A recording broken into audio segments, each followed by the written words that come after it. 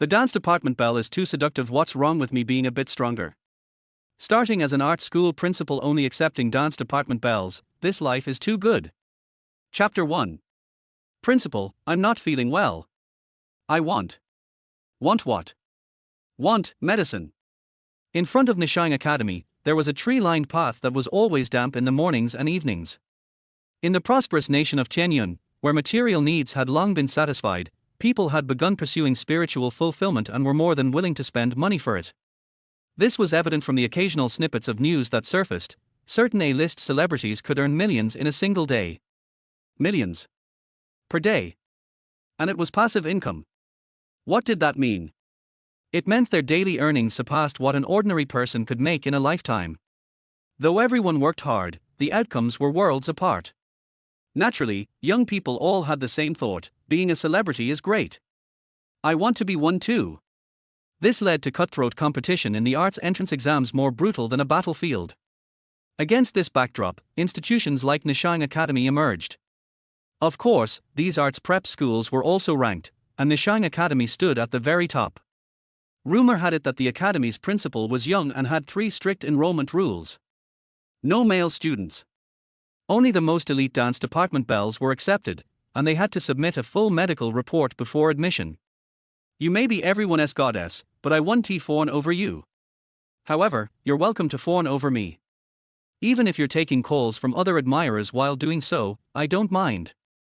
Don't let the goddesses control you, only then can you be surrounded by them. But did people really think being a principal was easy? No one knew how much stress he dealt with daily or how essential it was to stay in peak physical condition. Case in point, Principal Mo was currently working out on the pull-up bar, shirtless, wearing only shorts. His sun-kissed skin glowed enticingly under the lights. Click.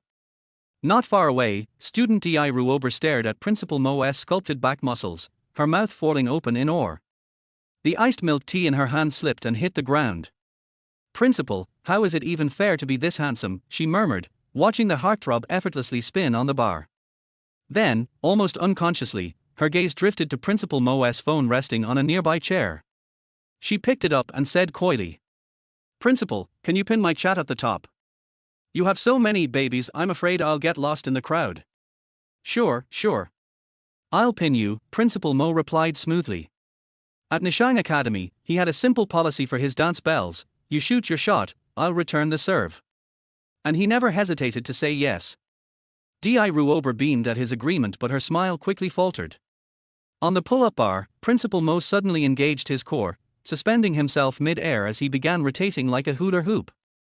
His defined abs rippled in mesmerizing waves. So, strong? Di Ruober instinctively shrank back and quietly returned his phone. How is anyone supposed to resist this? She needed backup.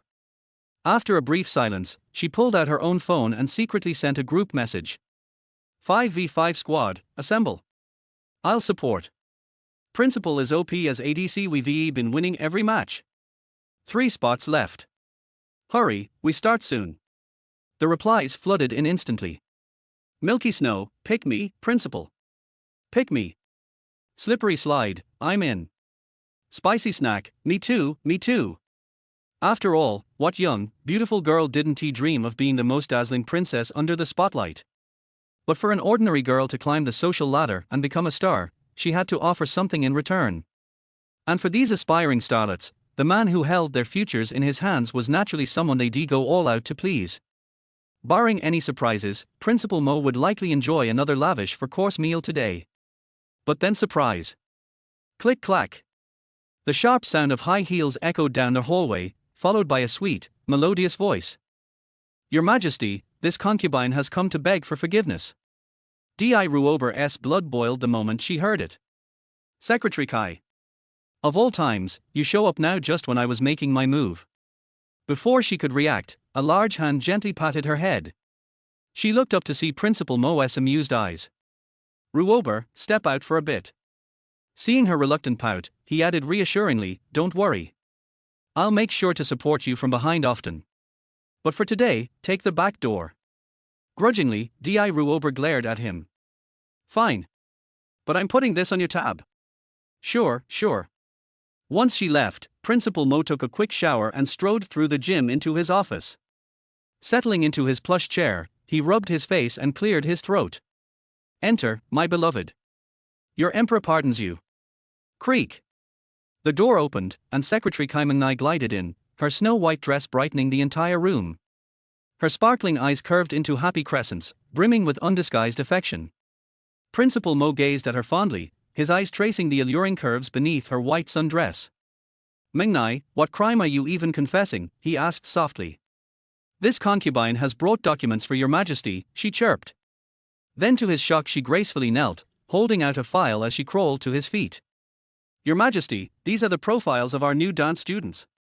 Dazed, Principal Mo absent-mindedly rested one hand on the small globe to his right while accepting the file with the other. The first page featured a stunning photo: Yang Mi, 19 years old, 168 centimeters, 48 kilograms. As he scanned the details, Kaimangnai rose and circled behind him, her delicate hands settling on his shoulders for a gentle massage.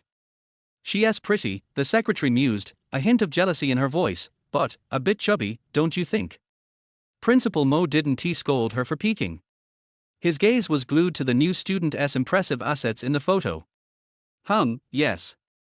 A bit chubby indeed. But her career potential looks promising. She's destined for stardom.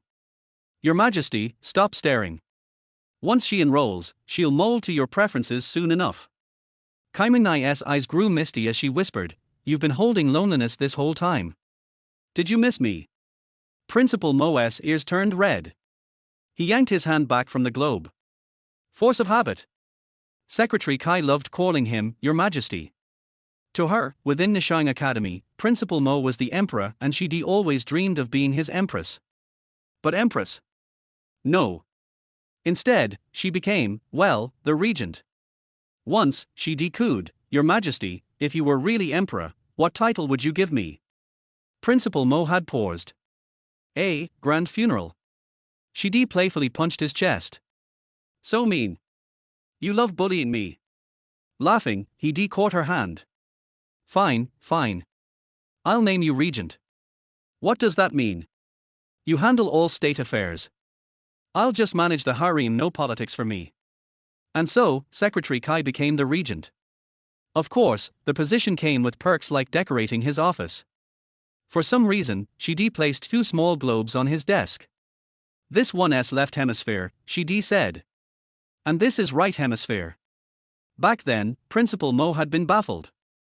She only smiled mysteriously. Until the day she stood before him in a plunging black gown, her hands resting on the globes as she asked innocently, "Your Majesty, do you prefer the left hemisphere, or the right?" Principal Mo's mind short-circuited. Without being taught, he stepped behind her. "Mengnai, that's an excellent question. Keep your hands right there, let me explain in detail. MHM." After a thorough 81-minute lecture, Principal Mo concluded sagely. "The northern hemisphere has its romance, the southern, its solitude. Only children choose. Adults. We appreciate both." From that day on, Kaimangnai renamed the globes. One was loneliness. The other, joy. "Your Majesty," she said, "I feel loneliness when you're gone, and joy when you're near." Now, as she gazed at Principal Mo's broad back, Secretary Kai felt both emotions keenly. "Your Majesty, I'm feeling blocked all over." Principal Mo smirked. "Where does it hurt? Your loyal subject is happy to unclog things." Chapter 2, Entering with Billions. After eating and drinking to his heart's content, the little secretary smoothed her skirt and left satisfied. Mo Xianwang reclined in his oversized chair, entering a state of post-satisfaction clarity. Kaimangnai had an air of purity about her. The phrase, "pure as ice and unsullied as jade," might as well have been coined for her. Every time Mo Xianwang looked at her innocent face, he felt an immense sense of fulfillment, though right now, there was also a twinge of guilt. At the same time, he couldn't help but marvel, this secretary job really isn't for just anyone. Kaimangnai had designed a resting area next to the principal's office, complete with 2 large beds. Back then, Mo Xianwang had been baffled by this arrangement.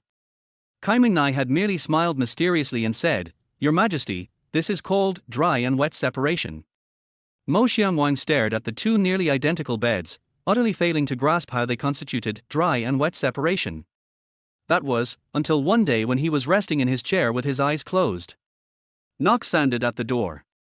When it opened, a sweet-faced female student stood timidly at the threshold. Her long, flowing hair cascaded over her shoulders. She wore a white crop top paired with a pink miniskirt, her snow-white legs pressed tightly together. Mo Xianwang's eyes lit up. "Chu Mengtian, what brings you here?"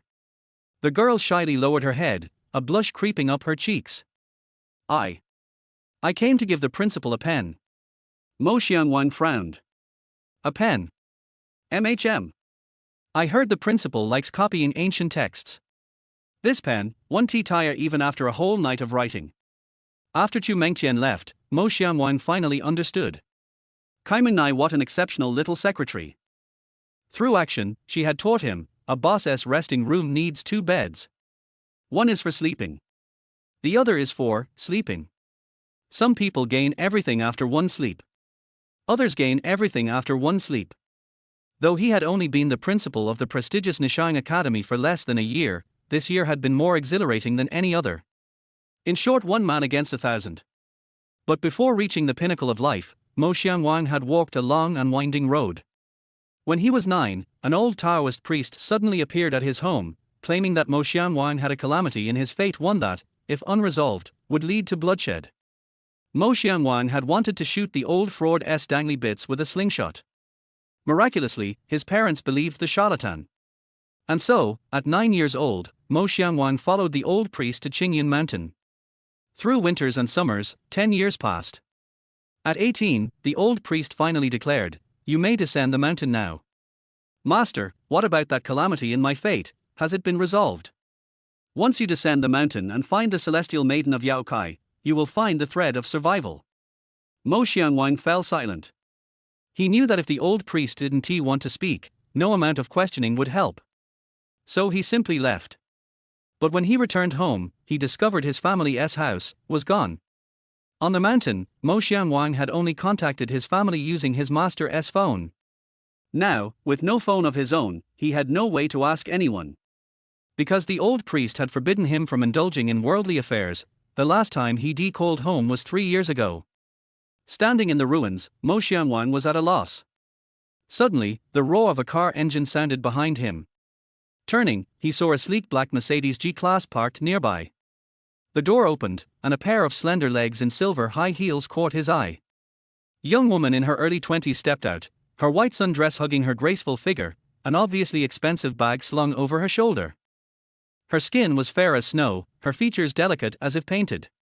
Yet her eyes held a complex mix of brightness and melancholy. She approached, studying Mo Xianwang for a long moment before tentatively asking, "You are Mo Xianwang?" Mo Xianwang was taken aback. He scrutinized this glamorous urban beauty but couldn't recall ever meeting her. "And you are?" he asked, frowning. "I'm sure you." Flicker of joy flashed in her eyes before dimming again. "We used to be neighbors. Do you remember me?" Mo Xianwang stared at her, his gaze growing distant. In his memories, there had been a sallow, skinny girl named Xie Yu. The transformation from girl to woman really is unrecognizable. As he stared, the car's other door swung open. A short, pudgy, middle-aged man with a receding hairline emerged. Thick gold chain hung around his neck, a gaudy gold watch adorned his wrist, and his belly strained against his shirt buttons. "Sweetheart, run into an old flame." The man wrapped an arm around Xie Yu's slender waist, his greasy fingers stroking her side. Xie Yu visibly shrank back but didn't dare pull away, forcing a smile. "Mr. Jin, don't misunderstand, just a childhood neighbor." In Xie Yu's eyes, Mo Xianwang saw deep fear and helplessness. He couldn't help but ask, "Sis Xie Yu, why are you with someone like this?" Xie Yu trembled, her lips quivering, but she didn't speak. "Someone like me." The man released Xie Yu and swaggered forward, eyeing Mo Xianwang's shabby clothes with disdain. "Kid, do you know who you're talking to?" "I really don't. Judging by your appearance, are you perhaps Zhu Barji?" "Is that you, Barji? Your master has finally found you." Mo Xianwang feigned excitement. The man flew into a rage. "You're the damn Zhu Barji. You looking to die, kid? Let me tell you, this is my Viller development. So who do you think I am?" He jabbed a fat finger toward a row of luxury villas in the distance. This whole area, including the ground you're standing on, belongs to me, Jin Dasun. Puffing up with pride, he yanked Xiaoyu closer and planted a sloppy kiss on her cheek. Listen here, kid, in this world, money makes you the boss. Take your precious sis Xiaoyu here. If I weren't giving her tens of thousands in pocket money every month, how could she afford designer clothes, a mansion, or medicine for her sick old mother? What's the phrase for this again? Right, I'm entering with billions. Xiaoyu's face turned deathly pale, tears welling in her eyes. She hadn't expected Jin Dasun to humiliate her like this to her face. Jin Dasun eyed Mo Xianwang's tall, imposing figure with envy before snarling. A country bumpkin like you, fresh out of the mountains, will never taste for dishes in your life. Scram already, don't ruin my mood. Chapter 3 Yarn Mi Soy Milk. Hey, you fat guy, are you looking for a beating? Mo Xianwang was about to chop him, and then there was another roar of a car. The three of them turned around and saw a row of pure black Maybachs parked on the side of the road. A bodyguard in a well-dressed suit got out of each car. Who is this big boss who is so awesome? Click. The door of the middle car opened and a well-dressed middle-aged man got out. Under the watchful eyes of the crowd, he actually walked straight towards Mo Xianwang, then bowed deeply to the plainly dressed man. Master, I am late. As soon as these words were spoken, the scene fell into dead silence. Jin Daxuan's jaw almost dropped to the ground, and Xiaoyu also covered her mouth, her beautiful eyes full of disbelief. Mo Xianwang was also stunned. Who are you? Upon hearing this, the man bowed respectfully to him again, then handed him a document and a card. Mo Xianwang opened the file and saw that it contained a transfer contract for a school called Nishang College and a bank card. The middle-aged man said respectfully, Young master, this Nishang Academy was left to you by the master and the madam. There's 100 million in this card for pocket money. Also, the master asked me to tell you that they are traveling abroad, so don't look for them. Mo Xianwang was completely stunned. Brother, are you filming a movie? It's too cliché, isn't it? Am I the king returning?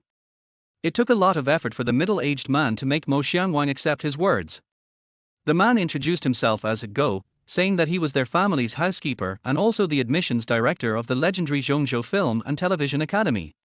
Before leaving, he said to Mo Xianwang, this position as director of the admissions office was also given to me by the master. If the master needs anything in the future, just call me. Then, in the stunned eyes of Jin Dasun and Xiaoyu, he left with Mo Xianwang.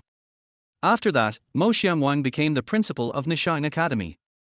Nishang Academy covers an area of hundreds of acres and has 28 dance studios, divided into 4 branches, Qinglong, Baihu, Zhuqiu, and Xuanwu. Mo Xianwang followed the principle of no more than 100 good girls, but he only enrolled 69 female students.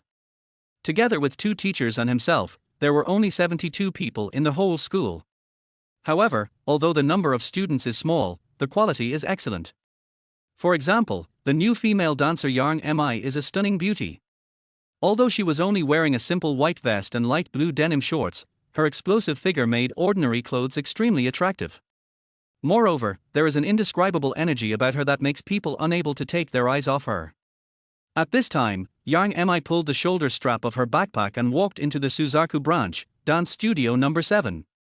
Then, she saw a girl in a dance costume standing in front of a huge wall mirror not far away, with her toes touching the ground and her other leg in the air doing a standard split.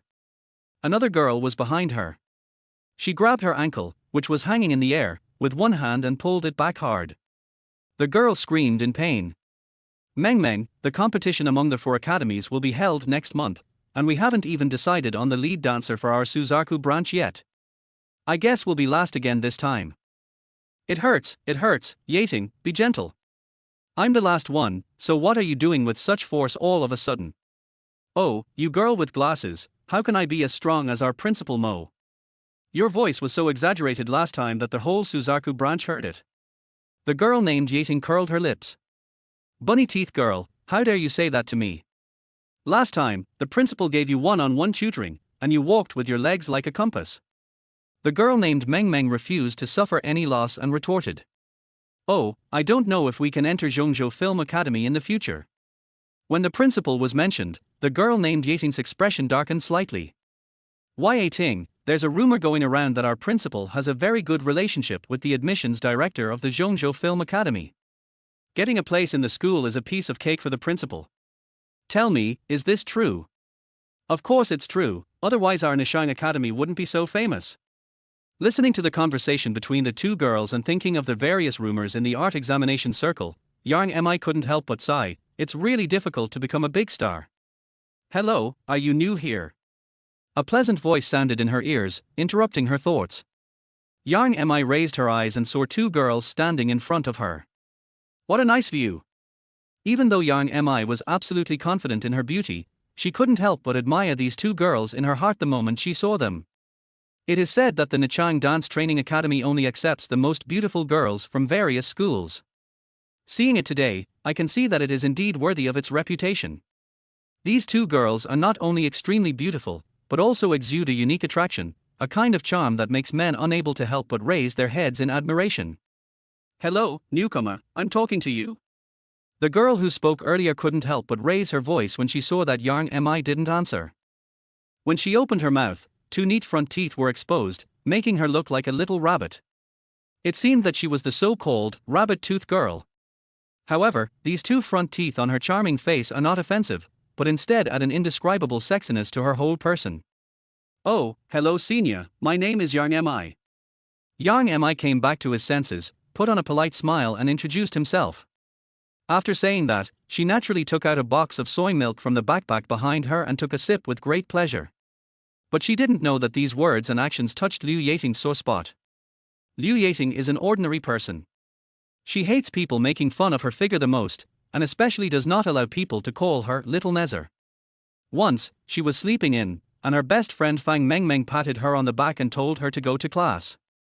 But she complained that the other person hurt her chest by hitting her, and from then on, her nickname became Front Back. But Yang Mi is gifted with a very proud chest. She walks with an EEO sound, which is very visually impactful. This is also the reason why Liu Yating was very unhappy when she saw her. We are all women, why are you so outstanding? What's even more outrageous is that you, a newcomer, actually drank soy milk in front of me. Provocation, this is a naked provocation. The nonchalant look on Yang Mi's face became a provocation in Liu Yating's eyes. She was so angry that her whole body was shaking. Just as she was about to explode, she suddenly felt a little pain in the sole of her foot, as if she had been pricked by a needle. Across from him, Yang Mi's pupils also contracted sharply, as if she had seen something incredible. Chapter 4, You can meet someone but you can't imprison them. At the same time, in another dance room, a girl about 18 or 19 years old was dancing to the music. As the rhythm of the music became faster and faster, a dazzling glow appeared on the girl's face. Then she took a few quick steps and jumped high. The girl's legs were placed in a standard split in the air. After landing, she put one foot on the ground, hugged the other leg with both hands and raised it back above her head, and her whole body was in the shape of a bow. The bow is ready, who will shoot? The girl looked up towards the principal's office. I have so many expectations and so much love for you, do you know? Just as she was feeling resentful, she suddenly felt a tremor in her dantian. Why is the iron-devouring Gu suddenly moving? As far as she knew, the iron-eating insect would only become active under one condition, that is, when iron wireworms appeared nearby. The iron wireworm has a slender, round, linear body, like a wire, and is covered with iron thorns. Those who are poisoned by it feel as if they are being tortured by slow slicing, and the pain is extremely severe. The girl frowned as she recalled the description of the iron wireworm in the Gu Jing. How come there are wireworms in this Nishang Academy? The iron-eating insects in her dantian were becoming increasingly active. The girl exhaled lightly, confirmed her direction, and then rushed out of the dance studio. Suzaku Branch, Dance Studio number 7. Oh!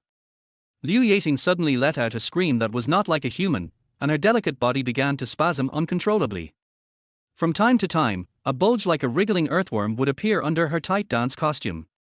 When the girl with the iron wire Gu in her dantian ran into Dance Studio number 7, Liu Yating was curled up on the ground, howling miserably.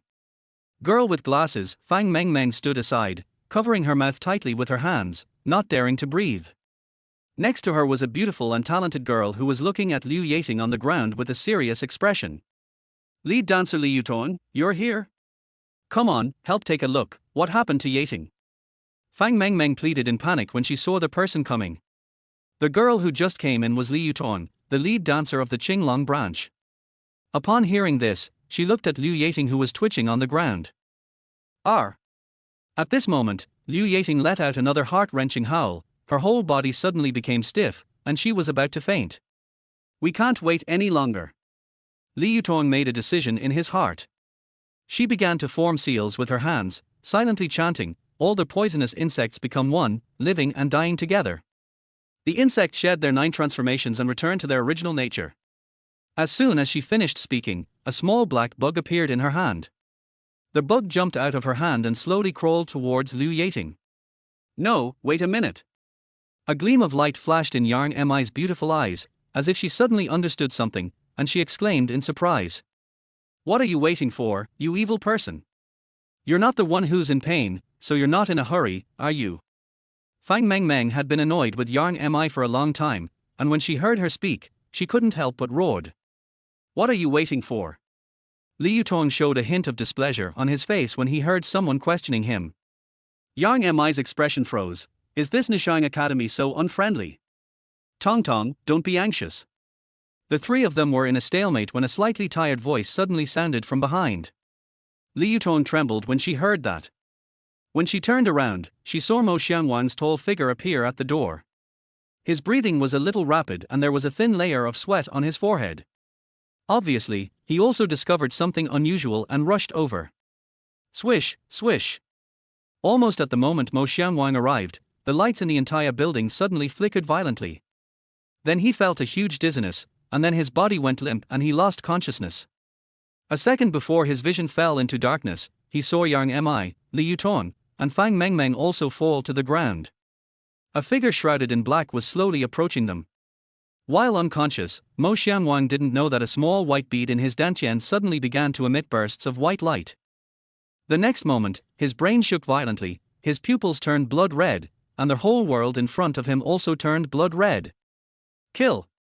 Then, a deafening cry of killing rang out in his mind, and Mo Xianwang's consciousness seemed to break free from the constraints of his body and fly above the clouds. In the sight of him in my mind, the world seemed to be suspended upside down by an invisible hand. He was drifting around, not knowing where he was. He just passively watched the shocking battle from a bird's eye view. Not far away, a red dragon thousands of feet long roared loudly, and the scales on its body were falling off piece by piece. The large pieces of flesh and blood that fell from its body seemed to have turned into burning meteorites, smashing towards the earth with blazing flames. The mountains and rivers on the earth were instantly reduced to ruins under the impact of the fireball, with flames shooting into the sky and smoke and dust filling the air. Elsewhere, a white tiger as tall as a 3-story building had its spine pierced by a black iron chain. It roared in pain and wreaked havoc on the earth. The other end of the chain on the white tiger was held in the hand of a 9-foot-tall metal giant. The giant exuded an icy aura, and on his forehead were 3 eyes, each of which flickered with a strange red light. Destroy the Qiangang!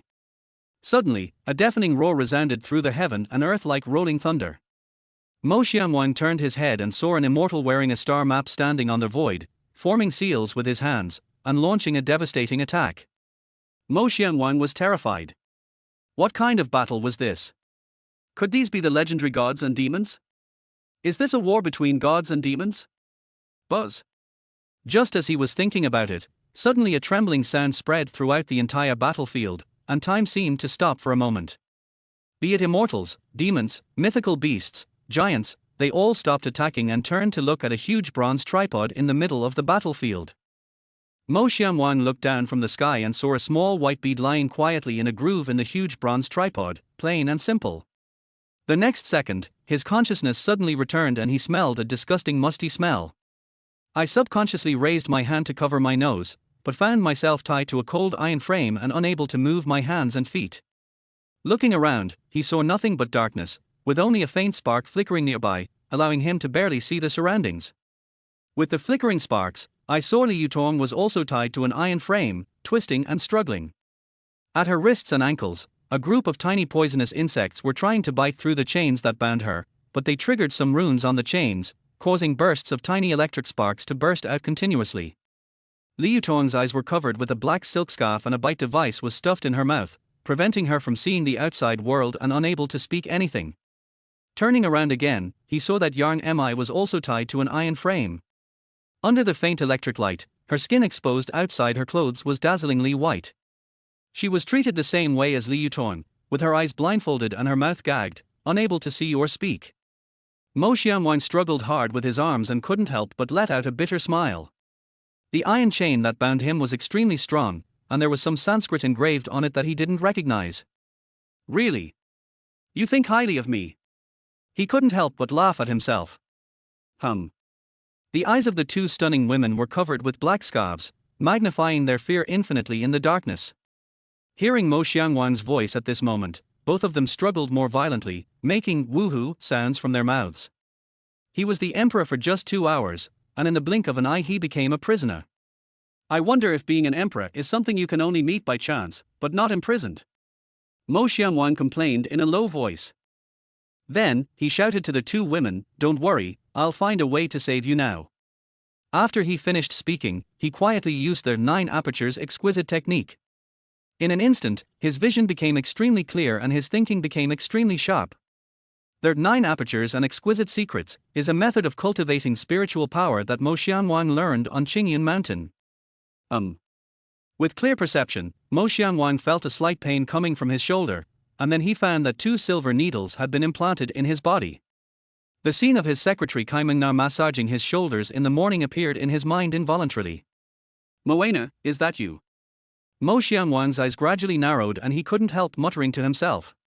In fact, Mo Xianwang has always been suspicious of Kaimengna. After all, there are not many countries where women always like to kneel down. His brain was working rapidly, and he felt like he was missing something. The next second, his eyes widened suddenly. Why aren't the girl with rabbit teeth and the girl with glasses here? Where did they go? Woof woof. You black guy, why are you more anxious than me? Just as I was thinking about it, a dog barking suddenly came from outside the wall. Principal Mo was shocked when he heard this. He looked up and looked around. Black silk, where are the black silks?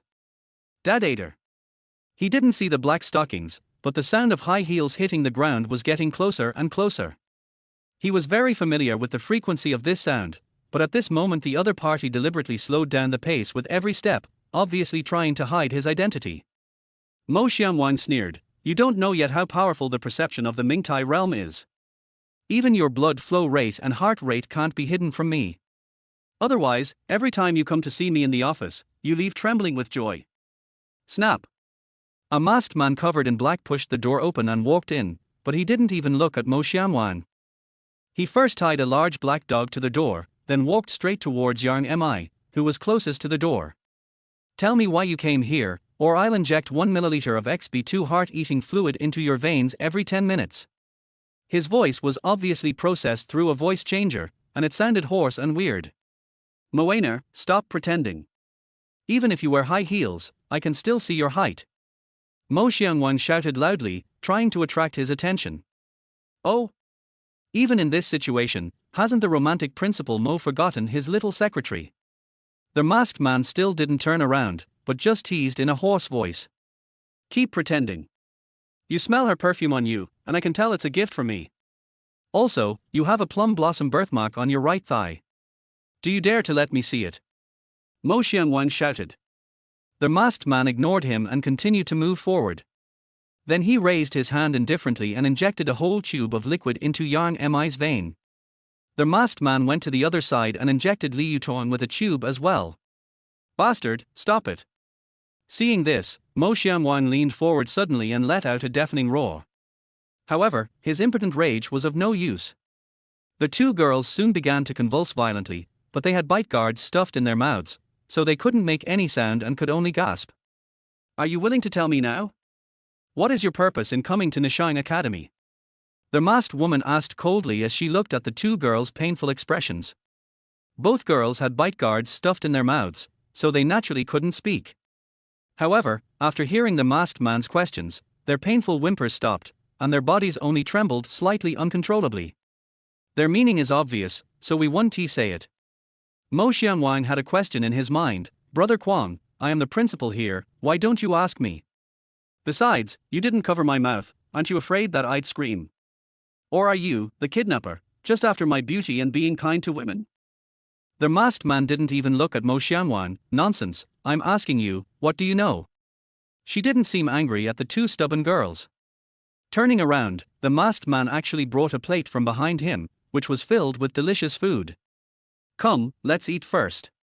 Don't starve to death. I have plenty of time to play with you, the masked man said as he was about to feed the food into her mouth.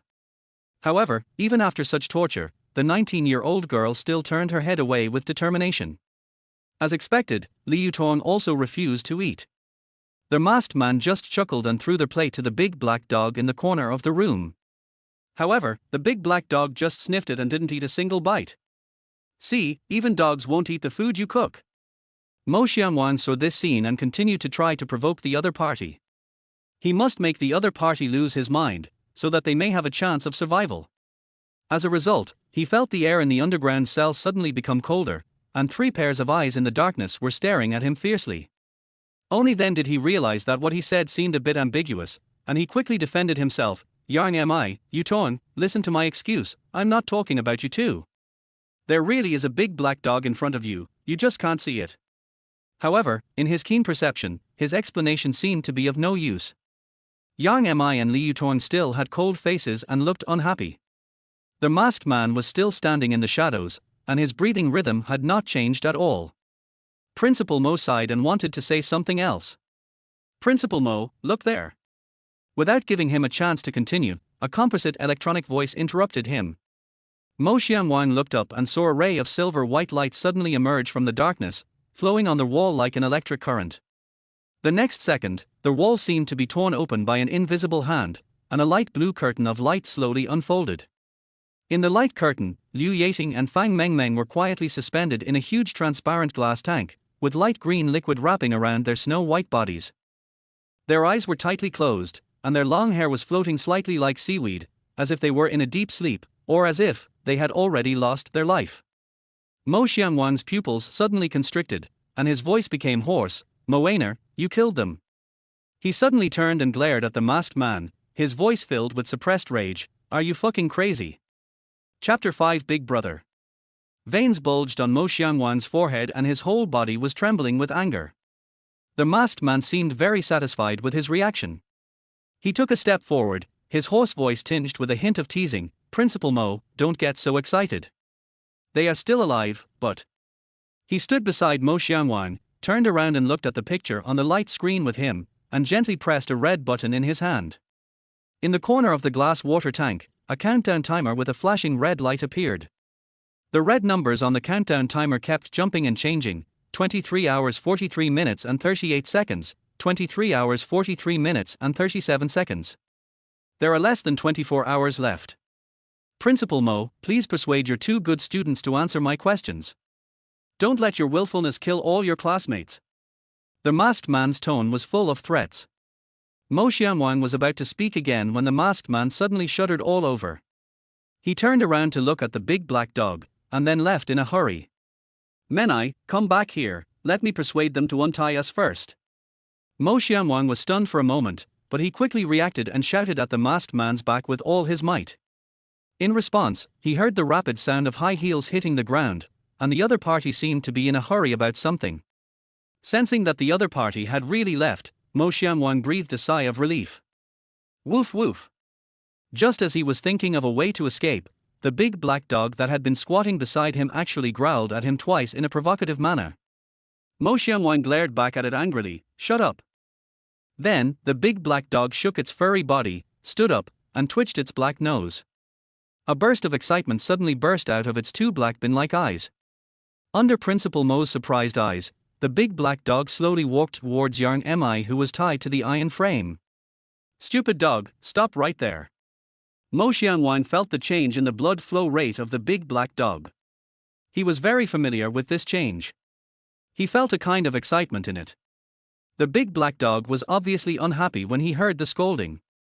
It glanced at Mo Xianwan with disdain, as if mocking his powerlessness. Young man, are you impatient? There's no point in being anxious. The liquor is in control now. The goddess is destined to be mine today. Why should goddesses belong to you tall, rich and handsome guys? Today, I will let you watch me enjoy myself. Yang Mi was tied to an iron frame, her hands and feet unable to move, her eyes blindfolded, and her perception was naturally magnified infinitely. The big black dog stretched out its wet tongue and was about to lick her snowy calves. It was becoming more and more excited. Moana, you bastard! Mo Xianwang cursed angrily. The blue liquid that the masked man injected into the two girls actually had an aphrodisiac-like effect. Watching the big black dog getting closer and closer to Yang Mi, Mo Xianwang's eyes turned red. But he didn't see that on the other side, Yang Mi also sensed the approach of the big black dog. She was already very unhappy today. They were bullying me, the newcomer, right? At this moment, she completely exploded. She silently recited a mantra in her mind, and to Mo Xianwang's astonishment, a furry tail appeared behind her. In a rage, she swung her snow-white tail fiercely, and with a whistling sound, she threw the frustration of the day into the big black dog's face. Awoo! The big black dog howled, flew far away, hit the wall, and fainted. However, she was so angry that she obviously used more force and did not control the distance well. The long tail still had the remaining force and it swung towards Mo Xianwang's face with a whistling sound. Oh my god! Mo Xianwang was also knocked unconscious by the beating. Comfortable, Yang Mi finally let out a sigh of relief, and the whole person felt much more relaxed. But just now, it seemed that he had scratched something. Forget it, I can't care less. While in a coma, the small beads in Mo Xianwang's dantian began to emit white light again. As the soft halo spread, Mo Xianwang's consciousness became vague again. At a certain moment, in his consciousness, tiny points of light slowly floated in from the endless distance, and then he found that there were many strange things in his mind. There are cultivation techniques, alchemy, invisibility techniques. He quickly sorted out the information in his mind and was soon attracted by one of the spells, Blood Circle 9 Tribulations Bone. According to the introduction of the technique, when this technique is practiced to perfection, the body can be comparable to ancient artifacts, and the bones will be completely transformed into energy and can also be transformed into weapon form. Principal Mo's eyes were filled with tears. I finally waited for you. He had no reason not to be excited. Back then, when the 9-year-old Mo Xianwang was taken to Tianyun Mountain by the old Taoist priest, he felt a little excited in his heart. After climbing the mountain, he often stood alone on the peak, his posture upright and his eyes lonely. Today, I am so high that the world is vast, and I can calmly observe all the phenomena in the world. Even if a strong wind blows from the earth, I will soar to the sky. He thought that he was a rare genius among millions, had been chosen by a master, and would soon be invincible. He stood on the hillside, looking at the flock of sheep below, and couldn't help singing, meteors fall one after another, and the sheep ride on horses tilder tilder are. Then, a group of goats turned into a white wave and rushed towards him. The terrifying momentum scared the great master so much that he ran away. The flock of sheep chased him for 2 miles in one breath. Mo Xianwang panicked and lost his way. He tripped over a stone and was surrounded by the sheep. Mo Xianwang looked up at the sky and saw a group of sheep looking down at him with contempt. Master, is that all? Also, if you're so tone deaf, stop singing. Got it. Mo Xianwang was still young, so he naturally didn't understand what tone deaf meant, let alone sheep language. He just remembered that contentious look. Master, your precious disciple was insulted by a group of sheep. They are slapping you in the face. After returning to the dojo, Mo Xianwang burst into tears and snot. Puff. The old Taoist priest was drinking tea when he suddenly burst out, "What did you say? These beasts. I'll kill them all right now." Mo Xianwang hurriedly stopped him. Master, a gentleman's revenge is never too late. Teach me all your peerless martial arts, and I will avenge this vengeance myself. The old Taoist priest stared at his 9-year-old apprentice, his eyes wide. How are you going to report it? Are you going to insult the sheep too? My dear disciple, there are hundreds of sheep. Mo Xianwang didn't understand the old Taoist's surprise, and just kept clamoring to learn peerless martial arts. The old Taoist priest was a little confused. Have I been in the mountains for too long? Are people in the cities outside now so casual about chastity? Finally, after some questioning, the old Taoist priest understood the whole process of Mo Xianwang being insulted. He didn't know whether to laugh or cry, and said to Mo Xianwang earnestly, "Wang Wang, what suits you is the best. Kung Fu techniques can't be taught casually. Also, don't just stare outward. Our own bodies, like the vast universe, sometimes hide endless secrets. Learn to dig within, and you will find great joy. In the end, the old Taoist priest only taught him their 9 apertures Linglong Ju, a method of cultivating spiritual power. This really has no appeal to Mo Xianwan, a young man who longs to roam the world with a sword. So, after 10 years, he had only reached the 2nd level of the Mingtai realm. He didn't appear to be the legendary figure who went up the mountain for 10 years and returned invincible. But he didn't know how excited the old Taoist priest was when he stood on the top of Qingyun mountain and looked at the star that suddenly lit up in the night sky the night before he went up the mountain. At first, Mo Xianwan scoffed at the old Taoist's words, "If you don't want to teach me, then don't teach me. Why are you talking so much?" Later, he became the principal of Nishang Academy. When the first female dancer shyly knocked on his office door and left that day, Mo Xianwan began to understand the second half of the old Taoist's words. Learning to dig is indeed a great joy. Because of his realization, the old Taoist priest vomited 3 liters of blood and died on Kunlun mountain. At this moment, Mo Xianwan opened his eyes again and carefully recalled the introduction of their Blood World 9 Tribulations Bone technique. Only then did he understand what the old Taoist said. Oh, so the so-called digging inward is to tap into one's own potential.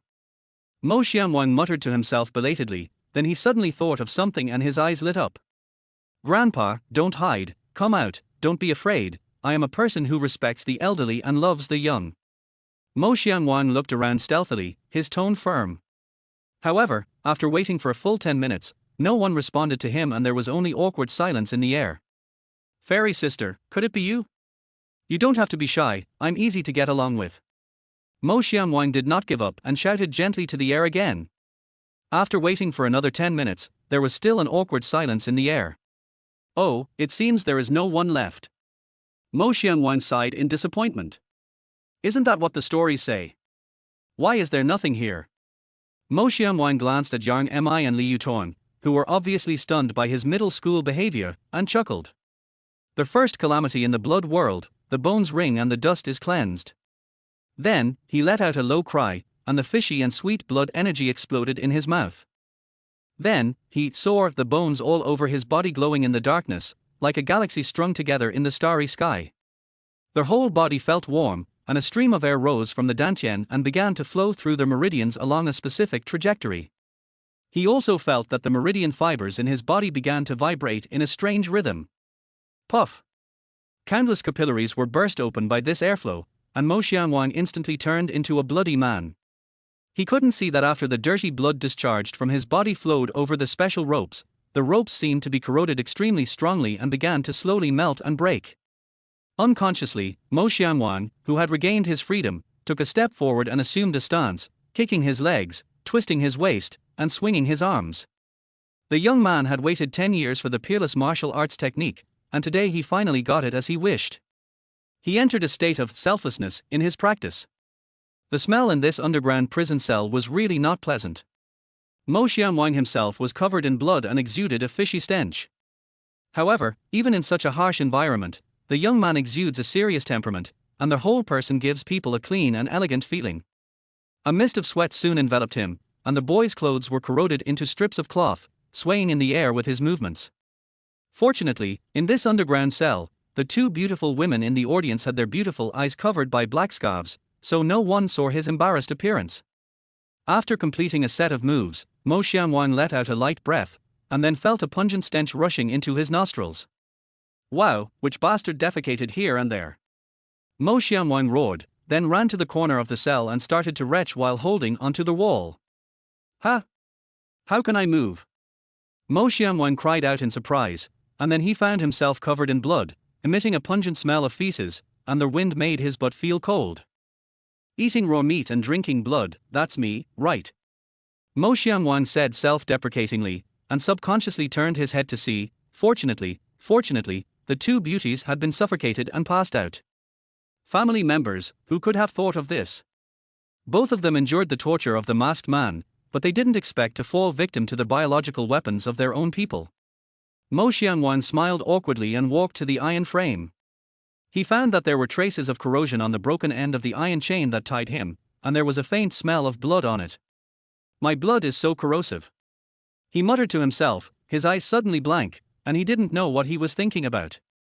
Coming back to his senses, he glanced around the secret room and soon his eyes lit up. There was a pile of mineral water in the corner. Perhaps the masked man felt it would be too tiring to carry a bunch of mineral water through the school, or perhaps there was some other reason. In short, in order to prevent the 3 prisoners from dying of thirst, the masked man piled water here in advance so that they could use it at any time.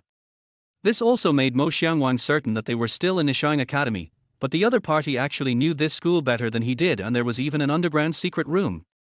Moreover, this underground secret room can also isolate his perception. Principal Mo narrowed his eyes slightly, and a sharp anger flashed in his eyes. Then, he calmed down, opened 2 bottles of mineral water, and drank them over his head. Crash! With the cool water pouring over his body, Mo Xiangwang felt refreshed again, except for the fluttering strips of cloth that somewhat ruined his image. Woo woo! At this time, the 2 girls happened to wake up. Mo Xiangwang walked up to Yang Mi and observed the new female student up close for the first time. Her long hair was a little messy, and her beautiful face was covered with a black scarf, which made her look even more sexy and charming. The sports vest on her upper body was mostly wet with saliva dripping from her body when she was calling for help, and it was tightly stuck to her towering chest, looking very impactful. Mo Xiangwang felt a little dry in the mouth after watching this. He quickly lowered his head and glared at Xiao Mo, then took a deep breath, gathered the blood in his hands, and raised his hand to let a thin line of blood drip onto the iron chain that bound Yang Mi. The 19-year-old girl finally regained her freedom, her whole body went limp, and she leaned weakly in his arms. Mo Xiangwang knew that this was because she had been tied up for a long time and her blood circulation was not smooth. He put his arm around Yang Mi and continued walking towards Li Yutong. Student Yang Mi, in the name of the principal of Nishang College, I appoint you as the senior brother of the Suzaku branch. Also, I have to interview every student individually for admission to our school. Once I'm out, you should prepare. Yang Mi's 2 long snow-white legs moved weakly. Listening to the young principal's words, she felt a little shy, but still said, softly. Her voice was very thin and slightly hoarse, which made Mo Xiangwang feel very comfortable listening to it. After holding Li Yutong in his arms, Principal Mo heard a familiar voice again. Woof woof. The big black dog that was knocked unconscious by Yang Mi's foxtail actually woke up. Mo Xiangwang looked at the big black dog glaring at him angrily and sneered, "The mountains and rivers are difficult to cross, who will pity the single dog? Haven't you heard of a song that says, every single dog deserves to be beheaded?" Woof woof. The big black dog lowered its front legs and growled angrily, "Har har, why didn't you say there was another sentence? If you want to love, don't be afraid of getting hurt." Mo Xiangwang was furious and patted Yang Mi's hips. Mi, this lickspittle dared to glare at your principal. Go, kill it. Chapter 6 Yang Mi's Secret. Yang Mi was surprised that the topic suddenly turned to her. She blinked and said, "Every single person should be beheaded. Is there such a thing in the world? What about the single fox? Should he be beheaded?" Thinking of this, she leaned into Mo Xiangwang's arms again and said, "I'm not single now, don't chop off my head." Yang Mi was not stupid. She understood that this was a test from the principal to her as a freshman.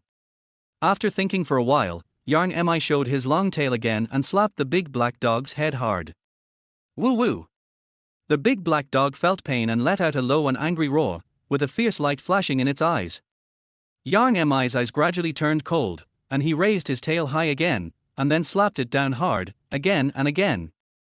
The bones on the big black dog's head were very hard, and Yang Mi's tail was very persistent, and it finally smashed its head. "Aren't you also stubborn? Aren't you afraid of hurting your head?" Mo Xiangwang muttered as he looked at the big black dog lying on the ground. "Principal, it must be the one monitoring us for the masked man." Li Yutong knew that Mo Xiangwang must have his reasons for doing this. Mo Xiangwang looked down at the 2 beauties in his arms, then patted Li Yutong's hips. Smart. In his perception, the frequency of blood flow in this big black dog was obviously extremely abnormal. Of course, there were many reasons why he killed the dog. In short, Principal Mo would be unhappy if the dog didn't die. Mi, are you shaking?" After praising Li Yutong, Principal Mo keenly discovered that Yang Mi in his arms was trembling. She clung to her arms with both hands, her beautiful big eyes were filled with fear, and her lips were trembling, as if she had thought of something extremely terrible. It's it, are you afraid of it? Mo Xianwang noticed that Yarn Mi's eyes would occasionally glance at the big black dog. It seemed as if the big black dog had triggered a fearful memory deep in her heart. Principal Mo, would you like to tell a story? Yarn Mi's slightly hoarse voice finally sounded. Go ahead. Mo Xianwang spoke in a gentle tone and hugged the two girls in his arms tighter. I escaped from a place, a building. It was a paradise for the nobles, but for us, it was hell. As she spoke, her whole body began to tremble again. The soft touch of the girl in front of him made Mo Xianwang feel warm in his heart. He took a deep breath to suppress the ripples in his heart and waited calmly for what was to come. Every woman in that building is a top-notch beauty. If they were outside, they would be pursued crazily by countless men. That building has 7 floors in total. Only those with VIP and super VIP privileges can enter the top 2 floors. My sister and I were taken to the 6th floor on that day.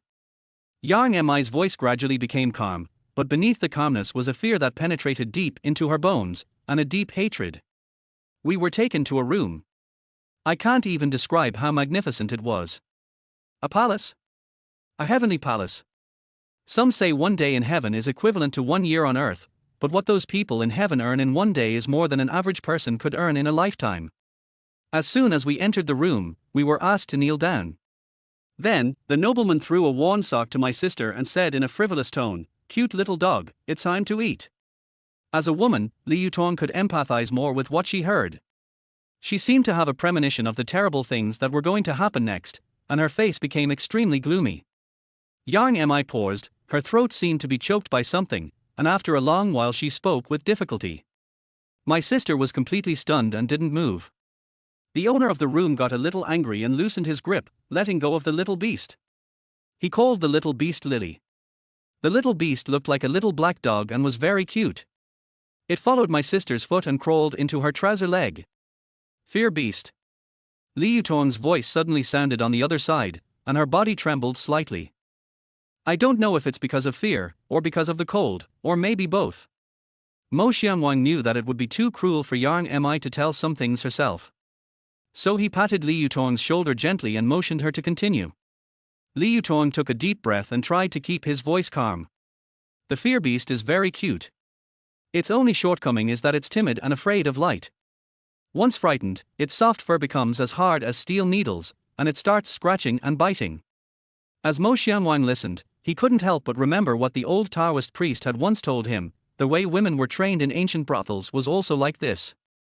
That was the nobleman's way of expressing his anger. At that time, all of us were petrified by my sister's shrill screams. We desperately tried to get the little beast out of her clothes. The nobleman simply said, "If anyone wants to be like her, just go ahead and do it." We all stopped, and I stopped too. Am I a coward and shameful? Yang Mi finally sobbed silently. Mo Xianwang didn't say anything. He just didn't expect that there would be such a place in Tianyun country. This was only their first day there, and he couldn't imagine what would happen next. Then how did you escape? He asked curiously. Because, that day a woman came to the 7th floor. All the nobles' attention was attracted by her, and we were completely ignored. That's why I had the chance to escape. Yang Mi's eyes were a little dazed. Oh, there is such a woman. Do you know her name? Have no idea. So what exactly do you want to do by coming to my place? I want Principal Mo to take me into the Shenyuan secret realm below the school's barrier. Yang Mi paused for a few seconds and still stated her purpose. Shenyuan secret realm. Mo Xianwang was obviously stunned, and then he found that Li Yutong also had some unusual movements. Could it be that you know this too? He widened his eyes and couldn't help asking Li Yutong. Li Yutong also stared back at him with wide eyes. Principal, you don't know. Mo Xianwang was silent for a long time, and he suddenly realized that he was a complete failure as a principal. There was a secret room under the school's dance studio, which he had no idea about. There was also some kind of Shenyuan secret realm under the school, which he had no idea about either. But the 2 female students in front of him knew everything, and they came here for this secret place. Never look at things on the surface, and never underestimate anyone. Mo Xianwang once again remembered what the old Taoist said. After coming to this school, he learned to look at the inner wear and the inner qualities, and he thought that he was no longer just looking at the surface. Now he suddenly understood why the old Taoist priest only let him learn one of the reasons for his spiritual power. When a young person suddenly gains powerful strength, he tends to become arrogant and want to confront the dark forces of this world. If you only show off your strength, and then act impulsively one day, it's easy to die. Once again, I thank my great self for having survived until now. Da. The three of them were silent when the crisp sound of high heels hitting the ground rang out again. The three of them suddenly became alert and almost forgot that they were still prisoners. Mo Xiangyuan keenly discovered that the rhythm of their high heels hitting the ground was different from the last time. This time the rhythm was cheerful, apologetic, and a little eager. Moreover, this time their voice did not deliberately change its rhythm. Mo Xiangyuan knew that the person coming was his secretary Kai Mingnai. His eyes gradually narrowed. Minna, are you really related to that masked man? Chapter 7, Beauty is a Sword on Your Head. The three people in the underground cell held their breath, and the darkness was eerily quiet for a moment. Outside the door, the tapping sound of high heels hitting the ground was infinitely amplified in this enclosed space. Before the three of them, the numbers on the countdown timer seemed to appear again. Mo Xiangyuan subconsciously took a deep breath, and the familiar scent of lily of the valley entered his nostrils. It's really you. He muttered to himself, unable to help feeling a little angry. He thought he had reason to be angry. However, he himself did not realize that after he found out that the person coming was his secretary, he inexplicably relaxed a lot. He soon discovered that this time, the elegant fragrance of lily of the valley was mixed with a pungent smell of metallic rust. What is going on? Crunch. While Principal Mo was lost in thought, the delicate and fair figure of the secretary appeared before him. She was wearing a white shirt and a black miniskirt, and she was still so adorable. She had her usual smile on her face, but Mo Xiangyuan could still see that her beautiful eyebrows were slightly wrinkled. Your Majesty, I'm here to rescue you. Before the three of them could say anything, Kai Mingnai's soft voice sounded in the darkness. Then, her left hand pressed against a spot on the wall. Crunch, crunch.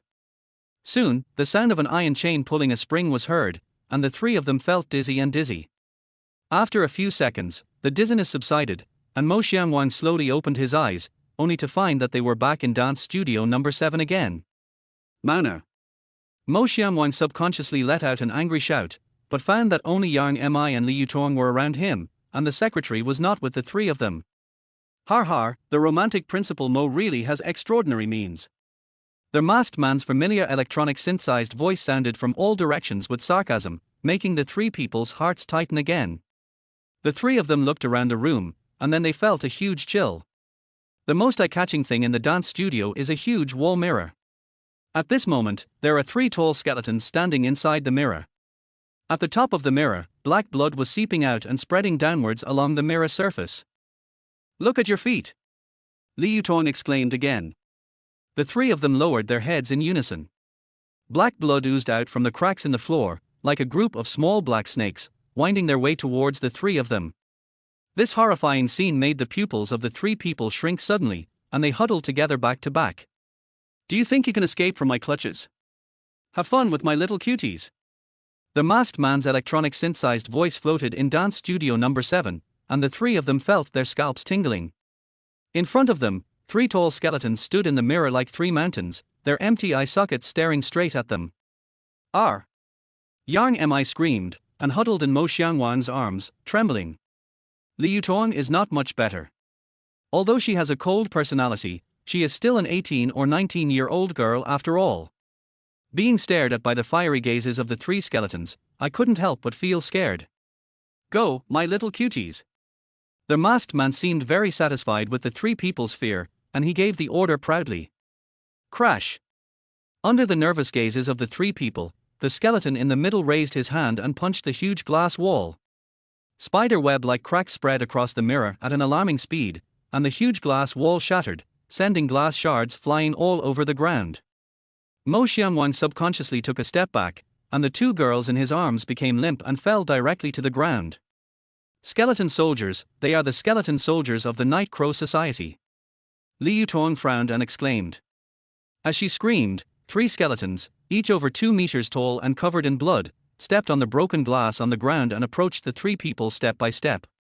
Mo Xiangyuan looked down at Yang Mi, who was huddled on the ground and shivering, then glanced at Li Yutong, who was also huddled on the ground with a pale face, and sighed softly.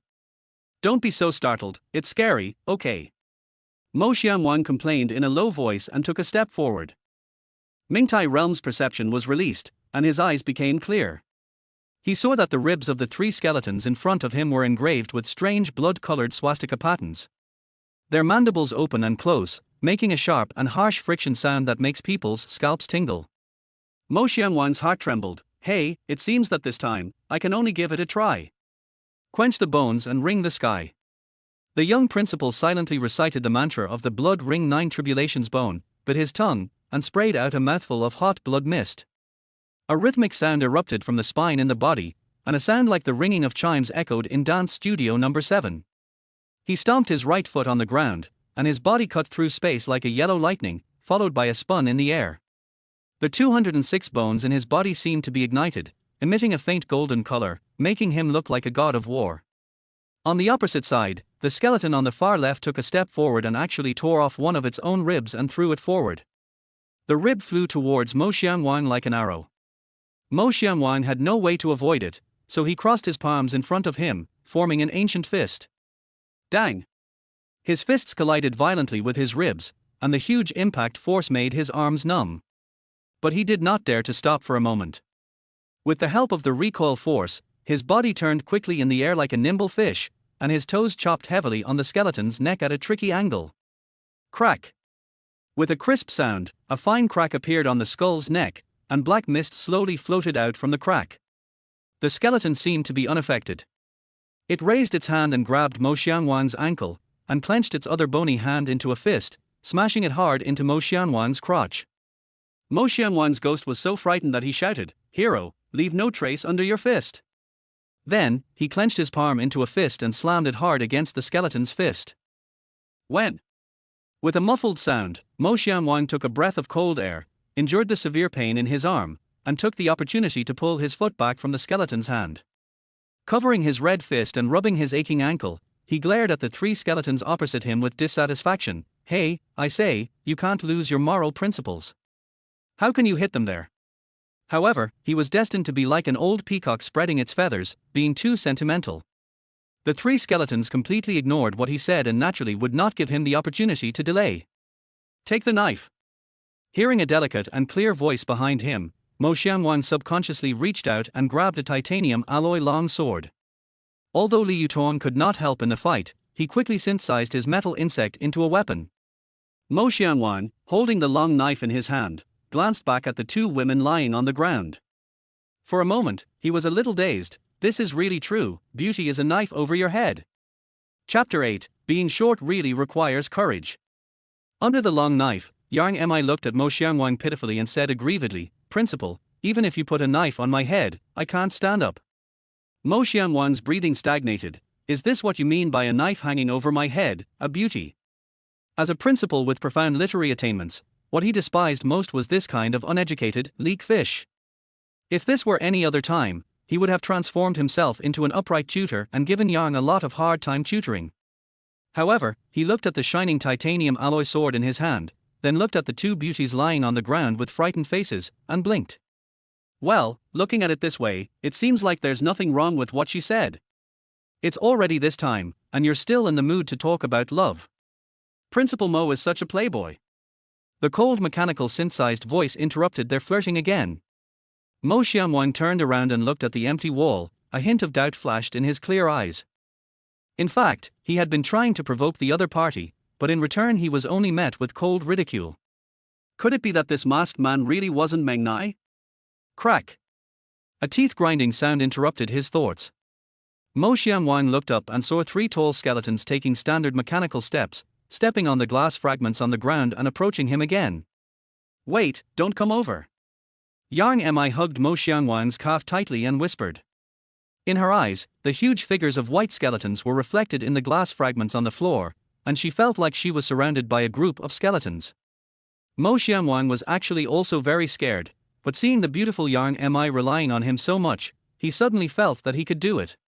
He gently held Yang Mi's trembling little hand.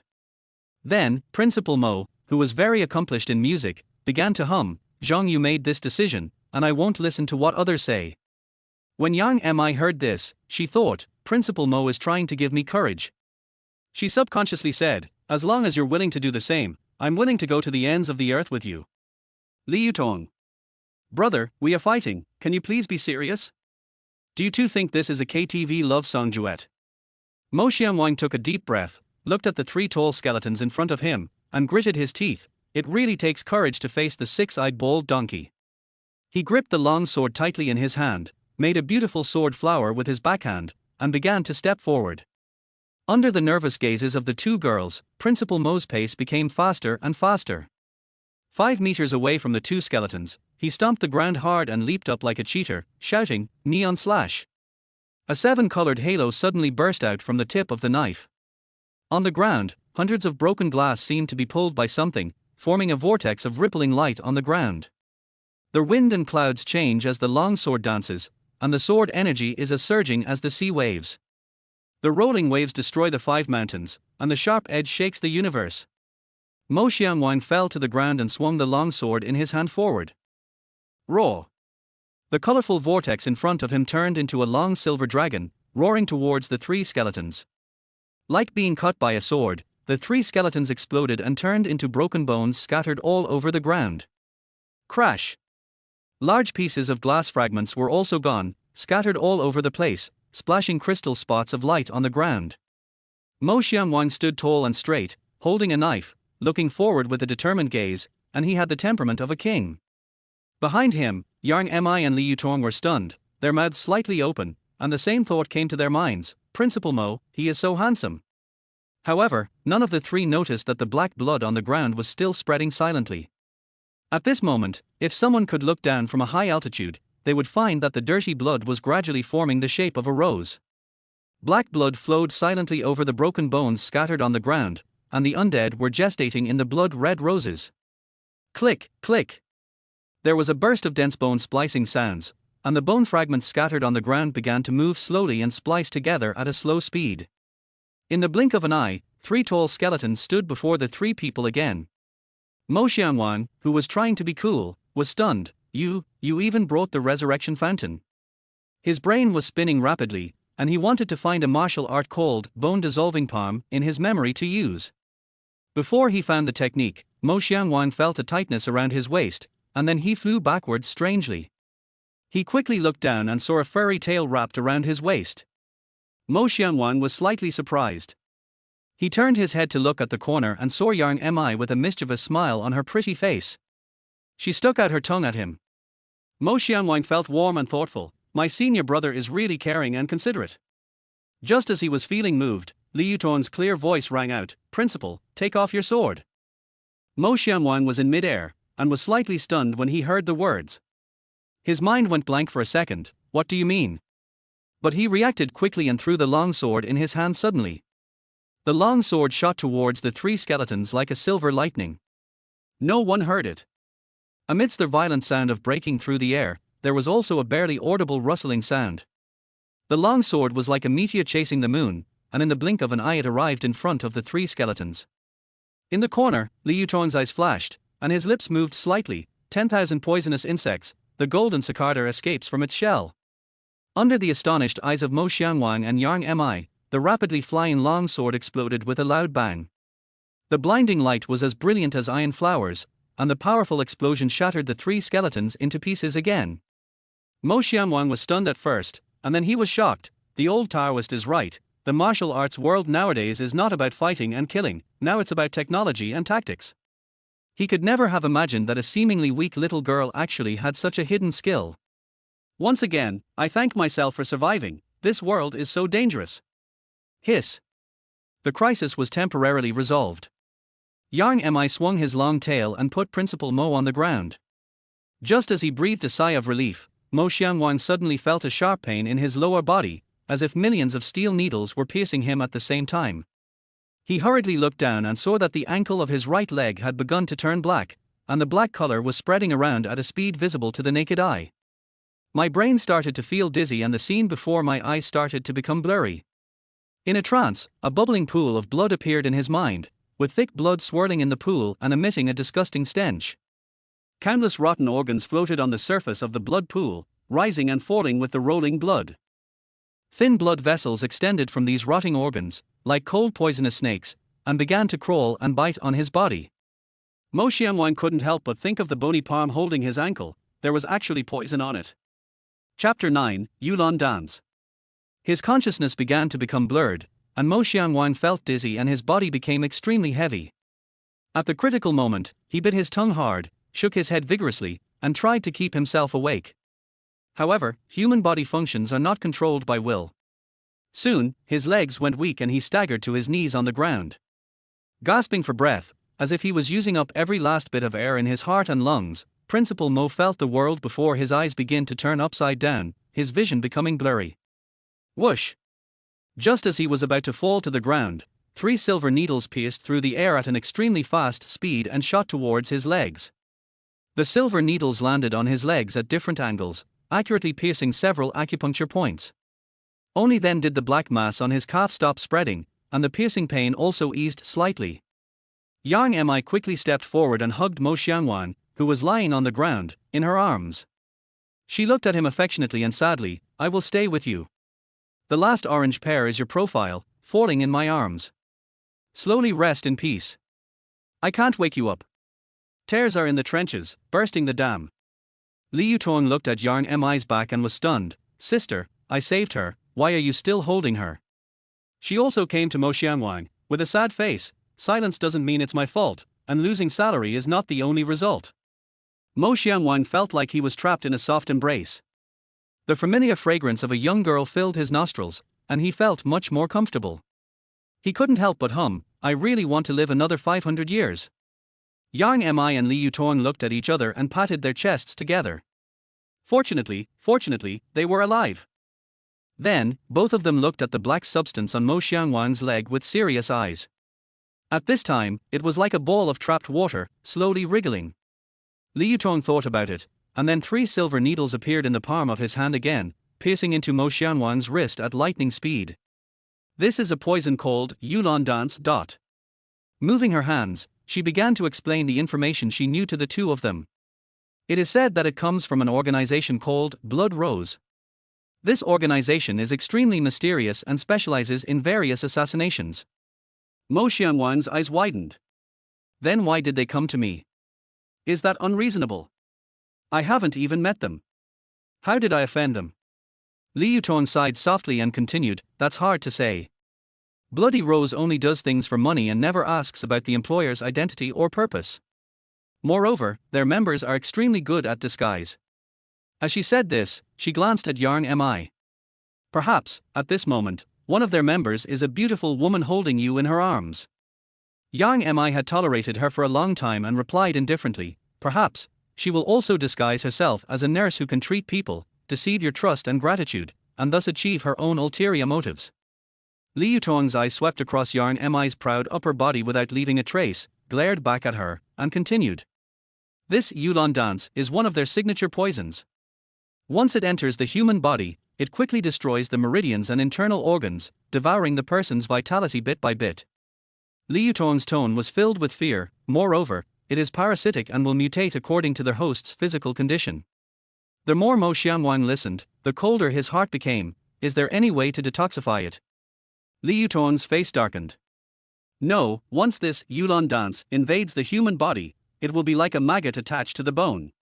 Unless we find the person who poisoned it and get the antidote." Mo Xiangyang became anxious when he heard this.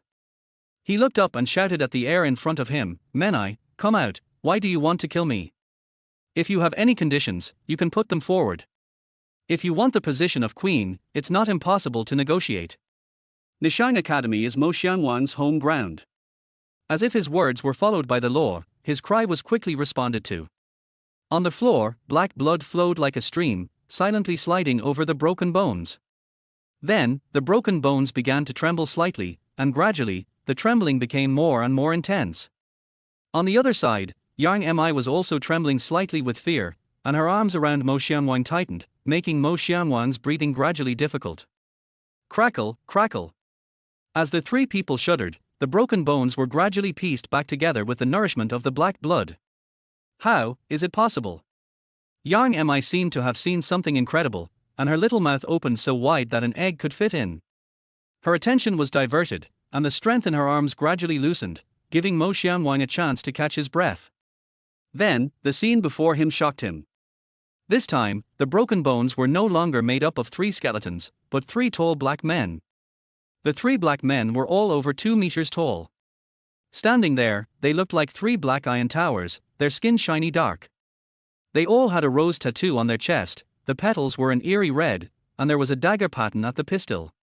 The black man in the middle had a scar on his face that extended from the corner of his eye to the corner of his mouth. He looked at the 3 people and smiled grimly, revealing a mouthful of white teeth. Mo Xianwang's pupils shrank as he realized that the black blood on the floor had disappeared without a trace. "R!" Yang Mi exclaimed and hugged Mo Xianwang tightly in her arms again. "Big brother, can you please show some martial ethics? Why do you always dribble the ball into people's faces?"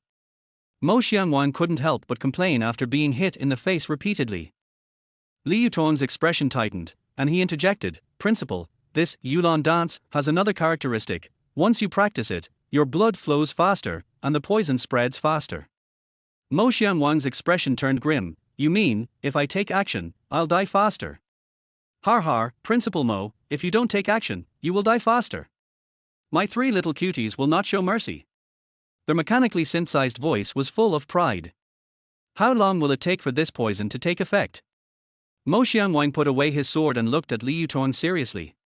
His sudden seriousness made Li Yuton's heart inexplicably warm. Her expression was complicated, and she said something that Mo Xianwang couldn't understand. "When the dewdrops dissipate, the bone-picking girl will be by the Santu River." "Har har, little girl, you know a lot." The mechanically synthesized voice rarely praised Li Yuton. Then, a strange ballad suddenly rang out in the dance studio. "Evening primrose, wrapped around corpses tilde. Taking blood from the witch's belly. The 9 heavens unlocks the mind tilde. At 3 o'clock in the morning, the soul is scattered and the 7 orifices are withered. Xuanyuan's blood poured on the roses and they smiled tilde. Snake teeth pierce their heart and weave their wedding robe. Wait until the Aubin dance begins tilde. Their whole city is in mourning for the dead." Li Yuton's expression changed drastically as a set of data quickly appeared before his eyes. Yulon Festival is on September 6th of this year's solar calendar, and today is June 6th, which means there are still 3 months left. Chapter 10, Your Majesty, I am too late to rescue you.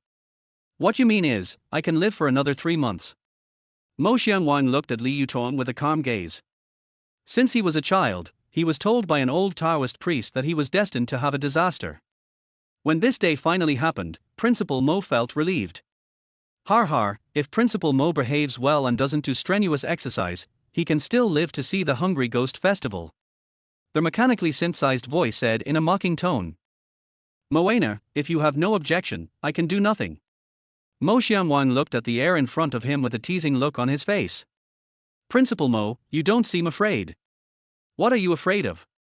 Are you afraid of death? If you wanted to kill me, why would you wait 3 months?" Mo Xianwang said expressionlessly. Yang Mi and Li Yuton were cheered up when they heard this. Yes, if they wanted to kill the principal, they would have plenty of opportunities. There's no need to use this kind of slow-acting poison. The mechanically synthesized voice seemed to have hit the nail on the head and remained silent for a long time. Then, he gave the answer with his actions. Bang bang bang. 3 black men with ferocious faces suddenly stepped forward, shattering the air in front of them, and pressed down on them like 3 huge mountains. Mo Xianwang's face tensed and he was about to stand up and fight again. "Your Majesty, I am late in coming to your rescue." A soft voice suddenly sounded at the door. Mo Xianwang turned around in surprise and saw a snow-white figure stepping into the hall and rushing towards the 3 tall figures. "Manner." Mo Xianwang was really shocked. He thought that after spending so many days together, he knew enough about the secretary inside and out. Unexpectedly, the secretary's explosive power is so amazing. Under his surprised eyes, Kaimingnai stepped on the forehead of one of the black men with her little white shoes and stepped down hard. The black man was forced to his knees by the secretary's kick. His face was ferocious and he waved his strong arms to hit Kaimingnai's calves. Kaimingnai looked relaxed, and she gently tilted her body to the side, circling around the black man like a nimble little swallow. The little white shoes on his feet lightly tapped the ground, and the whole person flipped over in the air and kicked the black man hard on the chin. The black man was kicked and flipped backwards, falling heavily to the ground. It was unknown how many bones in his body were broken. The twin ponytails on the secretary's head swayed mischievously. Her petite body of 1.6 meters looked like a cute porcelain doll in front of the three tall black men. The three visually impactful contrasts of Snow White and Black, petite and majestic, delicate and rough, are particularly stimulating to people's nerves. The black man on the right glanced at his companion, who was knocked to the ground, smiled grimly, and a dagger appeared out of thin air in his hand, and he pounced on the young secretary. A cold light flashed in Kai Ming-nai's clear eyes. Instead of retreating, she advanced. At the moment when the two were about to touch, she suddenly squatted down. Then, he kneed the black man hard in the abdomen. The black man groaned when he was hit, and his whole face looked like a grocery store, with all kinds of painful expressions on display. The young secretary suddenly stopped abruptly, and the black man flew out like a kite with a broken string under the huge inertia, and hit the wall heavily. The last black man, seeing that his two companions had been dealt with, was not afraid, but was completely aroused to his ferocity. He reached behind his back and pulled out a baseball bat, staring at Kai Ming-nai and approaching her step by step. Kai Ming-nai breathed a sigh of relief, stretched her wrists, and began to walk towards the black man. The two were getting closer and closer. At a certain moment, the black man suddenly roared, and the baseball bat in his hand smashed towards Kai Ming-nai with a loud bang. The secretary's body swayed from side to side like a leaf in the wind, so fast that one could hardly see her movements. At a certain moment, she slid around to the side of the black man, grabbed his wrist with her right hand like lightning, and twisted it hard. Crack! With a crisp sound, the black man's wrist was instantly broken, and the baseball bat in his hand fell to the ground with a bang. Before the black man could scream, Kai Ming-nai's left fist hit his temple hard. The black man's body swayed weakly, then fell straight down. "Wow, Secretary Kai, you're awesome!" Yang Mi couldn't help but exclaim when she saw how helpful the secretary was.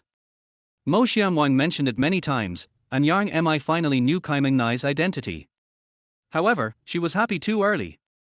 The three black men lying on the ground seemed to have no sense of pain and no nerves. They quickly stood up again and surrounded Kai Ming-nai. Kai Ming-nai took a deep breath and closed her eyes. "Since I can't kill it, then let it be broken into pieces." Suddenly, she opened her eyes. Under the stunned gazes of Principal Mo and the other two, the secretary's snow-white figure turned into lightning, quickly shuttling between the three black men, and her fists fell on them like raindrops. Bang! The young secretary threw a final punch, still maintaining the punching stance. The bodies of the three black men had already turned into powder and were floating in the air. Yang Mi can fit a duck egg in her mouth.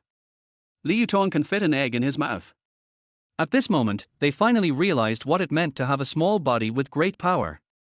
Mo Xianwang quickly released his perception again, capturing every subtle change on the ground. What relieved him was that no more dirty blood gushed out from the ground this time, and the three black men did not reunite again. "What medicine did you give me?"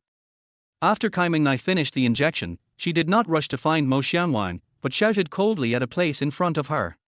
"Sister, do you know that the grandfather of the man in front of you is the murderer who made you an orphan?" The masked man's mechanical voice sounded again. "Answer my question, what medicine did you give me?" Kai Ming-nai emphasized. "Okay, I'll tell you, this man's grandfather betrayed all of us." Halfway through his words, the masked man felt that the aura of the young secretary had become dangerous. He could only stop talking for a long time before continuing. "It's the love thread. The master used their soul pull technique on you, making you fall in love with the man in front of you. This soul pull technique requires long-term medication." Mo Xianwang sat dejectedly on the ground, muttering softly, "I said there's no such thing as love that comes out of thin air. It turns out it's the soul-binding technique, he. Although Mo Xianwang had always been suspicious of the secretary's attachment to him, he never expected that this feeling was actually false. Kai Ming-nai's face turned cold, and she continued to ask, "What about this time? Did I take the wrong medicine?" Obviously, this time she did not take the so-called love inducer, but a drug that could greatly increase a person's combat effectiveness within a certain period of time. In the past, she was controlled by drugs and did not notice that the masked man fed her drugs, but this time, she took the wrong medicine.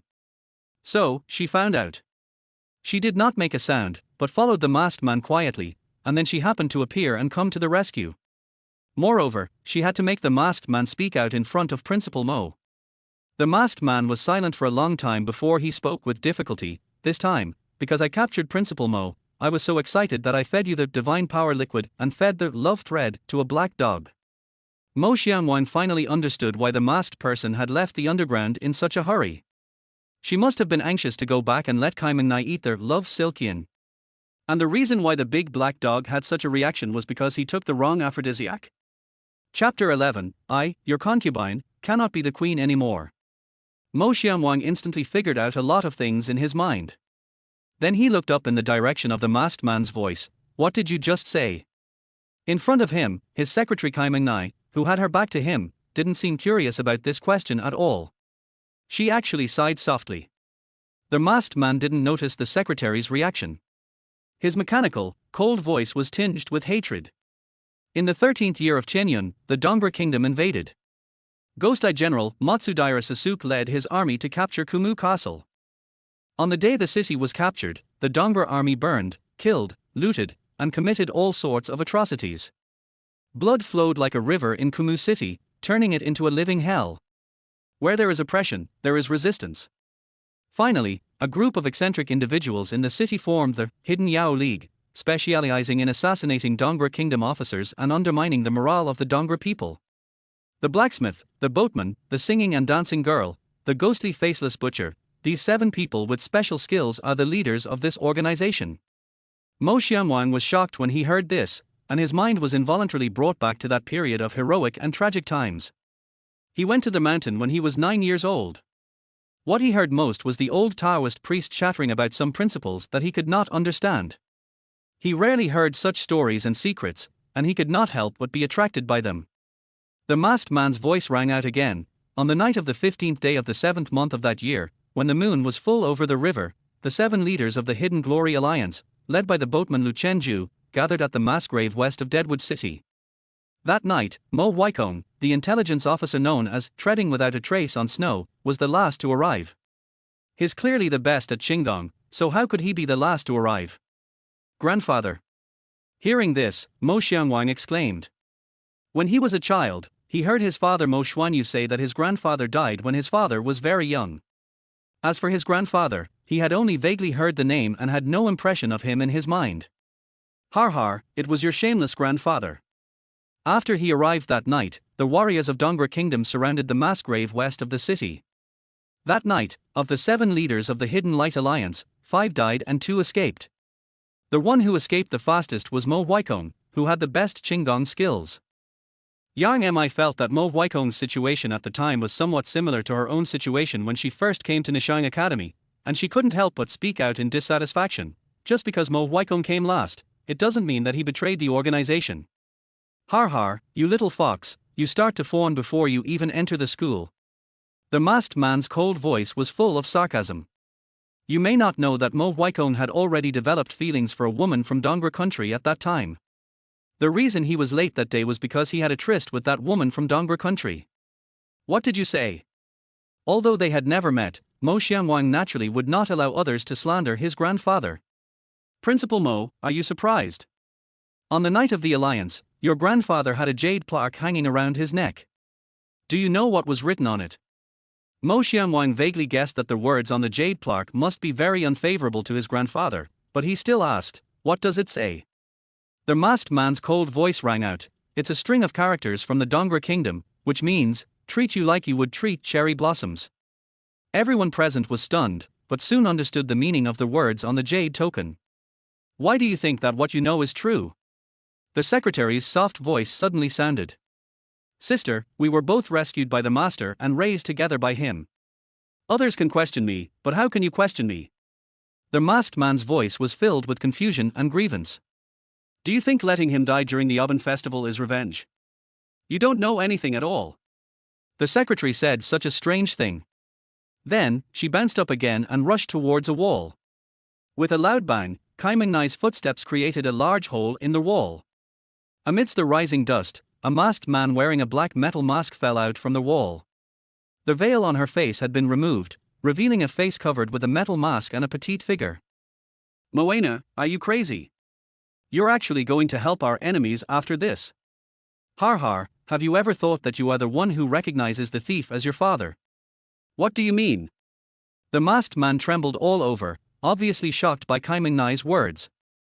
Kai Ming-nai didn't know why, but she didn't explain further. There's no point in saying more. I will never allow you to hurt him. Let's duel. The young secretary let out a delicate cry, and her whole body turned into a silver lightning again, rushing towards the masked man. The masked man quickly reacted and snorted coldly, "Don't even think about disturbing my mind. I will never believe you." After she finished speaking, she also swung her fist towards Kai Ming-nai. Although she was petite, her movements were extremely powerful, giving people a mechanical and powerful feeling. The two of them started fighting in an instant.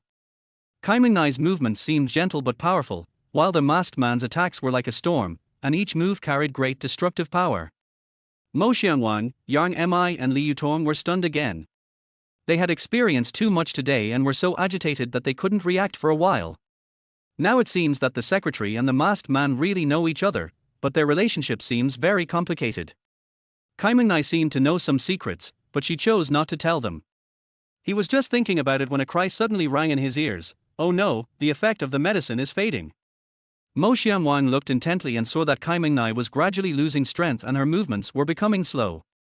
At this moment, the masked man saw the right moment and suddenly shouted, "Golden swords and iron horses." In an instant, the metal mask on her face shattered and turned into sharp swords, shooting towards Kai Ming-nai. Although Kai Ming-nai became slower, her speed was still very fast, but Mo Xianwang and the other two were behind her, so she did not hide. The secretary turned around nimbly and gave Mo Xianwang a brilliant smile. Puff, puff, puff. The next second, the muffled sound of dense metal entering the body sounded like rain hitting banana leaves. Kai Ming-nai was hit forward and fell into Mo Xianwang's arms. Your Majesty, I can't accompany you any further. The young secretary's fingers touched Mo Xianwang's eyebrows with difficulty. With every word she spoke, a stream of blood foam flowed from the corner of her lips. Moana, don't talk, don't talk. Mo Xianwang hugged the secretary tightly, and became extremely panicked. Liu Yating, Fang Mengmeng, principal's office. This time, the secretary was not as obedient as usual. She uttered a few words intermittently. Moana, stop talking. I get it. You went to save them first. You're not late. Mo Xianwang kept reaching out to help the secretary wipe the blood from the corner of her lips, but the blood foam only appeared more and more. Don't believe her. As the secretary spoke, a bright look appeared on her face, and her tone gradually gained strength. It's such a pity that I still can't be your Majesty's queen. I hope your Majesty can remember your promise and give me a grand funeral. Mo Xianwang remembered that this was a joke he had said that morning. He shook his head frantically. Menai, don't talk nonsense. You will be fine. I will take you to see a doctor now. The young secretary's bloody fingers quietly drew a six-pointed star pattern on the ground, saying, Your Majesty, don't be sad. I came here to kill you. Now, I am very satisfied to die in your arms. She suddenly pressed her finger hard on the pattern, and uttered a mournful cry, Your Majesty Tilder. Mo Xianwang's face was filled with anxiety. He was about to pick up the secretary and take her to the hospital. As soon as he stood up, he felt dizzy. Chapter 12. Do you want to try it? Sisters are like siblings, men are like clothes. Mo Xianwang felt like he had turned into a piece of clothing casually discarded by a secretary, turned upside down in the washing machine. When he was taken out again, he found that everything in front of him was pitch black. There was a pile of dead grass under his feet, time had peeled off the walls, and the smell of decay rushed into his nostrils. Moana. He subconsciously clenched his hands, but found nothing. The secretary in his arms had disappeared. Mo Xianwang looked around with a sad look in his eyes. Har har, it's so soon, I'm in prison for the second time. Yes, he was teleported to a secret room again, and this time he was the only one sent there.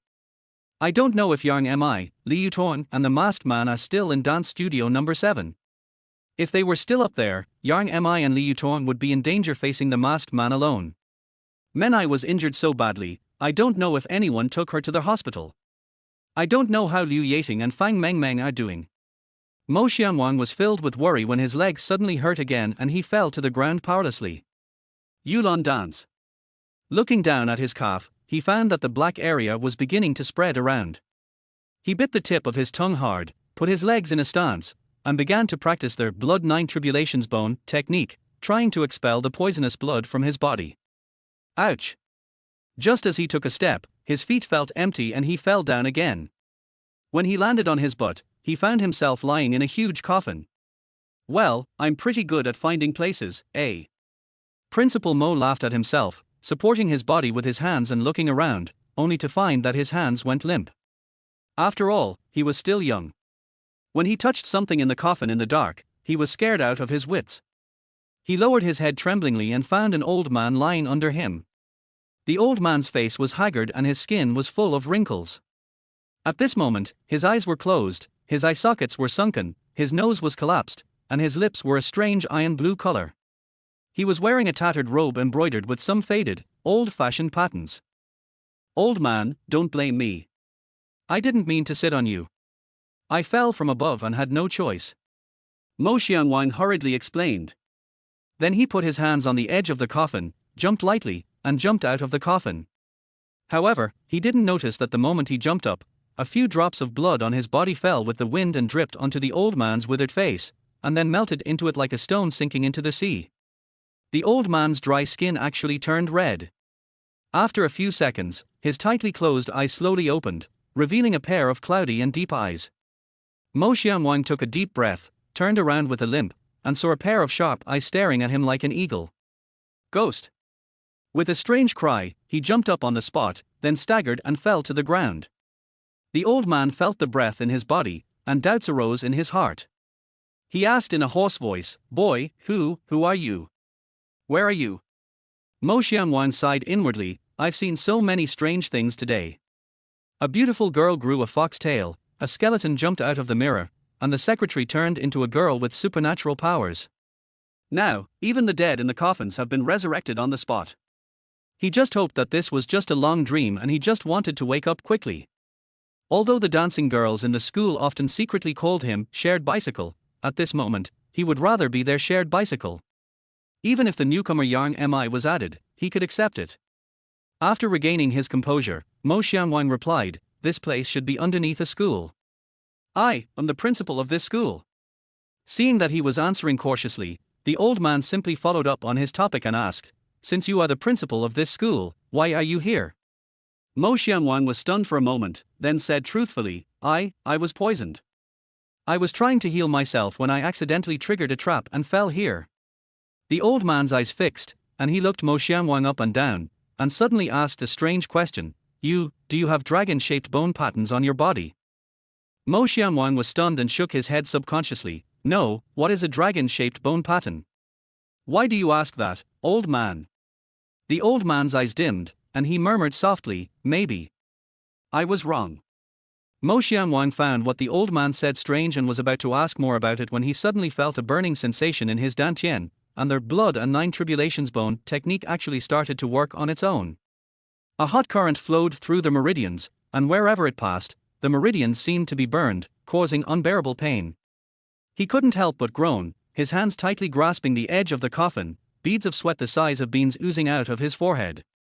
The old man's voice also became anxious, "Boy, what's wrong with you? Is the poison taking effect?" Mo Xianwang clenched his teeth and could no longer speak. The heat in his body became more and more violent, as if it was about to disrupt his meridians. The old man suddenly shouted, "Boy, hold your breath and concentrate, practice Qigong and regulate your breathing, don't let your mind get distracted." Mo Xianwang was caught off guard and hurriedly practiced the techniques of blood 9 tribulations bones. The bones all over his body made crisp popping sounds and black dirty blood oozed out of his pores. The dirty blood flowed down the coffin onto the surface of the old man's skin. The old man's dry skin became more and more plump, and his eyes became clearer and clearer. Feeling the vitality in his body growing stronger and stronger, the old man did not show a trace of joy on his face. He just stared at Mo Xianwang with complicated eyes.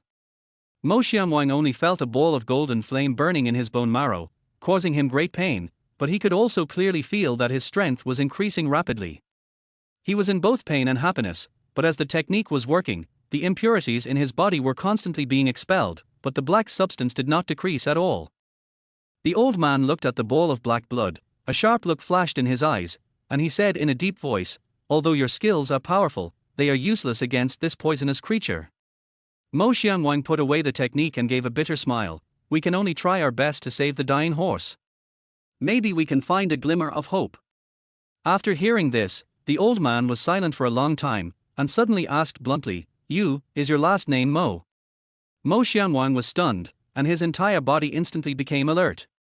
However, thinking that they were both wanderers in this world, and that he had not much time left, he simply nodded and said, my last name is indeed Mo.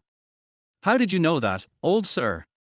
The old man's body trembled, and a hint of excitement flashed in his eyes, but it quickly disappeared. It's just a guess. He suppressed his excitement and asked, who are your other relatives alive? The question was abrupt and somewhat offensive, but Mo Xianwang didn't take it seriously. There was a hint of loneliness in his tone. My parents are away on a journey, and I'm all alone now. After hearing this, the old man's eyes dimmed a little, and he repeated softly, alone, alone. His eyes were lonely, as if he was recalling something. After a long while, he withdrew his gaze, looked at Mo Xianwang and said in a deep voice, boy, I have a way that may be able to cure the poison in you. Do you want to try it? Chapter 13, Divine Soul Heavenly Bride. Mo Xianwang's eyes suddenly lit up when he heard this. Old sir, what's the solution? First, tell me, what year is it now? Oh, the 58th year of Tianyun. The old man was silent for a long time after hearing this. He looked at Mo Xianwang deeply and spoke slowly.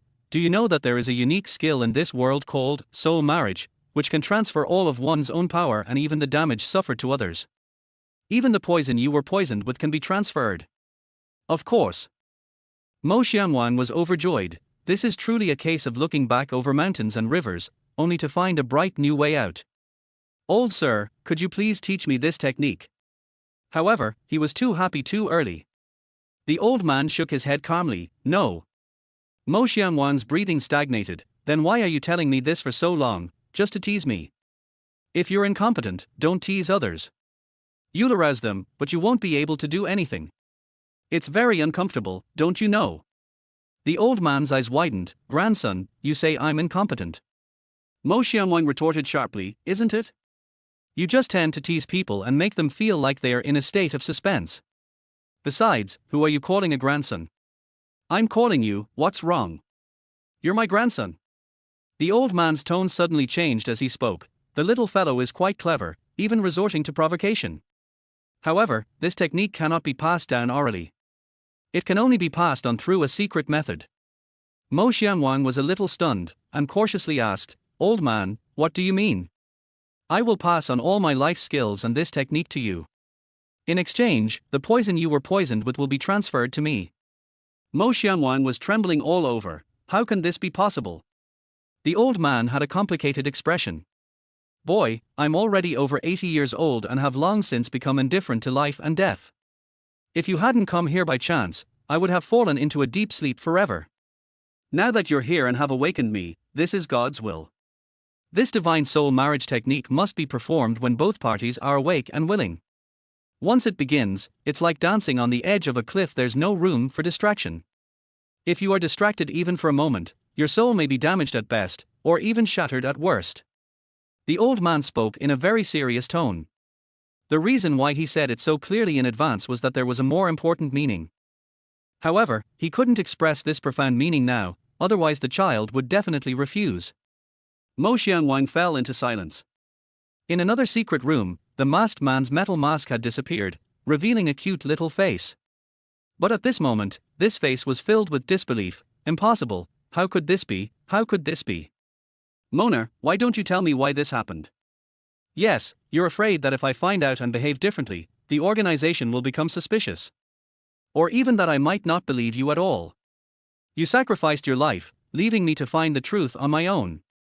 It turns out some people can sacrifice themselves for a belief, some are willing to bear a lifetime of infamy. No, please let him go, please, let my child go. The scene in front of her eyes changed, and she saw two Dongra warriors dragging a little boy towards a huge millstone.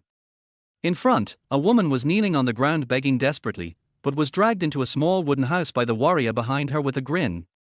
The pretty girl looked at the woman whose features were 8/10 similar to hers, and her whole body trembled violently. In front of the huge coffin, Mo Xianwang took a deep breath and said, Old sir, there is one thing I don't understand. Explain. This is the first time we meet, why does the old man treat me like this? I just don't want my inheritance to be cut off like this. Mo Xianwang knew that he was just looking for an excuse to prevaricate himself, so he flatly refused. In that case, please forgive me for not being able to accept it. As soon as he finished speaking, there was a loud bang in his brain, an unbearable pain stimulated his nerves again. In his mind, the pool of blood with bubbles appeared again, and countless venomous snakes crawled out of the pool of blood and approached him. You little bastard, grab my hand. In a daze, Mo Xianwang heard a loud shout. Subconsciously, I raised my hand and held it with a pair of rough hands. R. In an instant, Mo Xianwang felt as if a huge axe had split his head, causing him to cry out in pain. However, his instinct for survival made him hold those hands tighter and tighter. Across from him, the old man felt the same aura as Mo Xianwang and sighed, You little brat, you're really my grandson. When Mo Xianwang opened his eyes again, he found himself lying in front of a huge stone door. Inscribed on the stone door were two blood-red characters written in a flamboyant style, Life, Death. The black mass on his calf had disappeared, and the piercing pain was no longer felt, but there was no trace of joy on his face, only silent sadness. Squeak! The stone door behind him was also pushed open, and the masked man walked out of the stone door with a dejected look on his face. The stone door behind him slammed shut with a bang, and the masked man's body trembled violently. She looked up and saw Mo Xianwang's tall and strong back. She said with guilt, I was wrong. I killed Meng Nai. Please kill me. Mo Xianwang didn't look back. Of course you are wrong, but you can't just die. You should do what you should do. What should I do? May I have your name? I don't have a name, my code name is Iron Face. Then from today on, your name will be Chensi. People always have to go through some things to become mature, strong and powerful. Mo Xianwang had no head and did not try to push open the stone door behind him that was engraved with the words, Life and Death, because the old man behind the door said to him before his death, Son, be brave and move forward. Chensi wasn't quite used to her new name yet, and she didn't dare look back. On the stone door behind her were two large, crude characters, true or false. The truth she saw behind that door was so horrifying that it made her tremble all over when she thought about it, and she dared not look at it again. This is underground, the boundary between the living world and hell, and too many true and false past events are buried here. An hour later, Mo Xianwang brought Chensi out of the dark room and found Yang Mi and Li Yutong, who were still anxiously waiting for him in dance studio number 7. He asked Li Yutong to send Liu Yating and Fang Mengmeng from the principal's office to their hospital, and he buried Kai Mengnai among the green mountains and clear waters outside the school. On this day, the 19-year-old Mo Xianwang finally stepped into the world of martial arts he had always dreamed of, a world where there would be separations of life and death. Mo Xianwang sat alone on that small hill for a long time, saying a few words from time to time, but he didn't cry. The price of growing up is to lose something, bury the sadness, swallow the tears, and continue to move forward with heavy steps. By the lake under the moonlight, he approached Chensi and said, Tell me everything you know. Chensi put on a bright white gauze dress for the first time, with a faint blush on her face. We came here this time to find out about the Shenyuan secret realm below the academy. Legend has it that there are countless secret treasures in the Shenyuan secret realm, and there are even methods that can allow people to break through their void and embark on the path of immortality. Having said that, Chensi glanced at Mo Xianwang and whispered, There is also a method that can bring people back to life. Huh. Mo Xianwang turned his head suddenly. Chensi's expression tightened, and his voice gradually lowered. Of course, it might just be a legend. Even if such a method really exists, we may not be able to find it. Mo Xianwang also calmed down. How do I enter this secret realm? Chensi's tone became strange. The mission I received is to find out all the information about Shenyuan's secret realm from the principal of Nishang College. Mo Xianwang. Another person said this, but the amazing thing is that he himself, the person involved, really knew nothing. No one will believe this truth if you tell them. Mo Xianwang took a deep breath and changed the subject. Tell me about your organization. Chapter 14, I read everything. The former, Iron Face, regarded that organization as her only home. She was loyal and respectful to the organization. At this moment, Chensi heard Mo Xianwang's question, and a trace of embarrassment appeared on her delicate face. Her cheeks flushed, and her fingers unconsciously twisted the corner of her clothes. I don't know much about that organization, actually. I only know that the place I often go to is called the White Bone Hall, and our master is called the White Bone Yarmar. He adopted us orphans, so we all called him master. He selected some of the girls with outstanding looks and carefully trained them to become his powerful weapons. Each of these girls possesses unique skills. Of course, they are all his exclusive possessions. At this point, Chensi showed a painful look on his face, and added in a low voice, including me. Where is the bone hole? Mo Xianwang's tone was calm. Chen Shi's heart suddenly shook. He turned around and stared at Mo Xianwang for a long time before he spoke firmly. Liuyin Island. Liuyin Island. A cold light flashed in Mo Xianwang's eyes, and he repeated it in a cold tone. Let's go back to school. After saying that, he stood up first. Chensi stared at his back with a dazed look in her eyes, then quickly stood up and followed him. Time flies, and 2 months passed in a flash. The opening day of Zhengzhou Film and Television Academy is getting closer. It is said that Secretary Kai has resigned and the principal is in a bad mood, so the school has stopped all teaching and competitions. The female dancers were surprised, but had no objections. They didn't come here to learn dance techniques.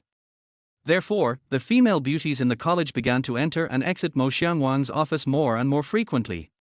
Girl with glasses, you've become more and more daring since you got hurt last time.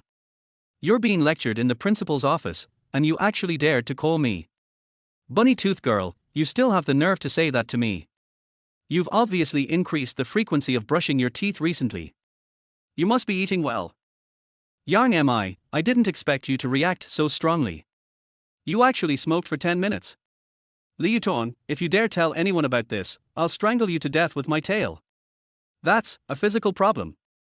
The sheets in the principal's office were changed again and again, and Mo Xianwang finally broke through the first level of Blood World 9 Tribulations Bones, Tempering Bones and Roaring Sky, and stepped into the second level, Blood Marrow Burning Lamp. The process of tempering the bone marrow is 100 times more painful than tempering the muscles and bones. When practicing, it feels like countless steel needles are piercing back and forth deep in the bone marrow. But Mo Xianwang's face remained calm and he never let out a single howl. He wanted to endure and wait. At the same time, his 9 apertures Ling Long Ju finally broke through the second level Mingtai realm the day before yesterday and entered the third level Xingxing realm. This stargazing realm is a transitional practice. Practitioners need to observe the universe and stars for a long time, study the mountains and rivers, and carry out complex deductions to lay the foundation for the fourth level life-weaving realm. On this day, Mo Xianwang looked over the windowsill at the open-air swimming pool downstairs. A breeze blew, and ripples appeared on the surface of the lake. An idea suddenly struck him, and he called his new secretary, Chensi, inform everyone that the school will hold a swimming competition at 2 p.m. Chen Shi, the newly appointed secretary, was obviously a little surprised by Principal Mo's request, but she nodded and said, I understand. After receiving the order from the principal, the female dancers were so excited that their eyes turned red and their bodies trembled. Young and beautiful girls love to show off their attractive figures. Especially, she wanted to show her charm to the rich, handsome and capable Principal Mo. After all, the day when Principal Mo would decide who would go to Zhengzhou Film and Television Academy was coming up.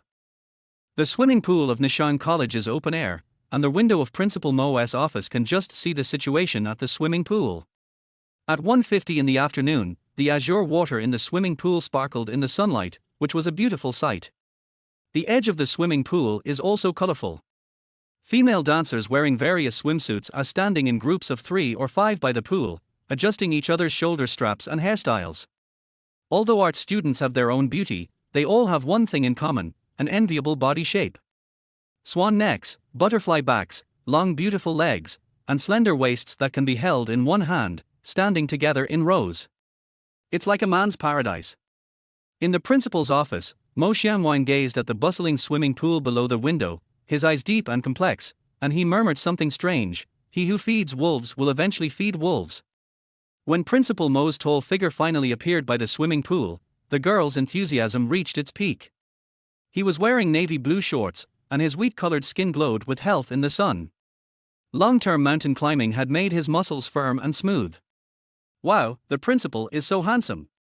Abs, 8-pack abs. Your thigh muscles are so strong, no wonder you pedal so vigorously. Amidst the cheers, Mo Xiangwang stopped and looked at the female dancers in swimsuits. The Suzaku branch was led by senior brother Yang Mi, who was wearing a light green one-piece swimsuit, and her snow-white skin was dazzlingly white in the sun. After arriving at Nishang Academy, under the training of Principal Mo, the shining senior brother gradually showed a tendency to become as free as F. In particular, standing behind her are Little Nezer, Liu Yating, and Rabbit Teeth Girl, Fang Mengmeng. The two girls just wanted to stand forward so that the principal could see them, but they didn't expect that they would become Yang Mi's background. The Qinglong branch is led by Li Yutong. The girls in their branch are all standard beauties with the best figures, slim bodies, and gorgeous faces. Mo Xiangwang almost couldn't take his eyes off them. The leader of the White Tiger branch is an exotic woman named Jin. Their branch is full of women from the western regions. Each of them has a high nose bridge, big watery eyes, and is passionate and fiery. Mo Xiangwang once heard a saying, even the fur of well-nourished animals is shinier. Mo Xiangwang looked at Jin and the girls behind her who were constantly flirting with him, and denied 2 words of this sentence in his heart. The leader of the Xuanwu branch is a cute girl with 2 small canine teeth. Her name is Su Xiaoyu. Well, she is also a woman with special skills. After scanning the 69 female students one by one, Principal Mo finally spoke, everyone must enter the water for this competition. Those who can't swim can ask others to lead them. If there's really no one to lead you, bring your own lifebuoy. There's no limit to the swimming style, the first one to reach the finish line wins. After briefly explaining the rules of the game, he turned around and lay back on a bamboo chair by the pool, saying softly, let's start. After saying that, he activated the perception of Mingtai realm, and the 7 people in the first row had already jumped into the water. These girls are worthy of being the school beauties of their respective schools. They have an indescribable elegance in their every move, which is pleasing to the eye. Among the first 7 students to leave the stage, Yang Mi was undoubtedly the most eye-catching. She was like a piece of warm mutton fat jade, with her slender and well-proportioned legs swinging rhythmically. As her delicate body rose and fell in the pool water, her huge talent wrapped in her swimsuit would occasionally surface, causing Mo Xianwang's heart to fluctuate. In the eyes of others, Yang Mi is an alluring mermaid, but in Mo Xianwang's eyes, she is a little fox shaking its tail. Before the competition started, he put a powder called development powder in the swimming pool. Combined with his Mingtai realm skills, he could see through the hidden physical conditions of these students. The last lesson made him realize that as a school principal, he must not even understand his own students. Otherwise, if you die one day, you won't even know how you died. While he was lost in thought, Yang Mi had already swam back to the shore, shook her wet hair, and wiped the water off her face. Then, she raised her eyes and looked in Mo Xiangwang's direction. As her eyes moved, she cast a coquettish glance at him. Principal Mo, am I beautiful? Mo Xiangwang looked at her extremely charming little face, and the image of Yang Mi rolling on the ground appeared involuntarily in his mind, and he felt a warm current rushing to the top of his head. Just as he was about to speak, a faint mocking voice suddenly rang out in the air, Principal Mo, you really know how to enjoy life. Mo Xiangwang thought to himself when he heard this, har har, you think this is enjoyment, but you can't even imagine how much enjoyment this principal has. If you don't spend money on dividing the walls, you can see everything. Thinking of this, he turned around and saw about 10 people walking towards the swimming pool. The man walking in the middle was short and fat, wearing a pair of sunglasses on his face. He exuded an indescribable arrogance, as if everyone around him was inferior to him. But what really attracted Mo Xiangwang's attention was a woman next to the short and fat man. Under the bright sunlight, the woman walked slowly towards him, like a fairy from heaven walking into the mortal world. Chapter 15 Liu Xianfei, Stunning Dance. The afternoon sun casts a golden glow on the sparkling water, and in the mist, the breath of youth flows in the air. She is here. A plain white long dress wrapped around her tall and slender body.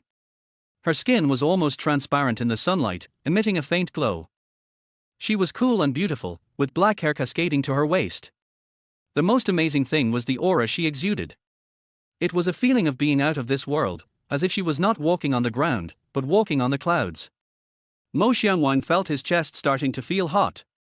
In his sight, a green number was jumping above the woman's head, 100. She is. His hand unconsciously pressed on his chest and his breathing became rapid. For 10 years, a full 10 years, He had suspected countless times that the fairy of the jade pool was a figment of the imagination of the old Taoist priest to deceive him. Yet now, she stood before him, almost too beautiful to be real. The woman seemed to sense something as well. When her eyes met Mo Xiangwan's, time seemed to stand still. An elusive emotion flashed in her eyes, as if she was a little confused. Such an expression appeared on her cold and beautiful face, making her look particularly cute. Then, without warning, she began to dance. Just a simple opening movement, with a heart-pounding beauty, and then she began to spin, jump and stretch in a dazzling manner. Every movement of hers is extremely beautiful and full of emotion, as if she is telling an ancient and sad story. The woman's movements became faster and faster, her white clothes fluttering, with blue sky and white clouds above her head and the aquamarine swimming pool beside her. She looked like a dancing crane between heaven and earth. This is the stunning dance. By the pool, a girl gasped and suddenly exclaimed, "This is the long-lost Jinghong dance." At this moment, these dancing school beauties are all wearing swimsuits, showing off their seductive figures. However, at this moment, the dancing woman explained what it means that only real beauties are worthy of being my background. "Mom, I saw a fairy. So beautiful, really beautiful. I always thought that there couldn't be a woman in this world much prettier than me. Now I realize I was too hasty. Surprisingly, a fairy has actually descended to earth. You are the village beauty. You grew up in admiration. You thought you were the most beautiful in the world, until you met the town beauty. You thought it was impossible for anyone to be more beautiful than her. But the town beauty tells you that the city beauty turns her into ashes in seconds. The city flower pales in comparison to the provincial flower. And at this moment, she appeared, so beautiful that all the provincial beauties by the swimming pool became her foil." Amidst the exclamations, no one noticed that the moment Yang Mi saw the short and fat man, he began to tremble all over. She subconsciously lowered her head and hid her body in the swimming pool, fearing that she would be discovered by the short and fat man. The dancing woman seemed to be completely immersed in her own world, but every time she turned around, she would cast her gaze towards Mo Xiangwan's position. Finally, she ended with a breathtaking split in the air, her white clothes blooming in the air like petals, and then slowly closing. The entire poolside was in complete silence, and everyone was speechless with shock at this impromptu performance. Mo Xiangwan stood up and looked into the woman's eyes. "Hello, are you newer? My name is Mo Xiangwan." A look of surprise flashed across the woman's face, and she thought to herself, "Why am I suddenly dancing?" Hearing Mo Xiangwan's address, she was visibly taken aback, then smiled with her hands covering her mouth, like 100 flowers blooming. "Newer goddess. Hello, my name is Liu Xianfei." Mo Xiangwan stood up and walked in front of Liu Xianfei. "Liu Xianfei? What a good name. Only this name is worthy of you. Then why do you call me Lady Newer?" Mo Xiangwan said with a serious expression, "All these beauties in my school can be said to be the excellent works of Goddess Newer." "Then, you are naturally Goddess Newer herself." "Principal Mo, it seems that you are not giving me much face." An unhappy voice interrupted their conversation, and a short and fat middle-aged man walked closer. He looked displeased. He had never seen this cold and aloof woman next to him smile at anyone on her own initiative. He instinctively felt that this was not normal. Mo Xiangwan lowered his head and looked at the middle-aged man. The man was indeed a bit short. Mo Xiangwan is 1.83 meters tall, Liu Xianfei is 1.7 meters tall, and this man is only 1.6 meters tall. He looks like a ball, with a round head, a round body, and smiling eyes. However, the moment she saw this man, a young girl in the swimming pool suddenly exclaimed, "It's Shangguan Feiying." Mo Xiangwan was stunned and finally remembered who this short and fat middle-aged man who seemed a little familiar was. Shangguan Feiying is the CEO of Fei Huang Entertainment, the second largest film and television entertainment company in Tianyun country. Fei Huang Entertainment has countless famous artists under its banner, and many of the current popular young actors were made famous by him. Mo Xiangwan noticed that half of the girls by the swimming pool began to have faster heartbeats, and some even started drooling. Shangguan Feiying squinted his eyes and glanced around the swimming pool. He was very satisfied with the girls' passionate gazes. He cleared his throat and spoke calmly, "Hello, everyone. Let me introduce myself first. My name is Shangguan Feiying, and I'm the boss of Fei Huang Entertainment.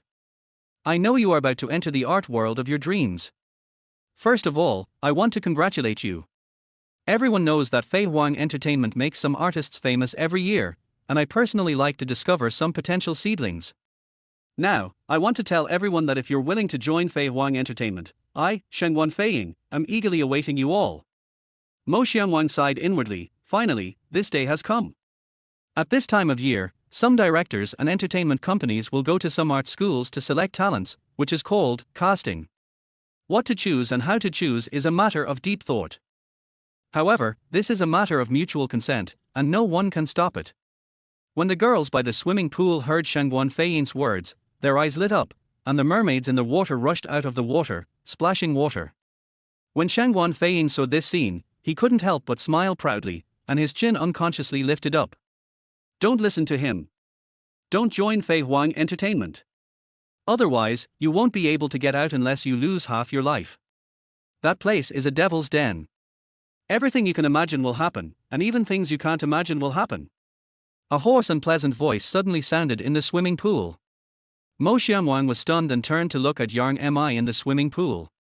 At this moment, she was biting her lips tightly, and there was unconcealable hatred in her eyes as she looked at Shangguan Feiying. Mo Xianguang looked at Yang Mi's slightly trembling body, his heart moved, and then a look of understanding flashed in his eyes. His eyes were full of admiration when he looked at Yang Mi. What a brave girl! She must have discovered that Shangguan Feiying had some connection with the building she escaped from, or even that Shangguan Feiying might be one of the bosses behind the building. She was instinctively afraid, but in the end, she still shouted a warning to stop the young flowers around her from jumping into the fire pit. Shangguan Feiying was also stunned. He walked to the edge of the swimming pool and stared at Yang Mi. Little girl, have you seen me? Yang Mi also stared at him intently, stubbornly refusing to speak. Shangguan Feiying was stared at by her, and a hint of viciousness flashed in his eyes. You are right, if you provoke me, anything you can imagine and even unimaginable will happen. There is a price to pay for talking nonsense.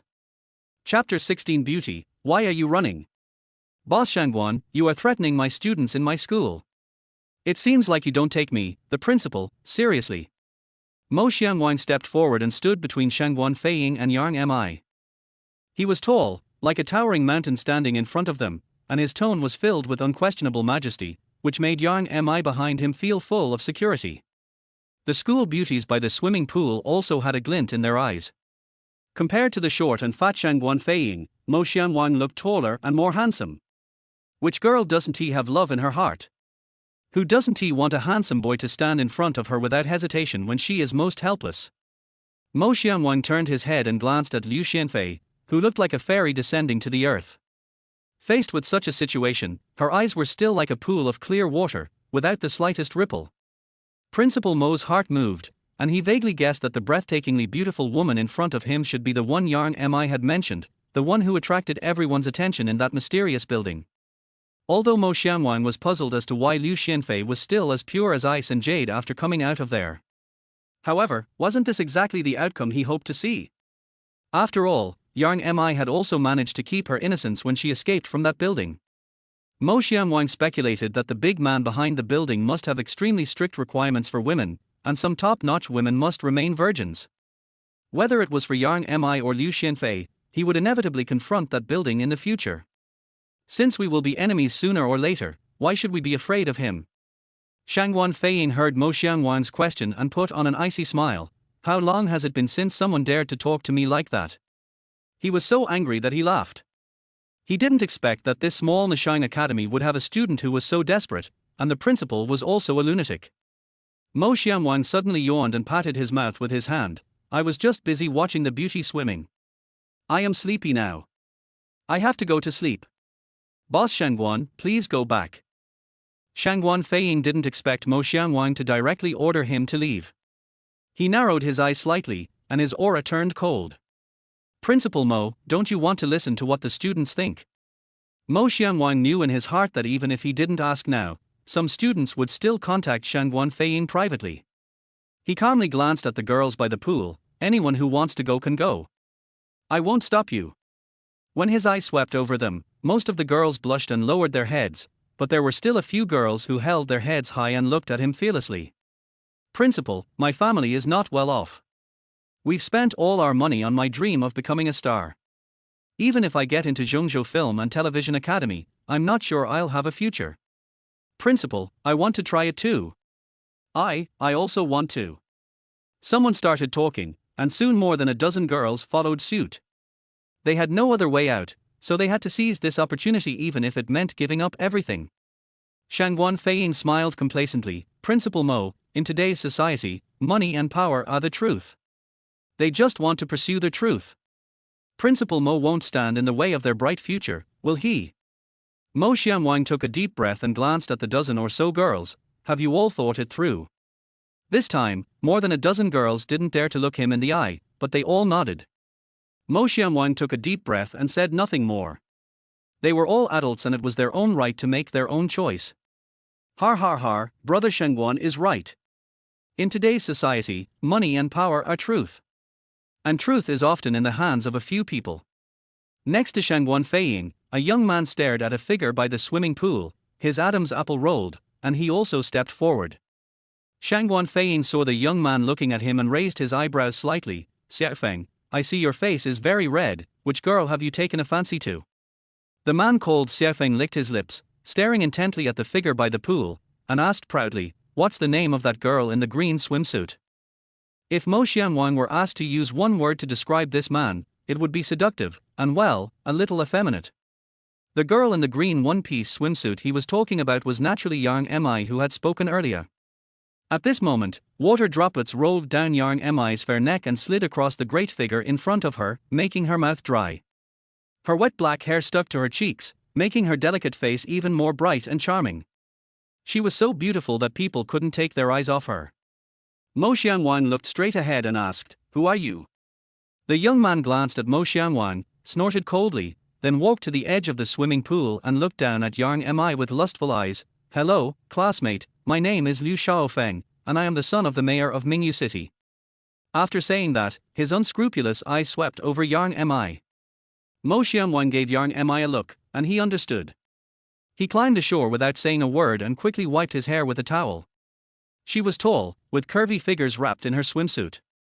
There were water droplets hanging on her slender legs, which made Liu Xiaofeng's eyes brighter. After wiping it a few times quickly, Yang Mi put on her bathrobe and was about to leave. Don't be in such a hurry to leave, classmate. Liu Xiaofeng raised his voice, with a cynical smile on his face, and stepped in front of Yang Mi. You are really a mermaid. Please accompany me tonight. He spoke unscrupulously. Yang Mi paused and looked at Mo Xianwang again. After getting his confirmation, she walked around Liu Xiaofeng and left quickly. Liu Xiaofeng's smile froze on his face, and a sinister look flashed in his eyes. He finally turned to look at Mo Xianwang. Principal Mo, it seems that the students in your school don't know the rules. Mo Xianwang looked him straight in the eye. If the gorgeous flower of entertainment must bloom in dirty land, then I would rather guard a piece of pure land, even if it is barren. Liu Xiaofeng laughed hysterically. Dirty, then let me see how clean you can be. After saying that, he set off and chased after Yang Mi. Yang Mi heard the noise and turned around to see Liu Xiaofeng chasing after her. She subconsciously quickened her pace, her bathrobe fluttering behind her, revealing a large area of her snow-white skin. Student, why are you running? Liu Xiaofeng laughed behind him. I won't eat you. As she was speaking, Yang Mi was blocked by two black-clad bodyguards who had appeared out of nowhere. She stepped back in fear and bumped into Liu Xiaofeng, who was chasing her. Run, why don't you run? Liu Xiaofeng grabbed Yang Mi's wrist and pulled her in front of him. Yang Mi's bathrobe slipped off instantly, revealing a light green swimsuit and a large area of snow-white skin. Her body was shaking, not sure if it was because of the cold or fear. Stop! Mo Xianwang couldn't bear it any longer and was about to step forward to rescue Yang Mi. Suddenly, an expressionless man flashed out from the side, the black muzzle of a gun pressed against his temple. Are you tired of living? His voice was icy and emotionless. If you move again, I'll blow your head off. On the other side, Liu Xiaofeng laughed loudly. He leaned close to Yang Mi's ear and said something in a low voice. Yang Mi's face turned pale instantly. The entire poolside fell silent in an instant. Tears welled up in Yang Mi's eyes. Liu Xiaofeng, with a smug look on his face, stroked her cheek with his fingers. Now, is there anyone who can save you? Under everyone's expectant gaze, Mo Xianwang slowly raised his hands and said with a smile, "Don't be impulsive. We can talk it out. We can talk it out." "That's right." Liu Shaofeng nodded with satisfaction. Principal Mo is truly a man of insight. Yang Mi's eyes dimmed. Liu Shaofeng laughed triumphantly, and prepared to find a place to enjoy this charming peach. Suddenly, Mo Xianwang moved. His movements were incredibly fast. His left hand grabbed the bodyguard's gun-holding wrist like lightning, and his right hand turned into a knife, suddenly slashing at the other's elbow. Crack! With a crisp sound, the bodyguard let out a muffled groan, and the gun in his hand fell into Mo Xianwang's hands. The whole process took no more than 1 second. When Mo Xianwang pointed the stolen gun at Liu Shaofeng, everyone around the swimming pool was stunned. "Now, you can let her go." Mo Xianwang's voice was terrifyingly calm. Liu Xiaofeng's expression changed for the first time. "Principal Mo, what do you mean?" Mo Xianwang didn't answer. His eyes swept over Yang Mi, who was being held hostage, and he shouted in a deep voice, "Let go." Liu Shaofeng subconsciously let go of his hand, and Yang Mi immediately broke free and hid behind Mo Xianwang. "Do you know what you're doing?" Liu Xiaofeng's face was gloomy and frightening. "Do you believe that if you offend me, your school will be closed tomorrow?" As soon as he finished speaking, 3 more men attacked like lightning, pointing their guns at Mo Xianwang's forehead. "Let go of Mr. Liu, or you will die." Mo Xianwang's heart sank, and before he could say anything, a steady middle-aged man's voice rang out, "I don't believe it." Chapter 17, Rich and Noble. There seemed to be an invisible air current passing through the air, so fast that it was almost impossible to capture with the naked eye. "R!" The 3 men screamed at the same time. A bloody hole appeared on their wrists, and the guns in their hands fell to the ground with a bang. It was not until then that everyone saw a middle-aged man walking slowly towards them. He was of medium build, with an ordinary face that was hard to spot in a crowd. He had a humble smile on his face, which made people wonder if he had delivered the shocking blow just now. Soon, someone couldn't help themselves and decided to give it a try. "Old man, you're moving very quickly. No matter how fast you are, can you be faster than a bullet?"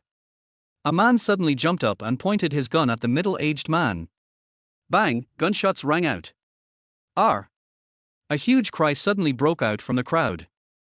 The school beauties in swimsuits were all frightened and covered their mouths subconsciously, their eyes full of disbelief. Really, a shot was fired.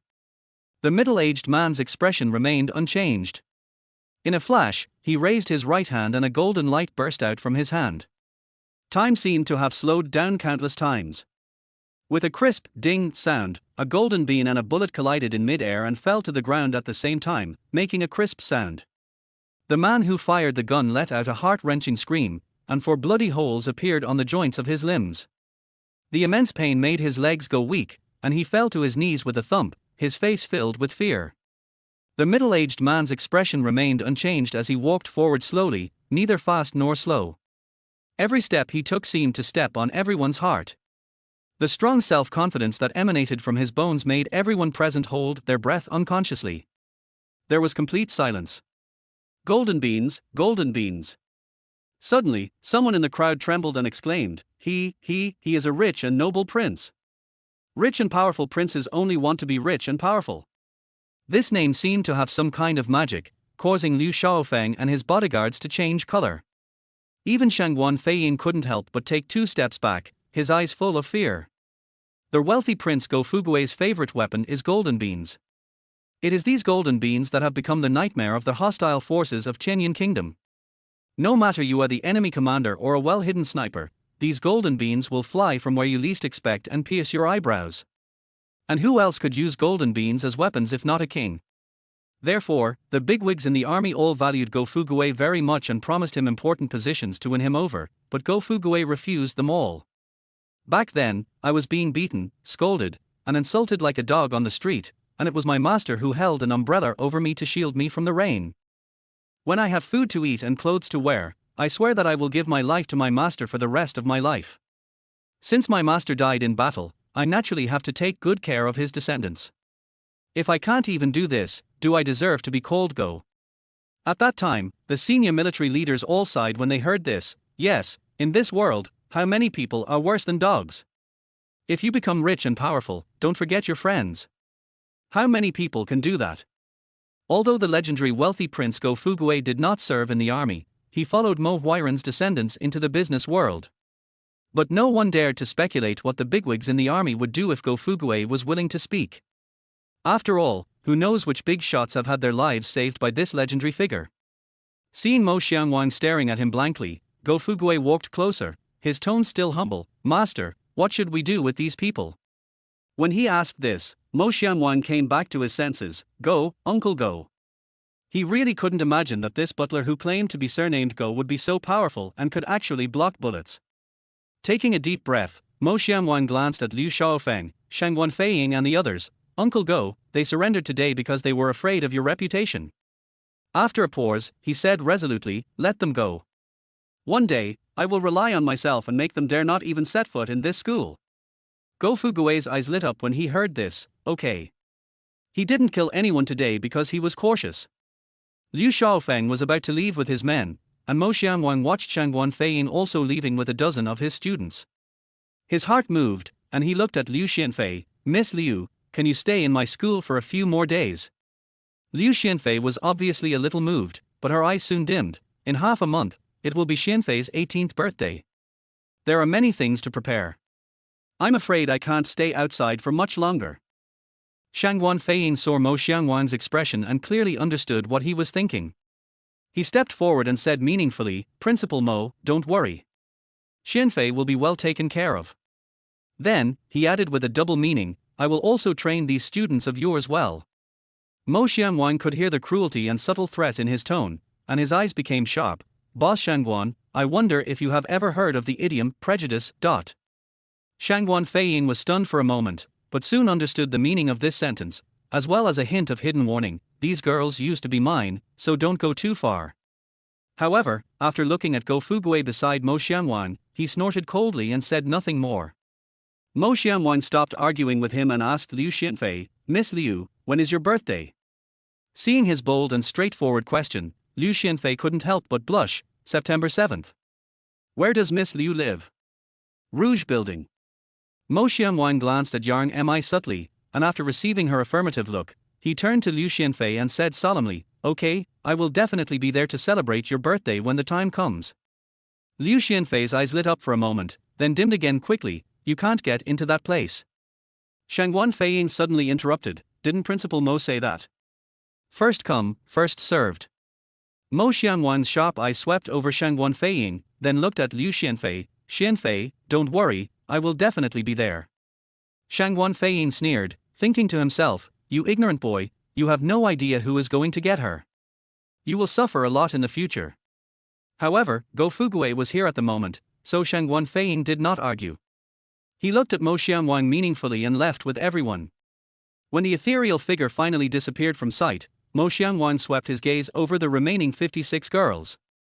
"Uncle Go happens to be here. I promise you on his behalf that all of you can enter the Zhongzhou Film and Television Academy." Under the puzzled gazes of the female campus beauties, Go Fugui nodded gently. "Young master can naturally make the decision for me. Besides, if you are willing, you can all join Tianyun Film and Television in the future." "Uncle, are you the director of admissions for the legendary Zhongzhou Film and Television Academy?" "Uncle, the Tianyun you mentioned, is it the entertainment company that trained Gu? Go Fugui met the expectant gazes of a group of school beauties and nodded gently. "Yes, Tianyun Film and Television is also an asset of the Mo family." Chapter 18. Sit with me. As soon as Go Fugui said this, the crowd erupted in excitement. "Oh my god! Tianyun's market capitalization is said to be over 10 billion. And it's actually owned by Principal Mo. I said Shinshin and the others have no vision. Only a fool would follow that short fat guy. Yeah, long live the principal. Principal, please don't close the door at night. I want to give birth to a baby for you." Mo Xiangwang also looked at the housekeeper who suddenly appeared in front of him with a look of surprise. "I haven't spent the 100 million you gave me last time, and now you say that my family has tens of billions."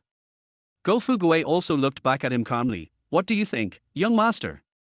Are you surprised? Mingdi, Principal Mo, we have to share the bikes. You can't just use them all by yourself." "Sure, keep your voice down, don't let Principal Mo hear you." "Oh my, I accidentally let it slip." So many people are shouting, Principal Mo probably can't hear it. Mo Xianwang and Go Fugue were looking at each other affectionately when they heard such voices in their ears. Mo Xianwang gnashed his teeth and said, Zhang Mingdi, Li Mingyu, just wait and see how I deal with you. Amidst cheers, the crowd finally dispersed. Go Fugue looked at Mo Xianwang with a half smile and said with emotion, Master, I haven't seen you for 2 months. You have changed a lot. Seeing that everyone had left, Mo Xianwang smiled bitterly and said, Uncle Go, please stop making fun of me. Go Fugue's expression was a little strange. Master, you can actually call me Uncle Fugue. Mo Xianwang suddenly said seriously, Uncle Go, I have something that I need your help with. Go Fugue showed an interested look on his face. Oh? Tell me about it. 10 minutes later, after hearing Mo Xianwang's plan, Go Fugue's face was solemn. Master, are you going to use yourself as bait? Are you sure you want to do this? Mo Xianwang smiled faintly. If you are weak, you will be beaten. Instead of passively waiting for others to kill me, I might as well take the initiative to attack. I want to become stronger. After a long night, the first rays of morning sunlight shone into a lounge separated by dry and wet areas. A beautiful young woman pouted, changed into a comfortable position and continued to sleep, her tight pajamas outlining her exquisite curves. Mo Xianwang woke up slowly, raised his head and rubbed his eyes. His gaze fell on Yang Mi, who was like a lazy cat beside him, and he smiled dotingly. Yesterday, Yang Mi spoke up for justice at the swimming pool, which made everyone more accepting of this new and beautiful girl, so much so that Principal Mo became Yang Mi's exclusive car last night. She was really exhausted after not sleeping all night. Mo Xianwang reached out and tucked the girl's hair behind her ears, admiring Yang Mi's beautiful face. Moving his eyes downward, Mo Xianwang saw that the girl's black nightgown was tightly attached to her exquisite curves, which made his heart warm again. Principal Mo took a deep breath and advised his brother, Zilong, you have to calm down, Zilong. Yingming. Yang Mi blinked her long eyelashes, nudged Mo Xianwang's neck with her little head, and woke up. Principal, please let me sleep a little longer. She acted coquettishly sweetly, then opened her eyes and went to find something to eat. After the two of them had eaten and drunk their fill, Mo Xianwang helped Yang Mi walk out of the school and get on a bus. Isn't his plan too dangerous? Only after enduring the blazing flames can the phoenix be reborn from the ashes. Uncle Go is right, let's go too. Under the shadow of a big tree, Li Yutong, Go Fugue and Chenxi watched Mo Xianwang and Yang Mi get into the car, and then they set off together. On the bus, Mo Xianwang stared out the window in a daze. Yang Mi's small hand gently supported his arm, and she leaned into his arms. Principal, are you very sad? Mo Xianwang didn't turn around, muttering, sad, how can I not be sad? Now I understand that life is like this moving train. Not every encounter will have an ending.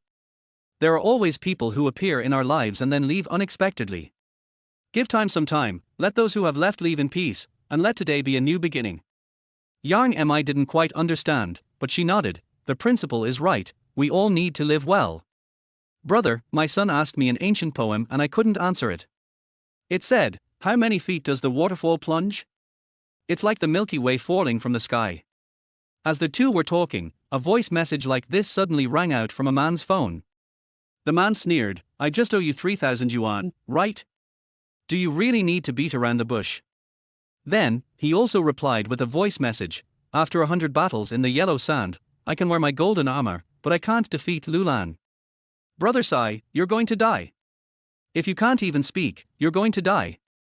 Mo Xianwang turned around and saw a pair of black sneakers kicking the ground.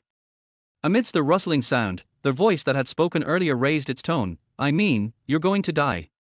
Next to him, a man quickly apologized and bent down to pick up his keys.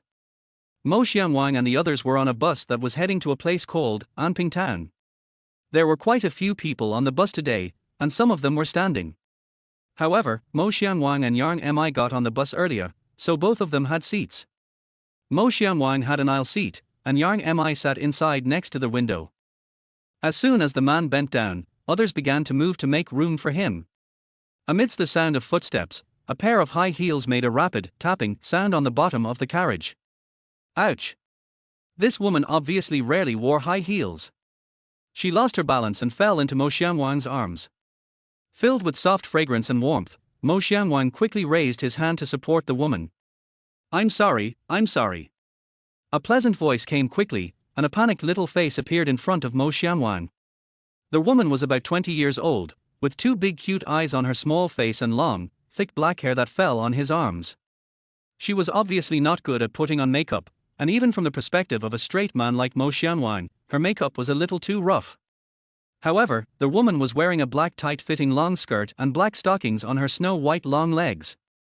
This woman is obviously not stunning in appearance, but why do I feel so comfortable when I hold her in my arms? Could it be that she has eaten too much meat and fish and wants to try home-cooked meals? Mo Xianwang thought to himself. Hey, have you hugged her enough? It's someone else's wife, and you're hugging her like that. That's too much. A dissatisfied voice interrupted Principal Mo's thoughts. This voice is very familiar, it's the big brother who said until Lulan is conquered. Mo Xianwang looked up and saw a very shrewd face. The man had an ordinary figure and appearance, but his eyes were bright. Although he looked very angry, his eyes were rolling around and I don't know what he was thinking. No matter what other people's intentions are, Mo Xianwang also feels that it is definitely wrong for him to hug someone else's wife. He thought for a few seconds, stood up, and said to the woman in his arms, "Girl, how about you sit here with me?" Chapter 19 Yang Jinyu. The afternoon sun shone through the car window onto the young woman's face, making her cheeks red. She didn't dare to look into Mo Xianwang's eyes. Thank you, thank you. Mo Xianwang could clearly see that this woman was not used to wearing high heels and could not even stand steadily, so he simply gave her his seat. Hello sister, my name is Yang Mi, and you? Yang Mi blinked. For some reason, she had an inexplicable liking for this woman who was dressed a little unfamiliarly. The young woman was slightly startled, and replied with a hint of embarrassment, "Hello, my name is Yang Jinyu. I'm 19, how about you?" I'm 22. Then I'll call you Sister Jinyu. Sister Jinyu, are you going on a trip? Mo Xianwang saw that the woman named Yang Jinyu's face instantly turned red when she heard Yang Mi's question, and she stammered, I want to be a car model. Yang Mi was obviously surprised. Sister Jinyu, isn't this bus going to Anping Town? Yes, we're going to Anping Town. Yang Mi felt her brain was not enough, and she muttered to herself, in a small town where there is only one bus a day, there is actually a car show. However, she couldn't say this, otherwise it would be too disrespectful to Yang Jinyu and Anping Town. Mo Xianwang was listening happily when his pupils suddenly shrank and his heart was filled with shock. He stood up and continued to stand next to his seat. It was August now and he was only wearing a pair of shorts. The bus was bumping along the rugged road. At a certain moment, Mo Xianwang's calf and Yang Jinyu's calf accidentally touched each other.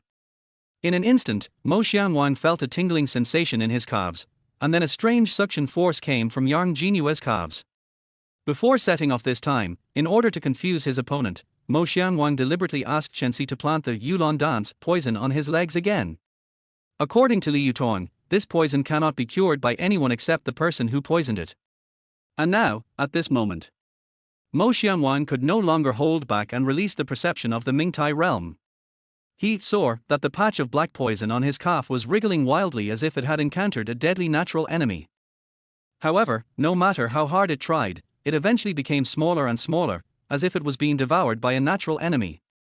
Mo Xianwang narrowed his eyes and looked at Yang Jinyu. At this moment, her cheeks were slightly red, and her beautiful eyes were shining as if tears were about to drip out. It seemed that this deadly poison did not cause her any pain at all, as if she was even enjoying it. The world is so big and full of wonders. By the time the car arrived at the station, the black Yulon dance on Mo Xianwang's leg had been completely swallowed up. He was immersed in thinking about his next plan when suddenly a hand slapped him heavily on the shoulder. "Hey, buddy, you hugged my wife in the car, what do you think about this?" Mo Xianwang turned around and saw the man with a shrewd face, staring at him with burning eyes. He showed an interested look on his face. "What do you want?" The man was straightforward. He held up 3 fingers and said, "It's simple. Give me the money. 3,000. Mo Xianwang was amused. "Brother, you are really good at transferring debts." Bang, bang, bang. The man was about to continue speaking when the sounds of gongs and drums came closer and closer. In the distance, he saw a huge tractor coming towards him with smoke coming out of it. On either side of the tractor, 5 or 6 men held a huge banner that read, "Congratulations on the grand opening of the Wang Erden tractor factory." In the middle of the carriage, a man was happily beating a large drum, and in the front were 2 men beating a gong. As Mo Xianwang and Yang Mi stared in amazement, the tractor stopped in front of them and Yang Jinyu stepped onto the tractor in her high heels. This is the car model. Yang Mi was a little incoherent. Mo Xianwang was also shocked. He turned to look at the shrewd man and said, "Brother, you are really a talented person." Afterwards, Mo Xianwang readily gave the man 5,000 on the condition that he would be his guide and take him to Liuyin Island. The man smiled brightly when he saw the money and nodded repeatedly, "Apart from anything else, you found the right person to be your guide. No one is more familiar with this area than me." Mo Xianwang looked at the tractor going away and asked curiously, "Brother, how did you marry such a beautiful wife?" The man took the money and said very easily, "Oh, no matter how pretty she is not as pretty as the one next to you." Yang Mi's cheeks turned slightly red and she smiled shyly. The man quickly scanned Yang Mi's curvy figure, then sighed, "Actually, I bought this wife." Mo Xianwang was slightly surprised. Now, such a thing still happens. The man's expression became a little complicated. "It's not what you think. Although she looks pretty, she is actually the Tianyun girl. Tianyun girl." Mo Xianwang and Yang Mi were both surprised. "She's a woman who was born to bring bad luck to others. Her parents died a few years after she was born. She later went to live with her uncle. Guess what? What's wrong? She had been there for less than 3 years when her uncle and his family died in a car accident, leaving behind only a child who was less than 3 years old. So how did she grow up? I wouldn't dare say anything about this, but the rumor in the village is that she found food in the mass grave, and that's how the siblings survived." Yang Mi became more and more puzzled as she listened, and couldn't help asking, "Then why did she follow you?" The man chuckled and said, "I also lost both my parents when I was young, and my vital organs were injured. I don't have much hope in this life. It just so happened that no one dared to marry her, so I helped her support her younger brother's education, and she became my wife." After hearing this, Mo Xianwang and Yang Mi looked at each other, both with a look of regret on their faces. Gurgle. After a day of hard work, the man's internal organs began to quarrel. Mo Xianwang took the initiative to speak, "Let's go. We are hungry too. Let's go eat together." There were no taxes in the town, so the 3 of them could only rely on their own 2 legs to make ends meet. On the way, Mo Xianwang asked the man some more questions about the town. Soon, the 3 of them walked into a restaurant. As soon as they entered the door, Mo Xianwang and Yang Mi were stunned again. A waitress with long wavy hair, wearing a dress and black stockings and beautiful legs, was holding a menu and looking back at them in surprise. "Sister Jinyu!" Yang Mi exclaimed. Mo Xianwang looked at Yang Jinyu, then turned to look at the man beside him. The man chuckled again, "Being a car model is just a temporary job, just a formality. The restaurant is my family's business. The production team's donkey is not used like this." Yang Mi protested on behalf of Yang Jinyu. The man just laughed and said nothing. "Hey, I didn't expect that we brothers could see such a stunning beauty in such a small restaurant. Yeah, that's how it is. In our place, you can't make less than 2,000 a night. You're a waiter, yet you dress so slutty. Isn't it obvious that you want to hook up with us?" Accompanied by a sarcastic voice, 3 men also walked into the small restaurant. The first man was a burly man with a thumb-thick gold chain around his neck and a dragon tattooed on his shoulder. The man next to him had a pointed face and small eyes that darted around, looking at Yang Jinyu with lustful eyes. The last man had a face full of flesh, his eyes wandering freely over Yang Jinyu's beautiful legs in black stockings, with a malicious grin on his face. The 3 men rudely pushed Mo Xianwang and the others aside, found a chair and sat down, crossed their legs and ordered, "Girl, pour me a cup of tea." Chapter 20 Stone Mill Infant. "Hey, watch your mouths." Yang Mi opened her eyes wide, took a step forward and shouted. The 3 men, who were originally attracted by Yang Jinyu's beautiful legs in black stockings, now noticed Yang Mi. His eyes swept across her beautiful face and visually striking chest, and he became even more excited. "Wow, I didn't expect this to be even better. It's really big, but I don't know how it feels in the hand. Sister, accompany your brother, R." Before the 3rd man could finish his words, Mo Xianwang's fist, with a whistling sound, had already hit him hard in the face. The man's body flew backwards like a kite with a broken string, smashing the table behind him into pieces in an instant. Mo Xianwang's face was as gloomy as water. Without giving the remaining two people a chance to react, he raised his hands, grabbed the back of their necks, and hit them hard. Bang! The two men's heads collided violently, their eyes rolled back, and they fainted instantly. Oh, I'm in trouble, I'm in trouble. These guys are obviously not good people. I'm afraid my shop will be in trouble in the future. The man with the shrewd face beat his chest and stamped his feet, looking distraught. Hey, they are teasing your wife, and you are afraid of getting into trouble. Yang Mi, also a woman, couldn't stand it any longer. You little bastard, how dare you hit me? Do you know who I am? The tattooed man who was knocked to the ground by a punch was a stubborn bronze. Mo Xianwang glanced at him coldly. I'm not interested in knowing. If you don't leave now, you'll be dead. The tattooed man was stared at by Mo Xianwang's cold gaze, his back was instantly soaked with cold sweat, and an instinctive fear surged in his heart. He clearly felt that the murderous aura emanating from this man was not a bluff. He really dared to kill him. Good boy, just wait for me. The tattooed man was very righteous. He said something harsh and ran away without caring about the two brothers on the ground. Hey, third brother, wait a minute, wait a minute. On the ground, the two men who had fainted unexpectedly woke up, and swiftly got up. Without even looking at Mo Xianwang and the others, they chased after the third brother. Yang Mi. Don't forget each other. Our experience in the martial arts world is still too shallow. Yang Mi was very dissatisfied with the smart man's behavior and was always angry. The smart man could only keep smiling. After dinner, they took a short rest. Mo Xianwang looked at the middle-aged man and said, "It's getting late. Let's go." "Where are you going?" Yang Jinyu suddenly interrupted. "Oh, this handsome guy wants me to take them to Tianyun." The shrewd man explained to his wife with a smile. I want to go too. You all left, and I'm scared to be here alone."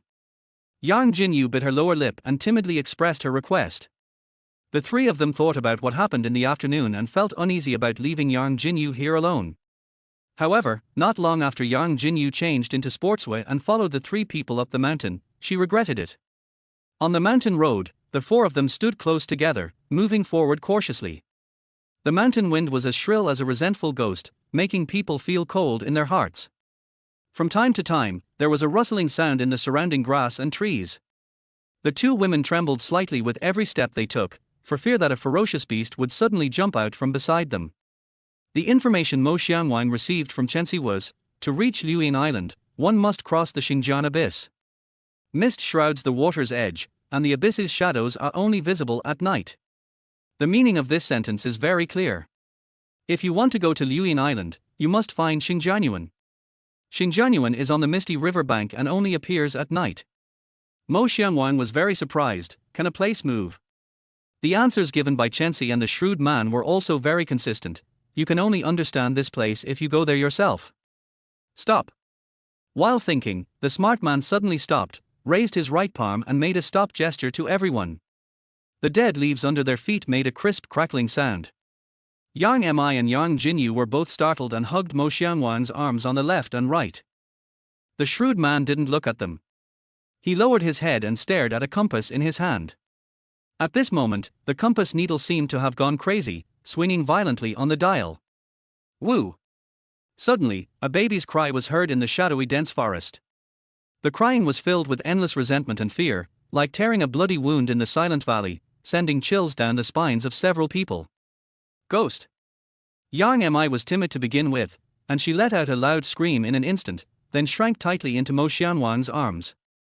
On the other side, Yang Jinyue's arms were also covered with goosebumps. Follow the sound of crying. The smart man suddenly spoke and took the lead. His sneakers made a dull sound as they stepped on the dead leaves on the ground. Yang Jinyu took a difficult step, her voice trembling as she whispered, "Don't you think this crying sound is too clear?" In front, the shrewd man said excitedly, "Hearing this crying means that our trip today was not in vain. Maybe we can find Xingjianyuan." Mo Xianwang kept chewing the name Liuyin Island in his mouth, and his expression became colder and colder. At this moment, the crying sound came again, and it was faintly like a ballad. Moon lady, spinning yarn. Soak their swaddling clothes in blood 18 times. Gold locket, silver bell. A mountain of weight can grind my heart. Hearing this ballad, Mo Xiangsh's fingers began to tremble violently, and some terrible memories appeared in his mind again. When the shrewd man heard the song, he actually began to tremble, and his face turned pale, without a trace of blood. What's wrong? Mo Xiangwang felt the man's fear and asked repeatedly. The shrewd man's legs began to tremble. How is it possible? It's actually a stone mill baby. Whoosh! Before Mo Xiangwang could react, a shadow suddenly flashed across the air. Under the pale moonlight, the thing was dressed in red, like a doll flattened by a stone. The doll moved extremely fast, flying over like a bat, holding the shrewd man's head with its pale little hands, and flew away in an instant. No, Shimoying, don't kill me. The shrewd man's begging for mercy became increasingly distant. At the same time, on the other side of the mountain, two young people, Arjun and Aqiang, finally found a cave. Ever since Arjun used her tongue to braid a red rope into a pigtail in front of Aqiang, Aqiang fell in love with Arjun. Arjun, I miss you so much. Even though we see each other every day, I still miss you very much. Go away, just talk, why are you hugging me so tightly all of a sudden? Arjun. Aqiang, Aqiang didn't expect that Arjun would get into the mood so quickly today, and then he felt something was wrong. The girl in his arms was trembling, the kind of trembling that was caused by extreme fear. Arjun, what's wrong with you, Arjun? Aqiang hugged his beloved girl tighter, then he lowered his head and saw the pale face of the girl in his arms. Aqiang followed Arjun's gaze, and soon his face turned pale as well. He let out a scream that seemed inhumane. Chapter 21 Wife, you are here. It was a bit cold halfway up the mountain at midnight. Principal Mo, who was well versed in music, began to sing again. Whenever I cannot find the existence of E, whenever I am wet in the dark night, oh, in the night sky. To be honest, at first Yang Mi and Yang Jinyu were both panicked when they saw the smart man being captured by Shimoying. At this moment, listening to Principal Mo singing, they both suddenly felt like laughing. We were climbing the mountain happily late at night when our guide was captured by a group of flying naughty kids. In this desolate mountain area, Mo Xiangwang didn't know where to go.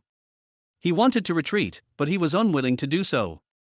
Just as he was in a dilemma, Yang Mi suddenly grabbed his arm and said in a trembling voice, Principal, are there ghosts in the mountains? When her soft body leaned into his arms, Mo Xiangwang felt a little distracted. Yang Mi was wearing a white sports vest and light blue tight jeans at the moment. She was really curvy and very attractive.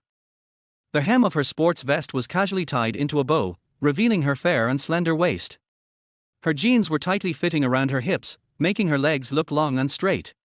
Beside her, Yang Jinyu looked at Yang Mi with some envy, a hint of sadness flashing in her eyes. Her nominal husband had just been abducted by a ghost baby, and it looked like he was in great danger. Although they had no physical contact, they lived together for a period of time. Now that it was gone, Yang Jinyu was still a little sad. Mo Xiangwang invited the two beauties to the concert for free because he saw that they were a little scared and Yang Jinyu was a little depressed. If you want to listen to this kind of talk, you have to pay. While comforting the two beauties, Mo Xiangwang released his perception, which gradually extended in all directions. Aqiang, I can't run anymore. Don't worry about me. Just walk by yourself. A young female voice came. No, Jin, I will never abandon you. Mo Xiangwang saw a young couple running wildly on a forest path. The boy was pulling the girl, and the girl could hardly keep up. Both of their faces were filled with fear, and behind them was the stone mill baby. 7 or 8 ghost babies with grayish-blue skin were leaping and chasing each other among the branches, their grinning mouths full of sharp teeth, and they kept making chuckling sounds. The two young men were getting closer and closer to the three of them, and Yang Jinyue's expression suddenly became very strange. She seemed a little confused and a little absent-minded. Sure enough, no one who is with me has a good ending. My birthday is July 15th, which is also known as their Ghost Festival. I used to feel like I could see things that others couldn't. Sometimes when I was walking on the street, I felt like there was a pair of eyes staring at me from behind. While Yang Jinyu was talking to herself, her legs began to move uncontrollably in the direction where the couple was fleeing. Whoosh whoosh whoosh. The couple seemed not to notice them and fled in a hurry, but 7 or 8 stone mill babies stopped on the branches, staring at the three of them with their green eyes. Yang Jinyue's eyes were still lifeless, and her body was still moving forward step by step. Then, she actually stretched out her hand towards the ghost babies. Yang Mi's face turned anxious, and she was about to pull Yang Jinyu away, but Mo Xianguang seemed to sense something and hugged her in his arms. Don't move. Woo woo. On the big tree, the ghost babies suddenly whimpered together, and one of them jumped off the branch and hovered in front of Yang Jinyu. Under the surprised gazes of Mo Xianguang and Yang Mi, he actually stretched out his incomplete fingers and gently touched Yang Jinyue's fingertips, as if testing something. Take me to Xinjianyuan. Yang Jinyu suddenly spoke, her voice cold and emotionless. Whoosh whoosh whoosh. The ghost babies all jumped down from the branches, lined up in 2 neat rows, and actually began to lead the way for the 3 people. Mo Xianguang and Yang Mi looked at each other with disbelief on their faces. Is this okay? A group of ghost babies led the 3 people forward and finally came to the edge of a cliff. The 2 ghost babies in the front jumped down without even looking back, followed by the 2nd row, the 3rd row, and so on. Yang Jinyu quickly reached the edge of the cliff, and under the nervous gazes of Mo Xianguang and Yang Mi, she jumped down without hesitation. Mo Xianguang stopped at the edge of the cliff, carefully felt the bulge between the cliffs, and then carefully jumped down while holding Yang Mi. The 2 people kept tapping their toes on the protrusions of the cliff. They fell very quickly. In about 10 seconds, they landed on a huge rock. Hey, where is Sister Jinyu? Yang Mi stared at the fog in front of the boulder, looking for Yang Jinyue's figure, but found that she was gone. Suddenly, the fog in front seemed to be stirred by an invisible giant hand, surging wildly, and the figures of Mo Xianguang and Yang Mi were gradually obscured by the fog. Here you go again. I'll punch your lungs. Mo Xianguang couldn't help but complain, then hugged Yang Mi, and they both fainted. The night is like a curtain, and the moon is high in the sky. An isolated island is surrounded by water on all sides, and the waves keep hitting the shore, making a splashing sound. A group of ghost babies led Yang Jinyu along a gravel path leisurely. Soon, an old castle appeared before their eyes. The ghost babies took Yang Jinyu straight into the hall of the ancient castle. The dome of their hall was very high, and a huge crystal chandelier hung in the center. When I reached the end of their hall, I saw a figure with its back to the crowd. The back looked familiar. Yang Jinyue's confused eyes gradually focused, and then she exclaimed, "Why are you here, aren't you?" The figure slowly turned around. It was Yang Jinyue's nominal husband. He smiled at Yang Jinyu and said, "Wife, you're here." Yang Jinyu was immersed in great shock and repeated the previous question, "Why are you here?"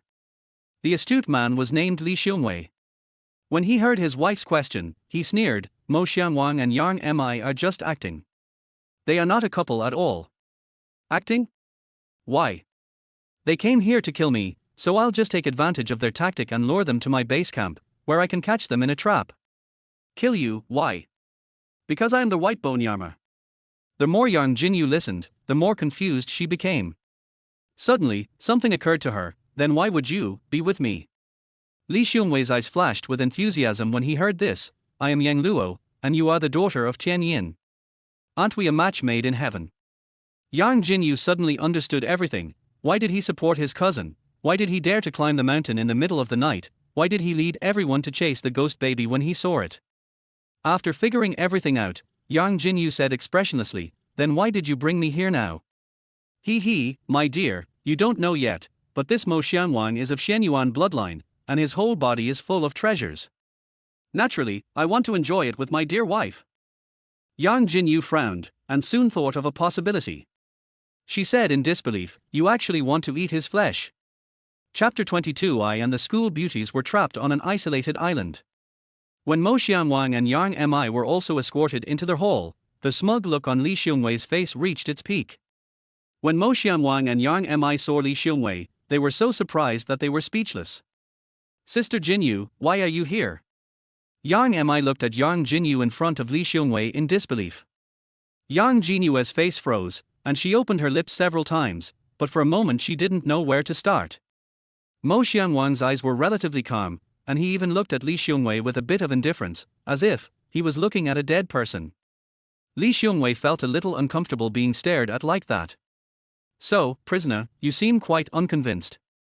Mo Xianwang just looked at him coldly without saying anything. Li Xiongwei's face gradually turned angry as he was stared at like that. He suddenly turned around and faced everyone again. Do you know why I discovered your plan from the beginning? After saying that, he deliberately paused for a few seconds. He wanted to give the other party time to figure out that I was in control of the situation now. However, he was still responded with silence. Mo Xianwang remained silent. For some reason, Yang Mi also remained silent. Yang Jinyu didn't say anything either. Li Xiongwei coughed lightly to hide his embarrassment and could only continue, because back then, your grandfather, Mo Huaikong, was just like you are now. He wanted to use a self-torture tactic to infiltrate our ranks, but he didn't expect to be discovered by the great General Matsudaira. General Matsudaira used the same trick against you. Do you know how many people your grandfather killed that time? Mo Xianwang listened and clenched his fists tightly. And you, Tianyun, you have also been instigated by him, right? You sent him here just to kill me. Li Xiongwei turned around suddenly and shot a sharp gaze at Chenxi. It was she who escorted Mo Xianwang and Yang Mi back, which was of course part of Mo Xianwang's plan. Chenxi's delicate body trembled, and she stared at Li Xiongwei. Ikater Juanzer, you killed my mother and my brother. Li Xiongwei was stunned. How could the other party call him by his real name? He quickly reacted and was about to speak. Bang! Ice flowers flew everywhere. Mo Xianwang suddenly attacked. His figure was like a ghost. He grabbed an ice fish in the corner of the hall and slapped it hard on Ikater Juanzer's face. Before Ikater Juanzer could even let out a groan, Mo Xianwang grabbed another ice fish and smashed it hard on him. Liuyin Island is surrounded by water, and most of the food is seafood. Ikater Juanzer almost vomited after eating so much fish, and he froze a lot of it in ice. He didn't expect that one day a person with excellent perception would come to Liuyin Island and find the frozen fish he placed in the ice. The cold frozen fish was hitting my face randomly. Mo Xianwang smashed the last frozen fish hard on his face. Finally, they began to sing loudly. Ikater Juanzer was stunned by the slap, his whole face was swollen and his original appearance could no longer be seen. He should have shouted at this moment, 8 Ghost Kings, come and protect me. However, his mouth was swollen like a sausage and he couldn't utter a single syllable. Are you waiting for your 8 Ghost Kings? You can no longer wait. Go Fugui from Tianyun country is here to seek revenge. At the entrance of the hall, a middle-aged man walked in with a humble smile on his face. Li Yutong from Tianyun country is here for revenge. Li Yutong's slender and tall figure also walked into the hall. Chenxi looked at the restless ghost babies around her and choked out a sob. Do you know who rowed the boat for us when we came here? It was your mother. They know you've lost your souls, leaving only your shells. Yet, for your sake, they are still willing to be controlled by this man. Wake up! Wu, the ghost babies didn't understand Chenxi's words. They just felt very heartbroken and sobbed together. Ikater Juanzer was not surprised that Mo Xianwang brought people here. Since the other party was able to incite Chenxi to rebel, he must have enough understanding of him. He just couldn't imagine that there would be a master like Go Fugui who could quietly deal with his 8 ghost kings. Juanzer Ikater suddenly turned around and ran to a seat in the hall. Only he knew that there was a hidden button next to the seat. He pressed the button, and the ground under the seat instantly flipped over, and his figure disappeared. He's trying to escape. Chenxi shouted urgently, ran forward and pressed the button. However, no matter how she tried, there was no movement on the ground. It seemed that the other party was well prepared. Mo Xianwang took a deep breath, closed his eyes and concentrated, extending his perception in all directions. As a result, the scene underground made his scalp tingle instantly and the blood in his body froze. Juanzer Ikater fell into a dark body of water and he saw the darkness flowing. The surface of the underground river was faintly glowing. The moment Ikater Juanzer fell into the water, the tranquility of the water seemed to be shattered by some huge monster. Mo Xianwang saw a dense patch of blue-black scales, each as big as an adult's palm. Crash! As the water surface surged, Mo Xianwang saw a pair of eyes. Those eyes were as big as an adult's head, and the amber vertical pupils were full of bloodshot. Finally, a huge blue-black head emerged from the water, its bloody mouth open wide, and its long snake tongue moved in the air. Sticky poisonous saliva dripped down its sharp white fangs, and small holes were instantly corroded on the rock. Wow wow! The cry of a baby began to echo in the underground passage. The cry was extremely heart-wrenching, and Mo Xianguang's back was soaked with cold sweat. He opened his eyes and gasped for breath. After a long pause, he looked at everyone one by one, then spoke solemnly, "It's connected to the waters outside. In the water is a giant black python, at least 30 meters long, and extremely poisonous." Everyone gasped when they heard this, and the atmosphere in the hall instantly became more depressing. "What should we do?" Mo Xianguang couldn't help but look at Go Fuguei, the most powerful fighter present. "Uncle Go." Go Fuguei shook his head. "The target is too big, and the enemy is in the water, so they have the terrain advantage." Liu Tong's face was solemn as he analyzed, "The current situation is that we are trapped on Liuyin Island. If we want to leave the island, Ikator Juanzer can control the giant python and attack us in the water at any time." Seeing the depressing atmosphere, Go Fuguei chuckled and said, "It seems not bad to be able to spend the rest of my life with the young master and for beauties on the island." Mo Xianguang was stunned. His eyes swept over Yang Mi, Yang Jinyu, Liu Tong, and Chen Shi, and a look of embarrassment appeared on his face. The four girls were also stunned. Suddenly, it occurred to them that each of them had given birth to a bunch of children for Mo Xianguang. The small island soon developed into the Mo family village. Of course, everyone knew that Go Fuguei was joking. Although Mo Xianguang and the four girls were tempted by this proposal for a moment, they had more important things to do. Mo Xianguang wants to avenge his grandfather and himself, and also go to find Liu Xianfei to resolve the disaster in his life. Yang Mi and Liu Tong also have mysterious backgrounds and purposes, and they will definitely not stay on this island. Besides, who knows if Juanzer Ikator will take advantage of the fact that they are trapped on the island to call for help. By then, they will be trapped in a jar. Chapter 23, Sea, Land, and Air Blockade. Warning, danger. Warning, danger.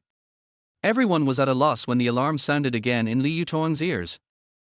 Her face tensed and she was about to sound the alarm, but before she could finish her words, everyone heard a dull roar, as if an ancient giant beast had turned over under the earth. The sound became louder and more frequent. The moonlight is like a silver plate, sprinkling on the small island surrounded by water, making the quiet lake surface sparkle. At this time, if you look down from the endless sky, you will see that the waters on all sides seem to be covered by a layer of black fog. Wow, wow, wow. The water surface somewhere suddenly began to surge violently. The next moment, the water surface exploded, and a huge black head broke through the water surface and rushed into the sky. Then, a body as thick as a giant tree emerged from the water like a dragon and rushed straight into the sky. Its dark scales shone coldly in the moonlight. Suddenly, water splashed everywhere, mist filled the air, and the tranquility of the entire lake was instantly broken. The giant python suddenly raised its head to the sky, let out a huge roar, and opened its bloody mouth as if it wanted to swallow the moon in the sky in one gulp. On the water surface, more than a dozen huge water columns rose from the ground and surrounded the giant python's body. The giant python's upper body suddenly leaned forward. Several huge water columns surrounding him seemed to be pulled by an invisible force and rushed towards the ancient castle in the center of the island. The water flowed like a mad dragon, breaking through the windows of the ancient castle and pouring into the hall. The cold lake water mixed with the giant python's venom fell to the ground, making a hissing sound. Inside the hall, pungent white smoke rose everywhere. Mo Xianguang's pupils shrank sharply, and he grabbed Yang Mi beside him and shouted urgently, "It's poisonous, retreat quickly." At this moment, the entrance to the hall was blocked by a water curtain. Helplessly, everyone could only flee to a higher place. Oh, feudalism and superstition are killing people. Before coming here, I had deduced that I would definitely gain a lot this time. Mo Xianguang sighed as he ran. "I'm sorry, it's me who hurt you." Yang Jinyu had a sad face and apologized to everyone repeatedly. The girl of Tianyun has such a tough constitution that whoever meets her will be unlucky. She takes all the bad luck on herself. Sister Jinyu, don't think too much. We will definitely be out of danger.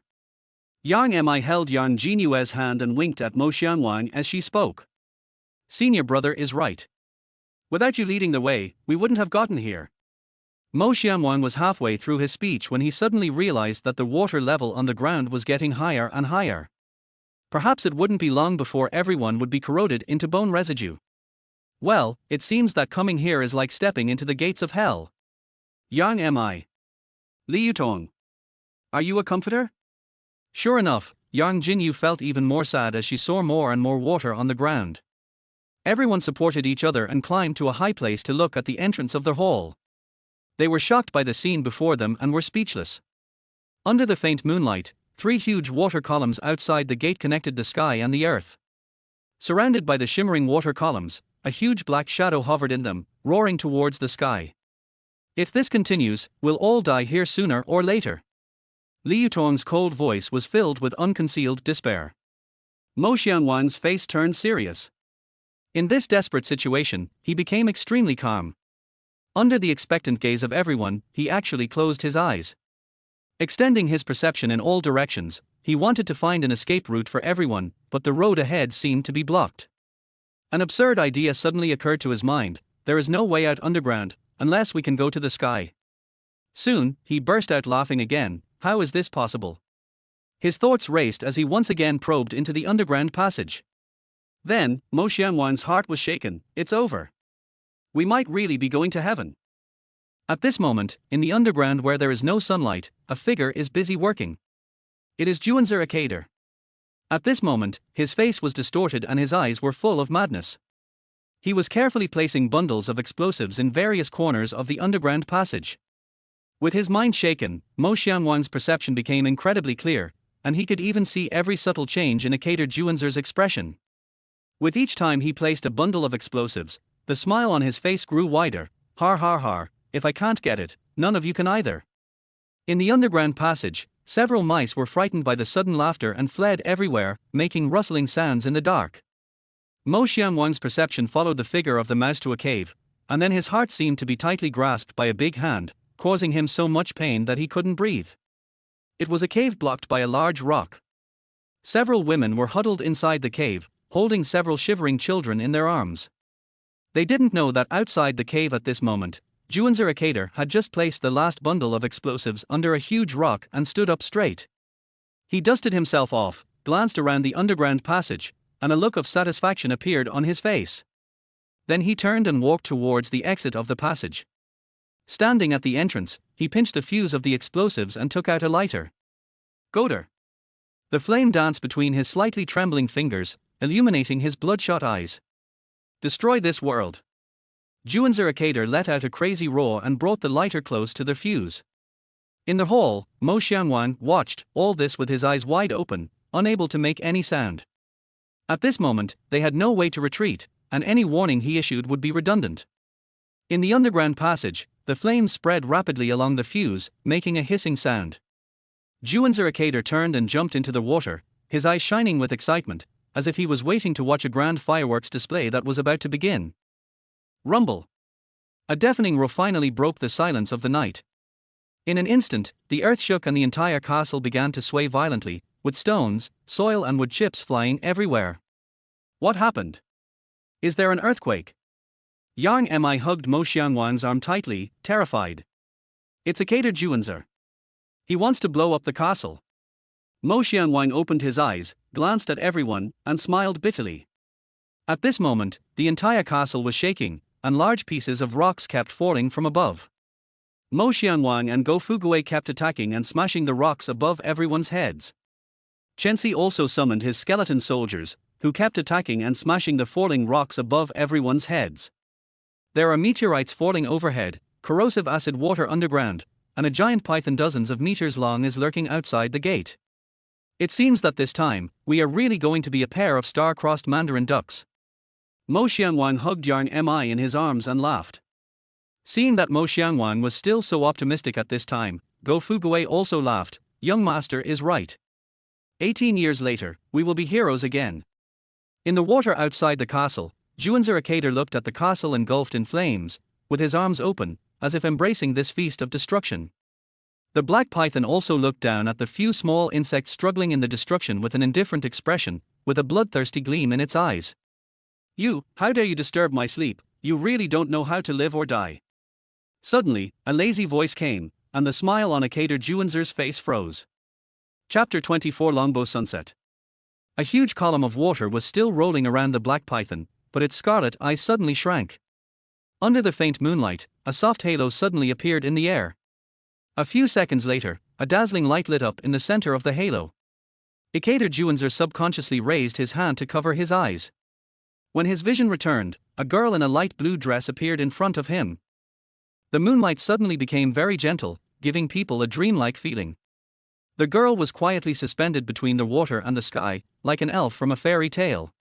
She has a delicate face and her eyes are as clear and bright as the brightest stars in the night sky. A gentle breeze blew, ripples appeared on the water surface, and the girl's skirt moved with the wind, outlining a slender and graceful curve. The next moment, she raised her jade hand. There seemed to be a slight fluctuation in the air, and the black python seemed to sense a fatal threat, and its entire body suddenly lowered. A golden flame slowly emerged in the girl's eyes, and the black python began to struggle violently, and the water column around it rolled more violently. This ferocious beast, which had been growing for who knows how many years, finally felt the deadly threat from the girl. The golden flame that appeared in the girl's eye seemed to remind it of the deepest fear in its blood. Buzz! The girl's slender fingers danced in the air, as if plucking the strings of a musical instrument in the void. In the void, countless light blue threads flew out from her fingertips, extending forward and wrapping around the black python. Your sins are too great, so go on to reincarnation. The girl opened her red lips slightly, her voice cold and emotionless. Roar! The giant black python struggled violently like a beast trapped in a cage, and its huge body stirred up huge splashes on the water surface. The girl in the blue dress was about 1.7 meters tall and weighed less than 100 kilograms. She looked extremely small in front of the giant black python, which was 30 meters long and weighed over 100 tons. However, her slender white figure made the black behemoth's struggle seem so powerless. The girl put her fingers together to form a sword and pointed it towards the sky. The giant python's winding body was suddenly pulled into a straight line and rushed straight into the sky to an unknown height of several meters. However, it is just an ordinary thing after all and cannot escape the constraints of gravity. The higher it flies, the harder it falls. The giant python weighing hundreds of tons was thrown away by the girl and slammed heavily onto a huge rock in the center of the island. The rocks shattered and the giant python broke into two pieces. The beautiful girl turned around and looked at the crumbling castle. Mo Xianwan looked back at her in amazement. The two of them stared at each other from a distance of several hundred meters. Mo Xianwan could only sense a hint of anger in the girl's eyes as she spat out two words to him indifferently: pervert. Mo Xianwan's old face turned red. He has indeed been busy in the past 2 months, but who would have thought that there was a girl living in the small round bead in his dantian? Now, she probably saw everything she should and shouldn't he have seen. Just now, he only felt that the bead in his dantian, which had been silent for a long time, suddenly became hot, and then a ball of light flew out. Then, a girl in a blue dress appeared in the moonlight, and then she just stretched out one hand and moved it gently a few times, and the black python fell to its death.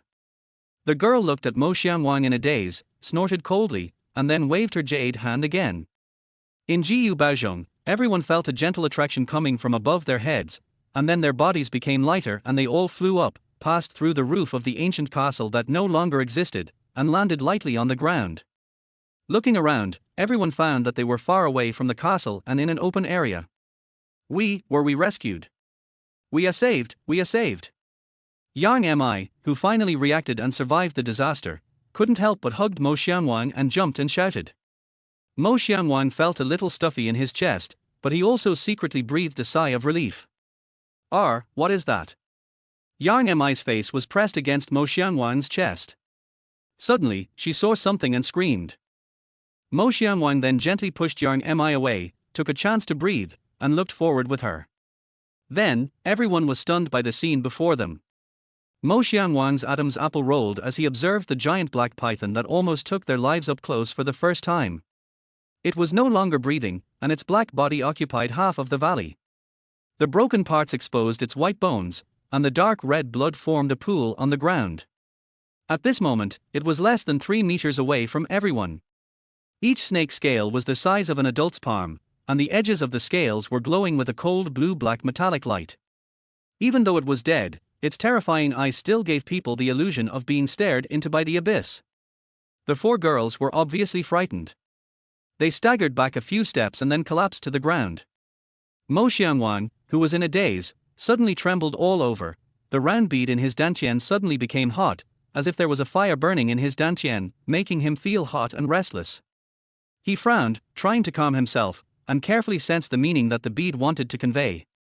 After a few seconds, he seemed to understand its meaning. He slowly turned around and said to Li Yutong behind him, "Can you transform that titanium alloy long sword you transformed for me last time?" Li Yutong was stunned and nodded quickly. Mo Xianwang grasped the long knife again, took a deep breath, and in the astonished gazes of the four women, he actually walked towards the corpse of the black python. Standing at its broken end, Mo Xianwang released his perception again, feeling the veins of this big guy, and then suddenly drew his knife. In an instant, sparks flew everywhere, and the long knife and scales rubbed violently, making a teeth-grinding sound. Mo Xianwang gritted his teeth, exerted force with his hands again, and the long knife fiercely cut open the giant python's belly. He held the long knife in his hand and moved forward inch by inch. Ding! With a crisp sound, the long sword finally seemed to hit something, and Mo Xianwang finally stopped moving. He calmly reached into the python's body. Blood gushed out and splashed all over his face, but he didn't care and continued to explore inside. Then, his fingers touched something cold and smooth. Mo Xianwang's heart moved, and he suddenly exerted force with his 5 fingers and pulled it outwards. Puff! The hot blood splashed all over him, but Mo Xianwang didn't care at all, and focused all his attention on the item in his hand. It was a transparent longbow without a bowstring. It was crystal clear and had beautiful and smooth lines, which made people feel relaxed when they saw it. It was clearly midnight in summer, but the moment the crystal longbow appeared, the air around it suddenly turned cold. This longbow clearly had no bowstring, but when Mo Xianwang held the bow, a feeling of blood connection surged in his heart. Faintly, it saw 9 shadows bathed in flames, hissing and falling towards the earth. Mo Xianwang's eyes were blank, he gripped his longbow tightly, and muttered to himself, "I'm sorry for committing myself to that beast. How can I not take back what we lost with my own hands? From today on, I will call you Sunset. Since you are a soldier, you must accompany me into battle and kill the enemy. Do not allow my country to suffer even an inch of humiliation. Blood debt must be repaid with blood." Chapter 25 Pay Your Debt. When Mo Xianwang murmured the name, Sunset, a strange vibration passed from his fingertips to his heart, as if a long sleeping life in his body had awakened. The longbow seemed to have heard his call and trembled even more violently, almost trying to break free from his hand. Mo Xianwang had to increase his strength and grip the bow deeply with his 5 fingers before he could barely control it. Snap! Above the sky, a muffled thunder suddenly exploded, like thousands of war drums beating at the same time. Mo Xianwang looked up and saw that a large dark cloud suddenly blocked the moonlight and the sky above the island. Crash! Soon, heavy rain poured down, falling on his bloody face and washing away the blood on his body. The rain can wash away the blood on his body, but it cannot wash away the sins of Junsu Kader, nor can it extinguish the hatred in his heart. In the heavy rain, the longbow trembled again. This time, Mo Xianwang clearly felt a desire to fight coming from the bow. This feeling is so wonderful. Although it is the first time I hold this bow, it feels like reuniting with a comrade who has been lost for many years. Immediately afterwards, the bow of the Sunset longbow suddenly emitted a low humming sound. Mo Xianwang was stunned, and an extremely clear thought emerged in his mind: this bow needs his blood. This idea came so suddenly and so naturally, as if it was the consciousness that had long been buried deep in his soul. Bean-sized raindrops hit the lake's surface, and millions of tiny water splashes rose and fell one after another. Countless scenes appeared before Mo Xianwang's eyes. His chest felt increasingly oppressive, and he couldn't help but roar to the sky, "Ar!" Then, he bit his fingertip fiercely and smeared the blood on the bow. The blood on the bow was not washed away by the rain. Instead, it flowed along the bow like a living thing, forming a blood-colored bowstring along the bow. Sure enough, facing Udongra devils, I, a Tianyun person, will have my blood awakened. Mo Xianwang looked up at the sky. At this moment, countless water droplets fell from the sky, covering the stars. But he could feel that there were countless eyes in the sky that he could not see, watching him. Heroic spirits, please help me. Those who observe the stars should take heaven and earth as their teachers. Xianyuan blood, we take our compatriots as our life. The sunset bow brings peace to future generations. Mo Xianwang's clear voice pierced through the torrential rain, echoing between heaven and earth. He exerted force with his arm, pulling the bow to its full length. Ikader Juanzer, pay your debt. A few kilometers away under the water, Juanzer hid himself in the cold water and quietly practiced the turtle breathing technique. He only hoped that the girl in the blue dress in the sky would treat him as a small fish in the water and not pay any attention to him. A few seconds ago, he watched helplessly as the netherworld python he had painstakingly cultivated was pulled out of the water by the blue-skirted girl with a wave of her hand, and then thrown high into the sky and smashed down fiercely. Juanzer was shocked. Is this something a human can do? A girl who looks so weak actually has such a devastating power. My small body is definitely not enough to withstand even a finger of hers. He glanced at the girl in fear and found that she didn't notice him. He dived into the water silently and swam away. What relieved him was that the stunning girl seemed to be too disdainful to attack him and did not react at all to his departure. He swam 2 miles in one breath, then turned and looked towards the island with a venomous look in his eyes. Just wait, I will definitely come back. Ikater Junseok, pay back your debt. Then he heard an angry curse. Ikater Juanzer looked up in surprise and saw a long blood-red arrow falling like a meteor, constantly enlarging in his sight. The blood in his body instantly solidified. He felt that the blood arrow had locked onto him. No matter which direction he hid, he would be hit by the blood arrow. In the moment of life and death, he could no longer care about anything else and spurted out a mouthful of blood. White bone escape.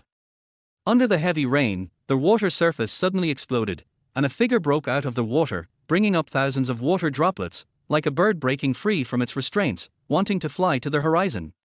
Snap! A huge bolt of lightning pierced through the sky and earth, illuminating Ikater Juanzer's smug face. Soon, the smugness turned into fear. In his sight, another blood arrow fell from the sky. The blood arrow penetrated into the thunder, and when it came out, it was surrounded by blue arcs of electricity, and pierced through Ikater Juanzer's chest fiercely. The blazing white lightning tore through the night sky, and the darkness suddenly brightened for a moment. It seemed that only this arc of lightning that penetrated the sky and the earth was left between heaven and earth. Juanzer was suspended in the air, constantly bombarded by the thunder brought by the blood arrow, and he was breakdancing like one of the best dancers in the world. Finally, his whole body turned as black as charcoal, and he fell down like a bird with broken wings, and fell into the water with a splash. Under the water, several sharks that were tired of eating raw meat seemed to smell a different aroma of meat, and scrambled to swim towards him, beginning to enjoy the delicacy bestowed upon them by God. On the small island, Mo Xiangwan stood with a bow in his hand, his figure lonely. Everyone stared blankly at the figure in the sky that was burned to ashes by the thunder, and they felt extremely happy in their hearts. He is actually of the Shenyuan bloodline. No wonder he could get this bow, and no wonder that little fox would hang around him. Above the void, the beautiful girl looked at Mo Xiangwan who was pulling the longbow, and murmured softly. She felt something in her heart and floated towards the figure. Everyone who was looking at the sky followed the girl in the blue dress, and finally, she stopped above their heads. A layer of white light surrounded her, and not a single drop of the heavy rain falling from the sky fell on her. At this moment, her beautiful eyes were staring at Mo Xiangwan with a hint of curiosity. Mo Xiangwan also looked up at her. Suddenly, an idea came to his mind and he said, "Thank you very much for saving me, young lady. However, I have another request." The stunning girl was visibly taken aback. "Your way of thanking people is quite novel." Mo Xiangwan's face did not show any embarrassment. Before the girl in the blue skirt could refuse, he spoke first. "There's a secret passage under the castle. The man who was just struck by lightning used a stone to block several mothers and children in a cave. Please help rescue them, young lady." After saying that, he took the lead in releasing his perception, extending it towards the underground. However, before Mo Xiangwan could sense the cave, the stunning girl had raised her hand again. There seemed to be a faint fluctuation in the air, and then the mother and son pairs who had escaped the disaster by hiding in the cave appeared in front of everyone. When Mo Xiangwan saw those people, his expression instantly relaxed. Thank God, the huge rock blocked the explosion for them, and those people only suffered minor injuries. Suddenly, he felt dizzy and was about to collapse to the ground. Li Yutong hurriedly stepped forward and together with Yang Mi, they supported him on both sides. Activating the sunset bow puts a huge strain on him. "Thank you, young lady." Mo Xiangwan stood still with difficulty and hurriedly thanked the beautiful girl again. Sister, why didn't you call me when you came out to play?" He wanted to ask something else when a silver bell-like voice suddenly sounded behind the girl in the blue skirt. Everyone looked up and saw a soft halo gradually lighting up behind the girl in the blue dress, and a girl about 10 years old walked out of the halo. Her appearance was about 70% similar to the stunning woman hovering in the air, but unlike the stunning girl's coldness, this little girl had a bit more liveliness in her eyes. She was wearing a pink little dress, and under the halo of light, she looked lively, cute, and lovable. As soon as the little girl appeared, she blinked her eyes, with a hint of cunning in her beautiful eyes, and flew towards her sister. When the beautiful girl saw her, a hint of tenderness flashed in her beautiful eyes. The little girl floated to the side of the girl in the blue dress, hugged her thighs, and smiled at Mo Xianwan. "Hello, little brother. I am the energetic, sunny and lovely little dragon girl, Irene Lingner's-Wades. You can also call me Linger, little brother. The one next to you is my sister. Her name is Arakia Hellaway. You can call her Chichi." Chapter 26. Be gentle. Night fell over the island, and heavy rain connected the sky and the earth. Mo Xianwan, Yang Mi and Li Yutong all looked up at the sky, where they saw two girls, one big and one small, emitting white halos around them. There was envy in their eyes. After all, this was the first time they saw someone flying. The girl in the blue skirt was about 18 or 19 years old. She had an extremely cool temperament, skin as white as cream, and eyebrows and eyes as beautiful as a painting. She was tall, with a head of black hair tied up with a white jade hairpin, and a few strands of hair hanging in front of her, adding to her extraordinary appearance. On the ground, everyone was soaked by the heavy rain, but they all raised their heads, as if they were singing to the sky with their necks bent. The girl in the blue dress watched the scene quietly, her brows slightly furrowed, a barely perceptible displeasure flashing in her eyes. Then, she gently waved her jade hand, and the people on the ground didn't have time to understand what her action meant. A miracle happened. In the sky, the dark clouds seemed to be pushed away by an invisible hand and quickly drifted away, and the heavy rain stopped instantly. On the ground, the accumulated water that had not yet dissipated reflected the bright moon in the sky, swaying. "Wow, a god? Are you a god?" Yang Mi's eyes were full of stars and she looked incredible. Mo Xianwan also looked at him with longing. "Isn't he this, the person I dreamed of when I was a child? If I knew this skill, which goddess wouldn't throw herself into my arms? It's nothing, just a little trick." The cold woman spoke calmly, as if changing the weather with a wave of her hand was as easy for her as eating and drinking water. Her calm demeanor made the three people's eyes look at her with even stronger admiration. This is the demeanor of a master. No one noticed that behind the stunning girl, a cunning look suddenly flashed in the eyes of the little girl in the red dress. She squatted down slightly and suddenly grabbed her sister's skirt with her little hand. "Sister, beauty is the most perfect work of art gifted by God to the world, and should not be blinded by mundane things." The little girl shook her head like a little charlatan, then grabbed the hem of her sister's skirt and yanked it down. "Hey, go." Mo Xianwan held his head high, staring wide-eyed without blinking, afraid of missing something he shouldn't see. Yang Mi and Li Yutong were also shocked by this little sister who was a traitor to their elder sister. The stunning girl in front of them was the fairy in their hearts that could not be desecrated. Snort. The stunning girl snorted coldly. The embarrassing scene that everyone expected did not happen, and Mo Xianwan also showed a hint of disappointment on his face. Then he realized that his expression was not right, and immediately became indignant, staring at the little girl who called herself Linger. The little girl looked surprised. "I used all my strength to suck my sister's breasts, but why didn't my sister's skirt move at all?" She was unwilling to give up, so she grabbed the hem of the skirt again and pulled it down again and again. However, the skirt did not move at all. Mo Xianwan's heart was also working hard along with the little girl's movements. On the surface, he looked nervous. The cold girl's next words shattered his fantasy. "Linger, stop it. My sister's robes are infused with spiritual power. You can't pull them off." After she finished speaking, she flicked her sleeves lightly, and a gentle spiritual power lifted her sister up and slowly threw her back to her original place. Just from this one moment, everyone could see how tolerant and doting the stunning girl was towards her sister. The little girl had an unwilling look on her face, pouting her lips, her eyes rolling around, and I wonder what bad idea she was up to.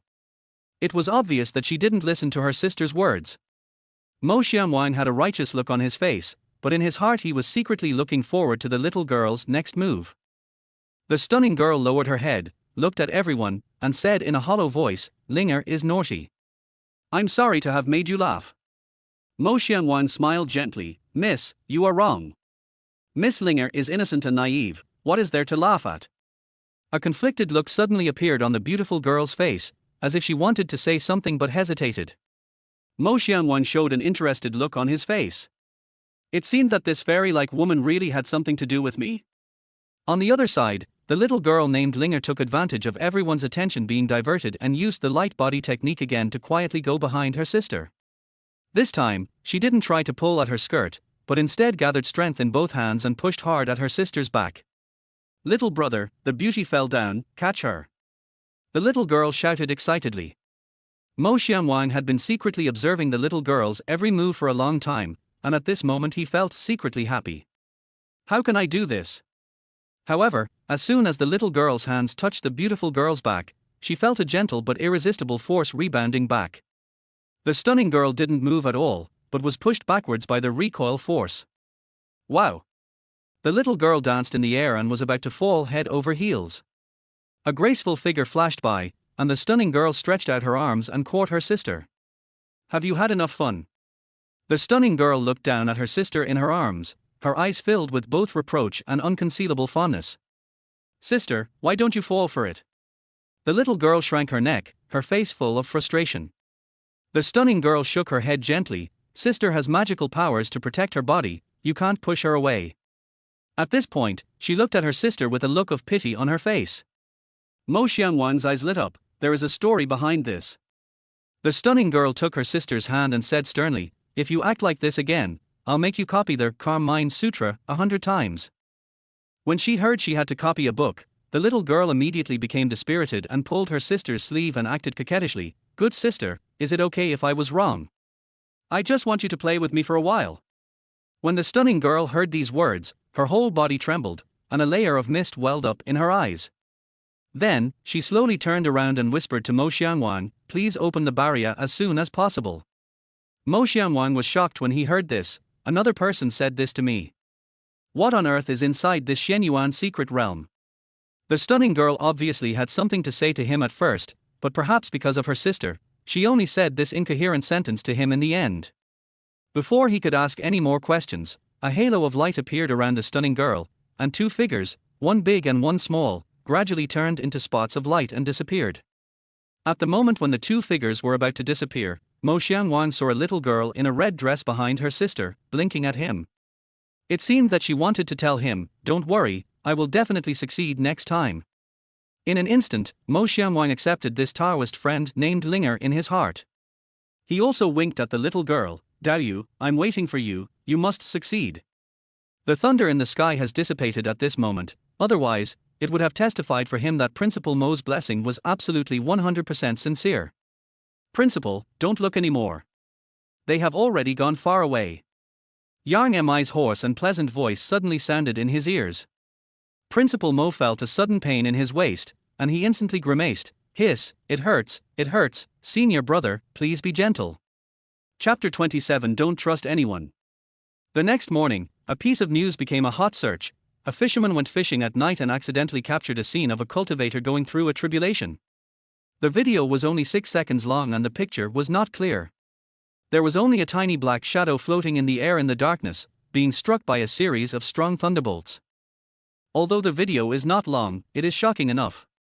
Enthusiastic netizens were instantly shocked when they saw this. The first person to cultivate immortality through science, my fellow Daoist, your tribulation is about to fail.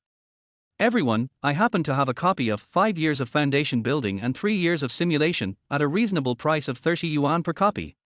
Sister-in-law, don't turn around, I lied to you yesterday. I hope I won't be struck by lightning. Oh, it's all because you're so charming. Honest Archian, I think this video should be real. How can an ordinary person fly? Besides, who dares to be struck by lightning? Enthusiastic citizen Mr. Wang said, "At official, come out quickly, it's a movie special effect." A cold wind blows overnight, the innocent girl is abandoned and is sincerely looking for a boyfriend. She has a delicate body and a lowly voice, wears black JK stockings and has long legs. She can fly all over the country. The wind dried the loneliness. The person upstairs sent me a private message. Hematopoietic stem cells, leaked photos. Sun Yu looked at these comments with a look of both laughter and tears on his face. As a young man in his early 30s with no money, no house, and no savings, but who is honest, kind, hardworking and ambitious, the phrase he hears most recently is, "Don't be sad, just live well." He couldn't figure it out. What had I done wrong? Why did I need comfort just to be alive? Later, he fell in love with fishing. He came up empty-handed again last night. He originally wanted to take a selfie and post a sad message, but unexpectedly, he accidentally captured the scene of a great immortal cultivator overcoming his tribulation. As he was sighing, he suddenly heard a ringing sound from his trouser pocket. He was startled and picked up the phone. At this moment, Mo Xianwang, the instigator of this hot search event, was lying comfortably on a small boat. The stormy night finally passed, and it was another sunny day. A few white clouds floated in the blue sky, and the breeze blew across the lake, creating ripples on the water. The small boat floats gently in the water. Mo Xianwang rested his hands behind his head, closed his eyes contentedly, and smiled contentedly. This is life. Poochie. A crisp laugh sounded at the stern of the ship. Principal Mo was stunned for a moment, and then the smile on his face became even wider. The one who laughed was actually Yang Jinyu. After a big battle last night, for safety reasons, everyone agreed to leave the island after dawn. After everyone separated, Mo Xianwang specifically approached Yang Jinyu, "Sister Jinyu, who said you would bring bad luck to others. Look, now we have not only avenged ourselves, but also rescued our compatriots, and I also got sunset. If you ask me, you should be the goddess of luck." When Yang Jinyu heard this, her eyes instantly became wet. Mo Xianwang had comforted her when they were in the hall, but now, when they had truly survived the disaster, this comfort seemed even more convincing. For the first time in her more than 20 years of life, she felt that she was not a disaster star. Finally, not everyone avoided her when they saw her. At the boat was being driven by a woman they had rescued from the underground cave.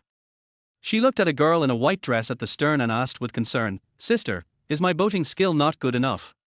You look a little pale." At the stern of the boat, Yang Mi was lying in Yang Jinyue's arms, feeling drowsy. Not only was her face pale, but her legs were also shaking. "Sister, don't worry.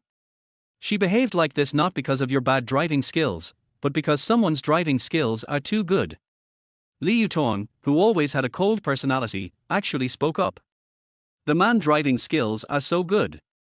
The older sister who was driving the boat looked puzzled. If she was such a good driver, why was her face so pale? Yang Jinyue's pretty face turned red when she heard that. She glanced at Li Yutong with a reproachful look and reached out to help Yang Mi brush the hair off her face. Last night, after the stunning girl in the blue dress left, the jealous Yang Mi went to find Mo Xianwang. Then she didn't sleep all night. Li Yutong, Yang Jinyu and Chenxi, who had excellent hearing, also did not sleep all night. When they heard Li Yutong's teasing, Mo Xianwang blushed and closed his eyes and pretended to be dead. Crash! Suddenly there was a sound on the water surface, and a big fish shining with silver light seemed to be in poor health. It did not satisfy their wife and was driven out of the water by her. As the three women stared in amazement, the big fish drew a shining arc in the sunlight, and then, bang! With a muffled sound, the world suddenly became quiet. The big fish, which was estimated to weigh at least 3 pounds, hit Mo Xianwang's vital part between his legs as if it had been guided by a navigation system. "I told you to show off." Ouch! A heart-wrenching howl rose into the sky, startling several water birds on the water in the distance. Principal Mo could no longer pretend to be dead. He curled up like a cooked shrimp, covered his vital parts with his hands, and rolled over in pain on the boat. All three women were stunned. Soon, chaos broke out on the ship. Yang Mi, who had been drowsy, miraculously opened her eyes and was the first to rush forward and hug Principal Mo into her arms. "This damn fish, Principal Mo, are you okay?" After saying that, she wanted to do something to help, but soon found that she could do nothing. "This fish, it's too accurate." Li Yutong also widened his eyes, not knowing whether to laugh or cry. Par. They were at a loss as to what to do when the culprit suddenly flapped twice on the deck, drawing everyone's attention again. "Is there something in the mouth of this fish?"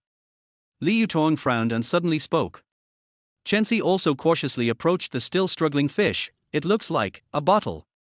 As she spoke, she moved with lightning speed and took out a small glass bottle from the fish's mouth. In the sunlight, the glass bottle gleamed, and there seemed to be a piece of paper rolled up inside. It seems, a message in a bottle. Mo Xianwang finally exhaled, enduring the pain and propping himself up. Wait a minute, forget about the bottle, what about the fish? Don't let it get away. Oh, it's already jumped back into the water. Yang Jinyu spread her hands and looked at the circles appearing on the water with regret. Mo Xianwang stared at the lake with gritted teeth, his face full of anger. Li Yutong, however, held the message in the bottle and looked curious. What do you think is in this? Just open it and you'll know. Yang Jinyu also changed the subject so that Principal Mo could forget the pain. Mo Xianwang sighed helplessly and slowly sat up. His vital parts were still burning. Seeing everyone's eyes looking at him, Li Yutong carefully opened the bottle and took out the note inside. When she unfolded the note, everyone held their breath and saw 2 lines of beautiful small words written on it. What you see may not be true. Don't trust anyone. Everyone frowned as they watched. What did this mean? It seemed like a reminder not to trust others easily. But why didn't he just say it directly? Instead, he hid it in the fish's mouth. How could he guarantee that the fish would deliver the letter? And who was the letter supposed to be delivered to? Everyone was confused. Suddenly, a gust of wind blew, and the note in Li Yutong's hand was swept away by the sea breeze. It fell into the water and drifted away with the waves. The young men felt a little regretful, but no one took it seriously. After all, the words on the note looked more like a madman's prank. Ignorance is a kind of happiness. Sometimes it can make people foolishly and live happily. However, ignorance is sometimes a sin, causing people to turn a blind eye to an impending disaster. Don't forget that they were enjoying the beautiful scenery in the bright sunshine of the south, but in a northern city, a heavy rain was brewing. The rain finally fell. At first it was just a few scattered drops, but soon it turned into a downpour, hitting the asphalt road and splashing pieces of broken water. A young man was walking on the road, soaked all over, with rain running down his cheeks like tears, but colder than tears. Let's break up. 10 minutes ago, a quiet and elegant woman gently said this to him. Her voice was as gentle as ever. When she said this, she was holding a pink umbrella in her hand. The umbrella was slightly tilted, covering most of her face, leaving only her pointed chin and lips painted with light lipstick. He opened his mouth, his throat seemed to be blocked by rain, and finally squeezed out a sentence. Why? Chapter 28 I Want Your Eyes. The woman didn't answer, her eyes looking over his shoulder at the corner across the street. There was a black car parked there, its headlights on, flickering in the rain. He followed her gaze, and the car window rolled down, revealing a man's face, gentle, yet with an air of nobility that could not be concealed. The man in the car tapped his fingers lightly on the steering wheel, as if he was showing off, or as if he was impatiently urging someone. He doesn't know much about cars, but he recognizes the logo and knows it's very expensive. He understood, and his eyes turned sad. The woman looked at him, her eyes were calm, even with a hint of pity, as if looking at a drowned dog. You can't give me what I want. Her voice was gentle, but her words pierced his heart like a knife. When they were chatting about the future together, she once said, You can't give me what I want. At that time he thought she was joking, but now he realized that there had been signs of everything, but he was too stupid to understand. I can try, he said with difficulty. No. Some things cannot be obtained through hard work. After saying that, the woman stepped into the black car.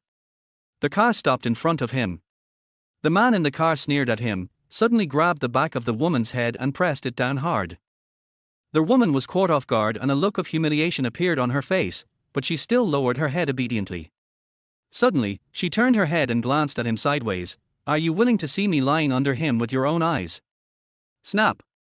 A flash of lightning pierced through the sky and earth, and he seemed to be struck by lightning. The rain washed over his body, making it freezing cold. The moment the car door closed, he heard a gentle voice coming from inside the car. All women have a price. They only ask for gifts from men who have no money. And for rich men, they just ask for their phone number. Oh, and sometimes the room number too.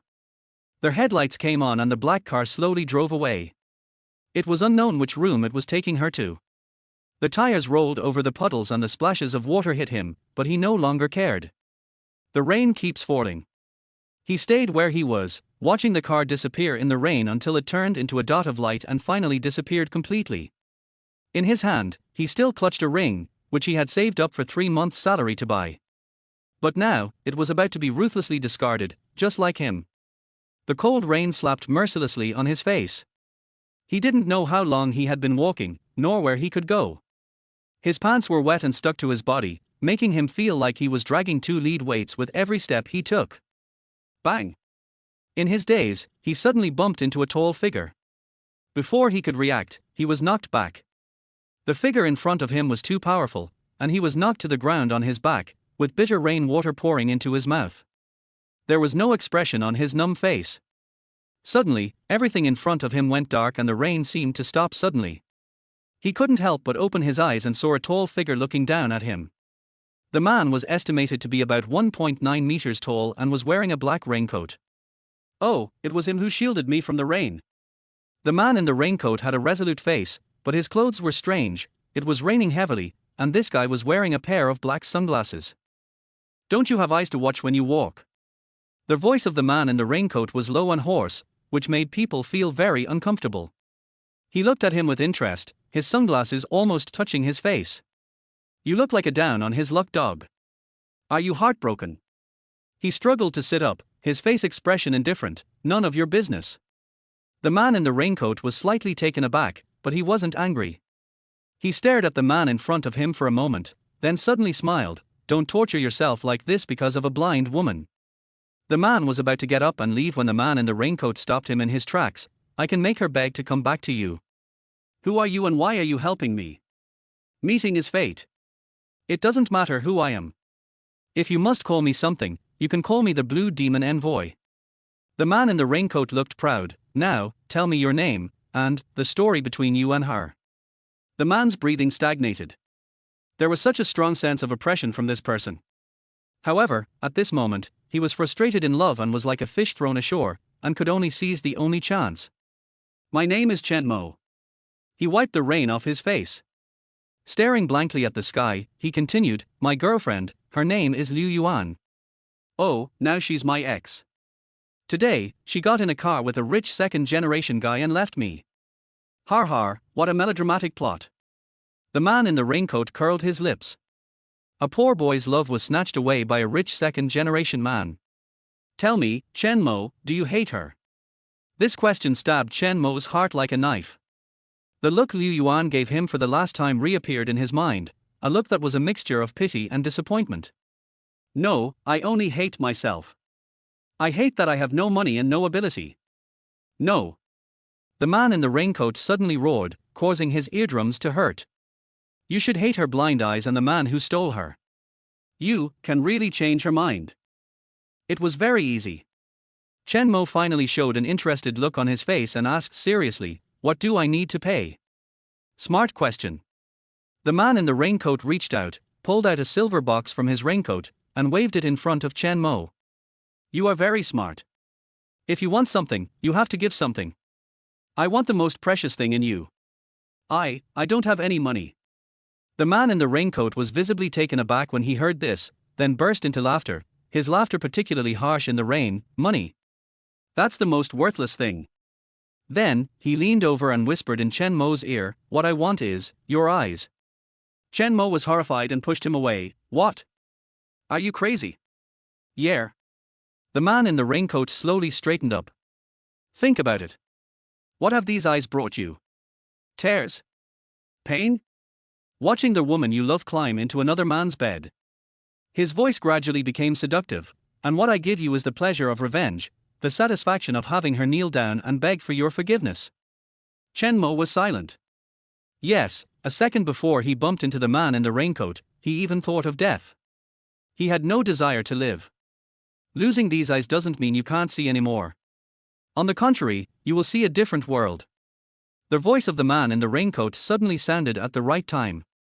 In the rainy streets, everyone took shelter in their warm homes, except Chen Mo, the man abandoned by the world, whose figure was hidden by the rain, weighing the temptation of the man in black. Chen Mo, look. The man in the raincoat suddenly raised his voice, and Chen Mo's attention was unconsciously attracted. The man in the raincoat raised his hand and took off his sunglasses. The scene in front of him made Chen Mo gasp. Under his sunglasses, his eye sockets were empty, with only two hideous scars. Your eyes. My eyes are dedicated to my great king. Take 1 minute to tell me your decision. In 1 minute, I will leave. Chapter 29. Let us set a small goal first. Who is the king you are talking about? Chen Mo couldn't help but ask. The king is the king. I can take your eyes on his behalf. In return, you will gain some gift. For example, the ability to see into people's hearts. He took a step forward. Imagine that you can see through all illusions, that you can manipulate people's hearts, and that you want to make that woman regret it to the core. Chen Mo looked at the man in the raincoat who had put on his sunglasses again and gritted his teeth. When does it start? The man in the raincoat smiled happily. It's very simple. Just close your eyes and count to 10 with me. When you finish counting, it's over. It won't hurt at all, I promise. Let's start. Chen Mo took a deep breath and closed his eyes. The man in the raincoat said in a very gentle voice, "As you wish, count, my dear friend." 1. Chen Mo opened his mouth, and the cold rain slid down his cheeks. 2. Liu Yuan's ruthless eyes appeared in his mind again. 3. The scene of the rich second generation clasping his hands on the back of Liu Yuan's head. 4. His parents died in a car accident and he cried helplessly. 5. The landlady shouted as she urged the tenant to pay the rent. 6. Colleagues whispered about him behind his back. 7. The man in the raincoat's breath sprayed on his face. 8. A strange numbness spread from the eyes to the brain. 9. I can no longer hear the sound of rain. 10. The man in the raincoat finally finished counting. 10 seconds seemed like a lifetime. Darkness, pure and absolute darkness before my eyes. Open your eyes. The voice of the man in the raincoat seemed to come from far away. Chen Mo did as he was told subconsciously, and then he was stunned. He could actually see, well, not with his eyes, but he couldn't explain it clearly. The rain was no longer rain, but countless transparent energy threads. The man in the raincoat was no longer a human, but a wriggling black shadow. Further away, a ball of light appeared above the heads of the people in the houses. What are these? Chen Mo's voice sounded a little hoarse. The truth. The man in the raincoat said enthusiastically, "Welcome to the real world, my friend." Chen Mo was trembling all over. He raised his hand and touched his face. What am I seeing? Emotions, desires, the colors of the soul. The man in the raincoat looked like he was sharing a common hatred for his enemy. Now, tell me, where do you want to start your revenge? Is that bastard who stole your woman married? Chen Mo also looked resentful. I don't know, but we can go check out who's in his house. The man in the raincoat smiled. That's right. Let's go, my friend. The great demon king will eventually descend upon the world. When Mo Xianwang stepped on the city road again, he felt as if he was in another world. He was a little impatient to go back to school, to his own lounge with separate wet and dry areas, and have a good sleep. However, when his eyes fell on several pairs of mothers and children, his heart moved. What should they do? Bringing it to school, definitely not allowed. There is a group of hungry wolves and tigers in the school, the children must not hear that kind of noise. Renting a house doesn't seem to be a good option. Seeing Mo Xianwang standing there, staring deep in thought, with an expression changing constantly on his face, everyone stood by and waited. I want to buy a house. Mo Xianwang suddenly shouted, his voice filled with uncontrollable excitement. Everyone. What does this have to do with anything? He was just walking around fine, how come he suddenly bought a house? Principal, who are you going to buy a house for? Yang Mi spoke for everyone. Give it to them. Mo Xianwang pointed to several pairs of mother and child. Several mother and child pairs showed surprised expressions on their faces. The woman who was rowing the boat quickly waved her hands and said, "No, it's not possible." Mo Xianwang ignored everyone's reactions and walked straight up to Go Fugui. Uncle Go, I've come up with a way to double the housing prices in the school area within a year. The method is very simple. He has already selected several candidates in his mind. He wants to use Tianyun's film and television resources to make some young actresses famous. At that time, I will find some keyboard warriors to accidentally spread the word that these little girls all live in this community. Wherever idols live, there are always some enthusiastic fans who come to take a look. After seeing it, I can't help but think, how happy would it be if I could live in the same community with my idol? Who among those who chase stars is short of money?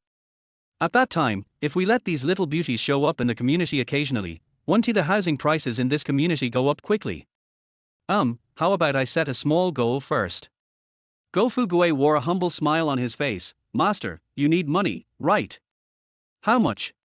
This is very comfortable, Uncle Go is Uncle Go. Mo Xianwang held up 2 fingers, 200 million. As soon as these words were spoken, the air around them suddenly became eerily quiet, and the expressions of the 4 girls froze on their faces. 200 million. Yang Mi practically yelled, you can afford me with 200 million. Li Yuton snorted contemptuously, oh, you're inlaid with gold. 100 million is enough for me. Yang Jinyu had already started counting on her fingers. I make 500 yuan a day as a car model. If I make 200 million yuan. Her voice became smaller and smaller, and she was obviously shocked by this astronomical figure. Chen's face flushed crimson, and she glanced at everyone shyly. 380,000 is enough for me. Is this the account I gave you? Go Fuguei's tone remained calm. Mo Xianwang just nodded faintly. Master, please wait a moment. After Go Fuguei said this, he made a phone call. 5 minutes later, a pleasant text message ringtone rang, and 200 million yuan arrived in the account just like that. 200 million, is it that simple? Yang Mi asked in disbelief when she saw the satisfied expression on Mo Xianwang's face. Mo Xianwang shrugged, what else? All right. Mo Xianwang patted Yang Mi's head and glanced at everyone. Let's go to the sales office together. 3 o'clock in the afternoon is the hottest time of the day. There are usually no customers coming to the store during this time period, and 5 sales ladies in black silk short skirts are bored and watching short videos. Oh, I haven't made any sales this month. If this continues, I'll have to consider changing my career. A woman played with her new manicure, looking confused. Her name is Li Xiaoman. She is the best dressed and the most beautiful one in the sales office. Change careers. Where can we change to? What industry is good to work in now? Another girl curled her lips. Her name is Zhang Meng. She just turned 19 and is the youngest here. She spoke with a sweet, innocent tone. My cousin works at an internet company. She said the layoffs there are even more severe. A woman leaning against the sofa suddenly lowered her voice. Have you heard? Zhang Ya, who worked here before, was the one who was taken away by the rich second-generation man. She got married last month, and the man's family gave her a 1 million yuan betrothal gift. When the other 2 heard this, their eyes immediately lit up, and even the woman next to them who had been looking down at her phone raised her head. Really? 1 million. Li Xiaoman stood up instantly and raised her voice. Isn't she just a country girl? She's not that good looking. I'm lucky. Zhang Meng said sourly. She happened to be free that day, and that rich kid came to look at the house for a while and asked for her WeChat. As she spoke, her eyes drifted off into the distance. If I had the opportunity, I would resign immediately. Come on. The girl, looking down at her phone, sneered and interrupted. Do you think those rich second generations are stupid?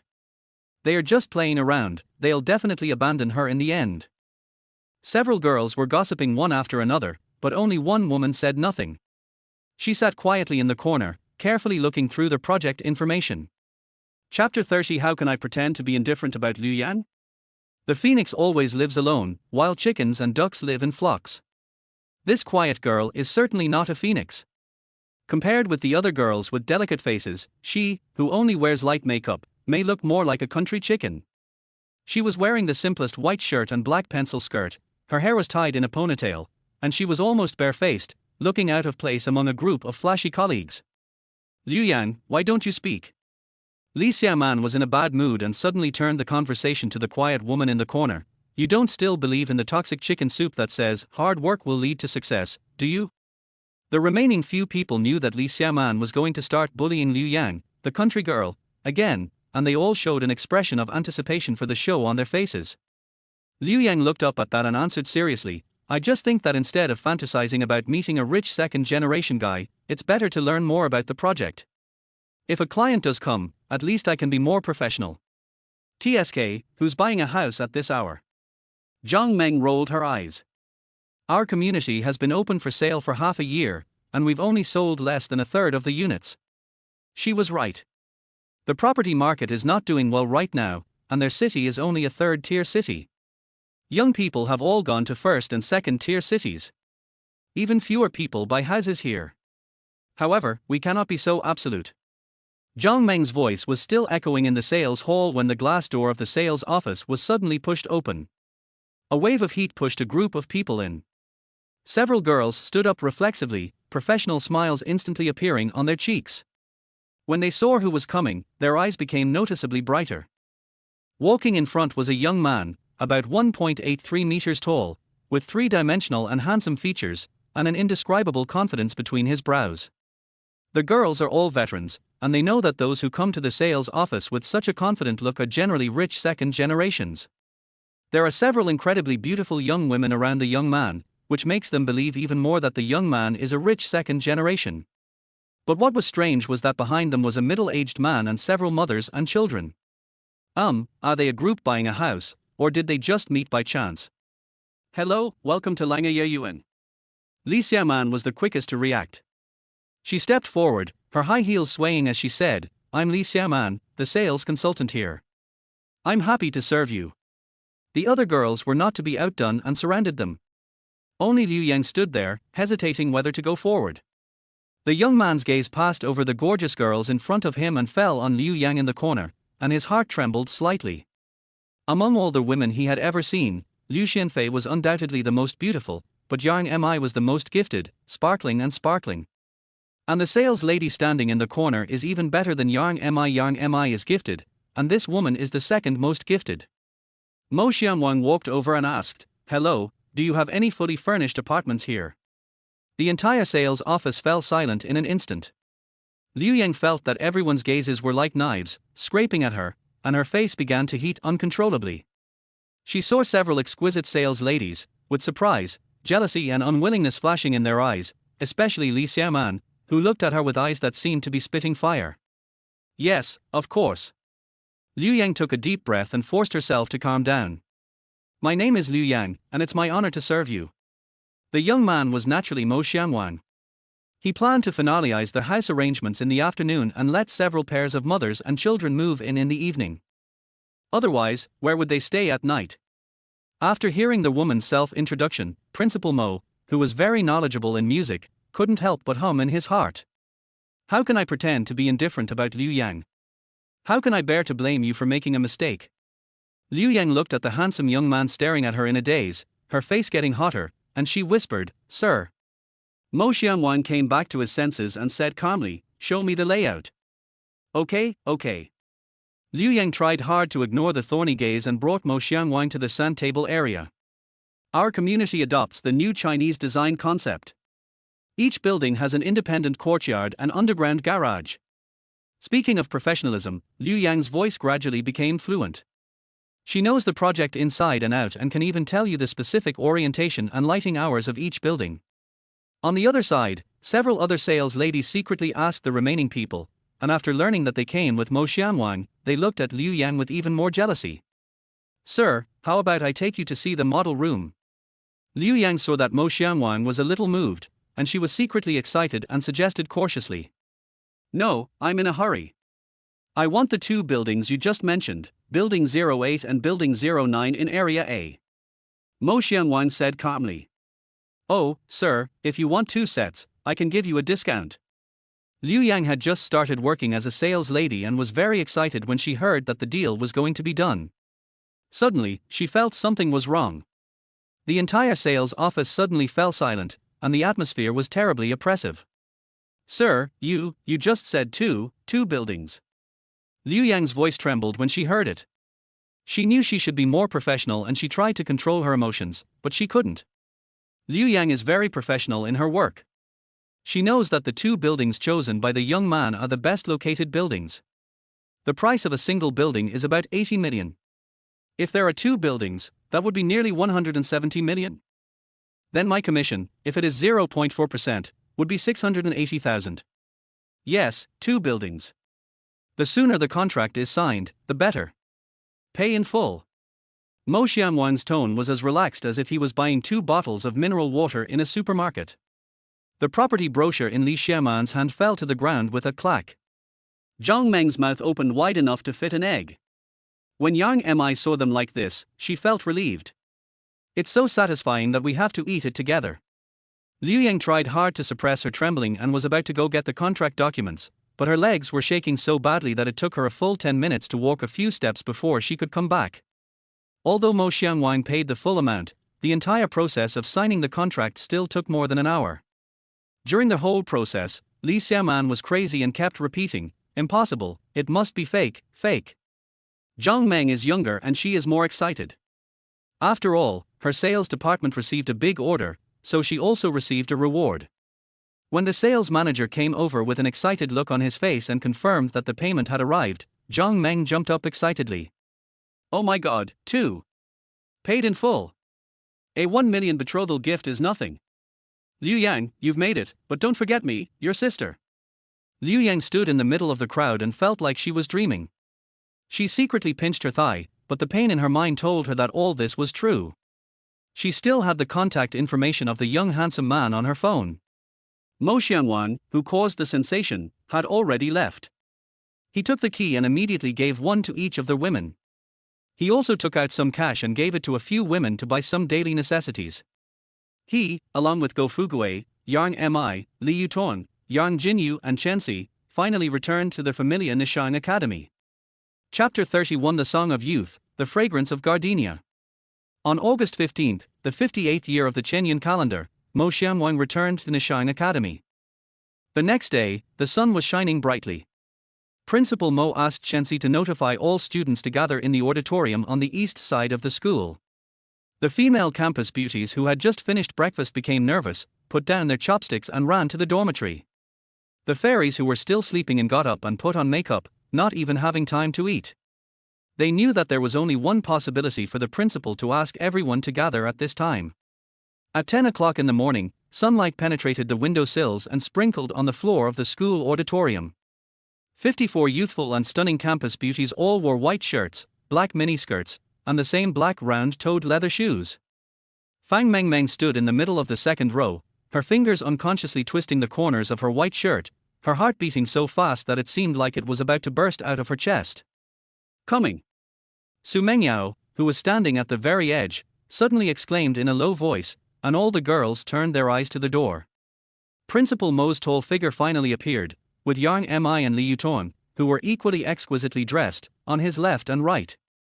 Following behind him was Go Fugui, who cheered up all the girls, as well as the principal's secretary Chen Si and a girl none of them knew. When Mo Xianwang stood on the podium, all the girls felt their breathing stop. Because there was a middle-aged man standing next to him, Go Fugui, the director of the admissions office of Zhongzhou Film and Television Academy, holding a thick brown paper bag in his hand. "Classmates." Mo Xianwang wore an intoxicating smile. "Congratulations. Now, let Director Go fulfill his promise." Having said just this, he stepped aside. Li Yuton glared at Yang Mi in reproach, "It's all your fault. You didn't let the principal get a good rest at night." Yang Mi smiled sweetly and said nothing. When Go Fugui stepped forward, the auditorium suddenly became very quiet. 54 pairs of eyes stared at the paper bag in his hand without blinking, because it contained a piece of paper that could change their destiny.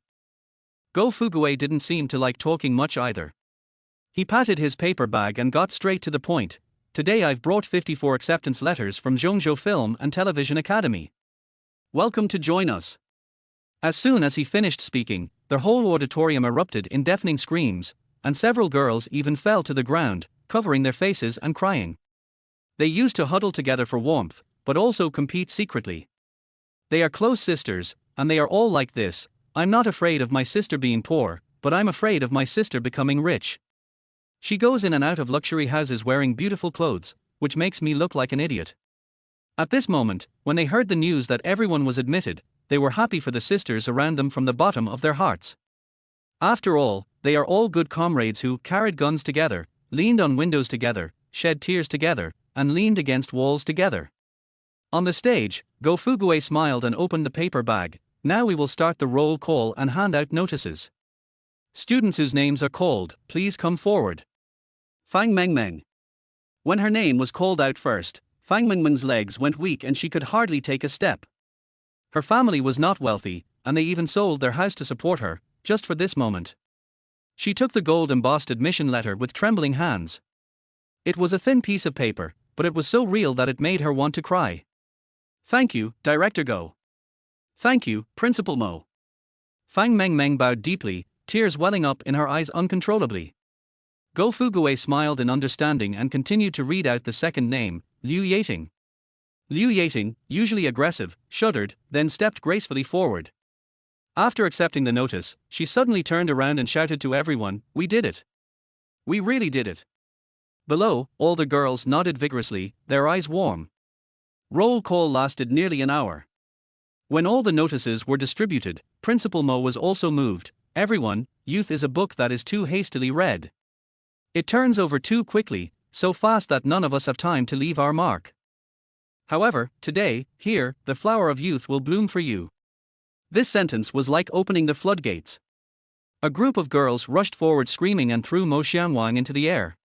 Some people took out the ribbons they had prepared long ago and sprayed them everywhere, while others hid in the corner and secretly called their mothers far away in their hometown, with sobs mixed in with their laughter. Suddenly, someone brought in a speaker, and familiar music started playing. The girls unconsciously started dancing the dance they had rehearsed countless times. Only this time, there was no strict formation, no teacher's correction, only pure joy. As they danced, they started crying. The carnival gradually subsided and someone suggested taking a group photo. A group of people were crowded together, squatting in the front row, sitting in the middle, and standing in the back row. Mo Xianwang and Go Fugue were gathered in the center. The girls all held golden acceptance letters in their hands, like a burning fire of dreams. 3, 2, 1. Dreams come true, see you in Zhongzhou. 54 voices shouted in unison. The auditorium gradually became quiet, and after the excitement, the sadness of parting began to spread.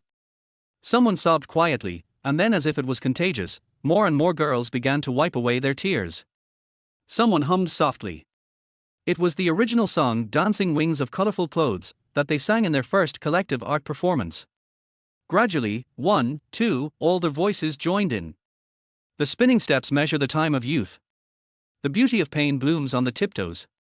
We in the mirror grow day by day. Tears and sweat will eventually turn into wings. Please don't be sad when you say goodbye. Our dream has just begun.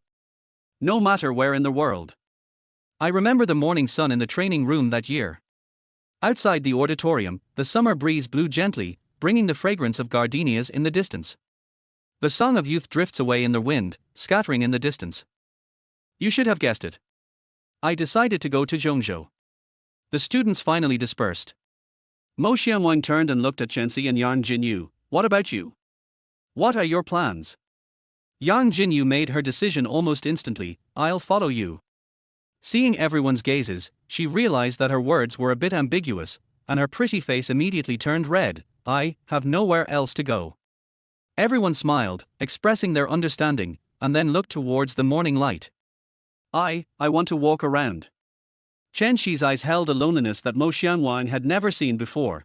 I've been carrying out missions all these years, but in the end.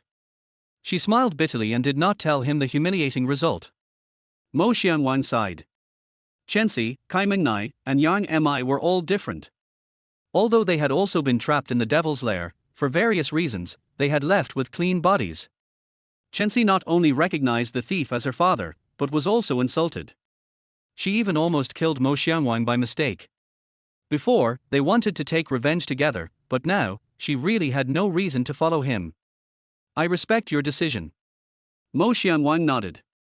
After all, this time, I am not sure about going to Zhongzhou. If Chenxi can live a peaceful life in the future, it may be a good destination. Chapter 32, Zhongzhou, a den of dragons and tigers. Mo Xianwang decided to set off for Zhongzhou tomorrow. Liu Xianfei's birthday is on the 7th day of September, which is only more than 20 days away from today. She was the woman he had been waiting for 10 years, his destined fairyland, and he didn't want any accidents to happen. In the afternoon, he approached Go Fugue alone and asked, Uncle Go, can you tell me about the situation in Zhongzhou? Go Fugue wore his usual humble smile, but his tone was unusually serious. Zhongzhou is a den of dragons and tigers. There's no other way, I have to go. Mo Xianwang's voice was very soft, even with a hint of sarcasm. Master, it's because of that angel-like girl. Heavenly Fairy, this title suits her very well. I can't just sit there and watch others take the fairy honey. Har har har, Master is right. No one can snatch the Master's woman away. Go Fugue laughed heartily, his tone tinged with pride. Zhongzhou is now divided into three parts. The Qian, Jing, and Hu families control the real estate, pharmaceutical, and internet entertainment industries, respectively. He reached out, dipped his hand in the tea, and drew a circle on the table. Let's start with the Qian family. The patriarch, Qian Wanwangwen, is known as their Iron Abacus. He's bought up 40% of the land in Zhongzhou.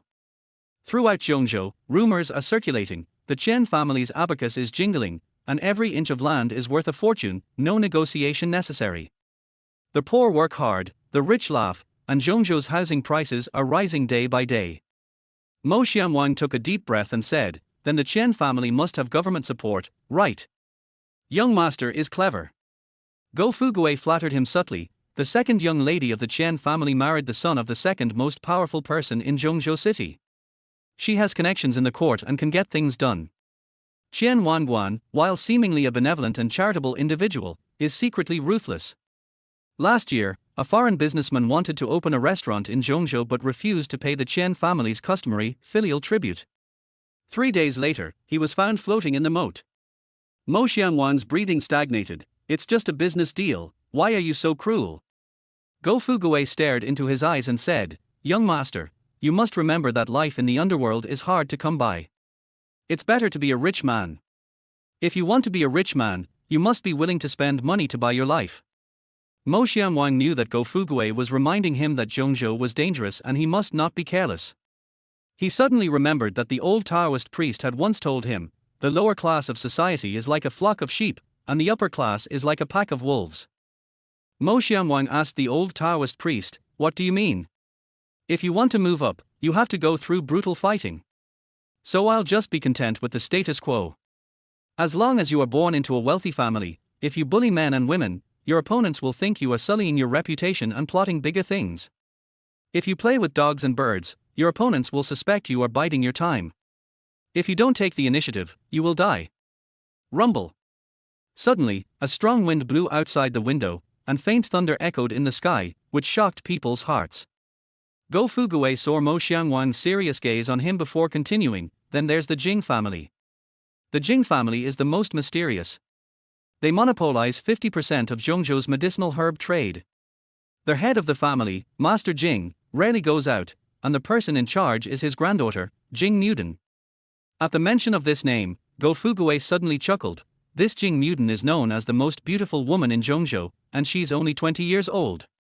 She's well versed in pharmacology and is said to be able to kill people without them even noticing.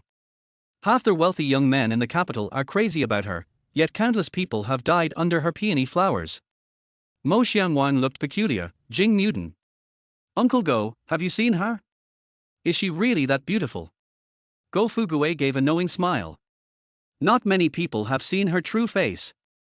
I caught a glimpse of her from afar at a dinner party last year. She is indeed as fair as cream, with eyes and eyebrows as picturesque as a painting. One smile can captivate a city, and another can captivate an entire nation. He paused, then whispered, Zhongzhou's evaluation of her is, the peonies blossomed in the capital, and a beautiful woman's smile brought out her charms. But who knew that beneath the flowers lay the bones of her infatuated lover? Mo Xianwang's eyes became more and more solemn. Zhongzhou was indeed a den of dragons and tigers. It was not comparable to a small third-tier city like theirs. Finally, the Hu family. Seeing that Mo Xianwang had digested the news, Go Fugue continued, they control most of Zhongzhou's film and television entertainment companies, and have recently extended their reach into the internet sector. The head of the family, Hu Sanbian, is known as their thousand-faced fox. It's said that no one has ever seen his true face.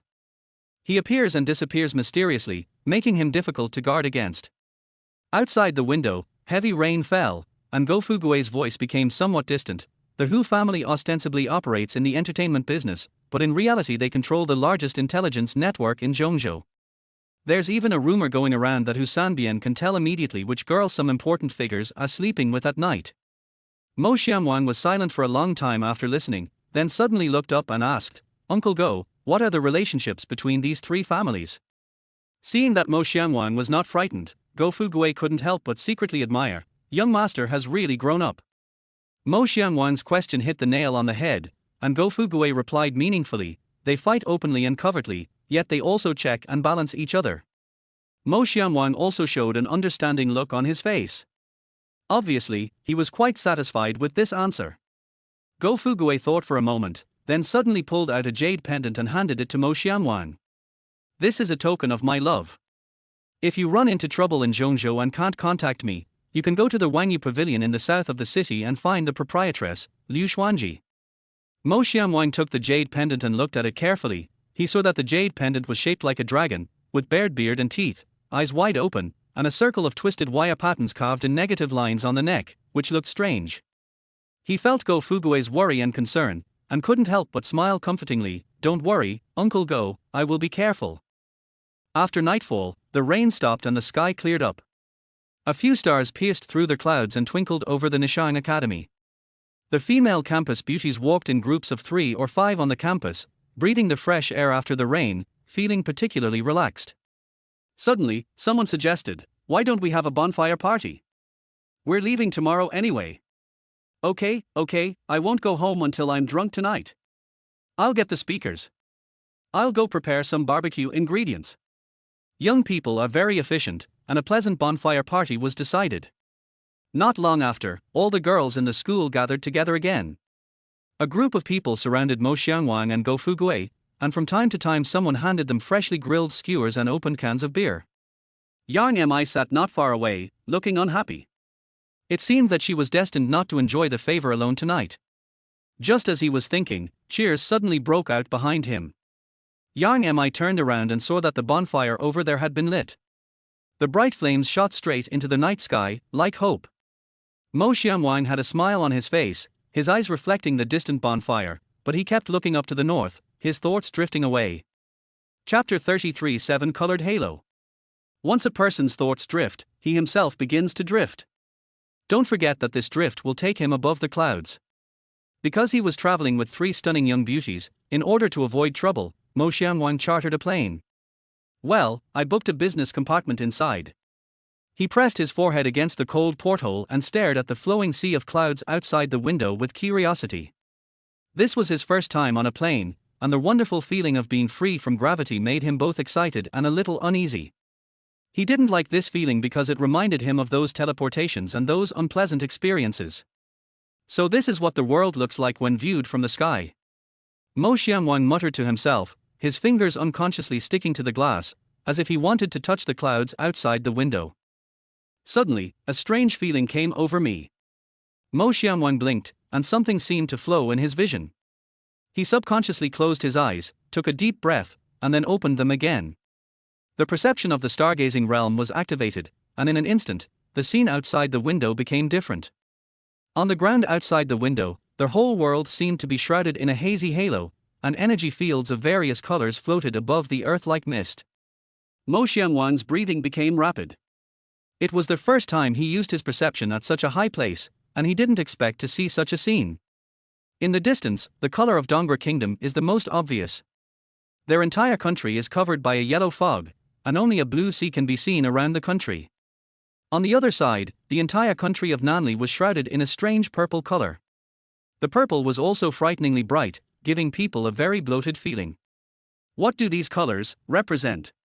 Mo Xianwang murmured softly, his fingers tapping unconsciously on the glass. He also noticed that there were several 7-colored light spots scattered across the territory of Tianyun Kingdom.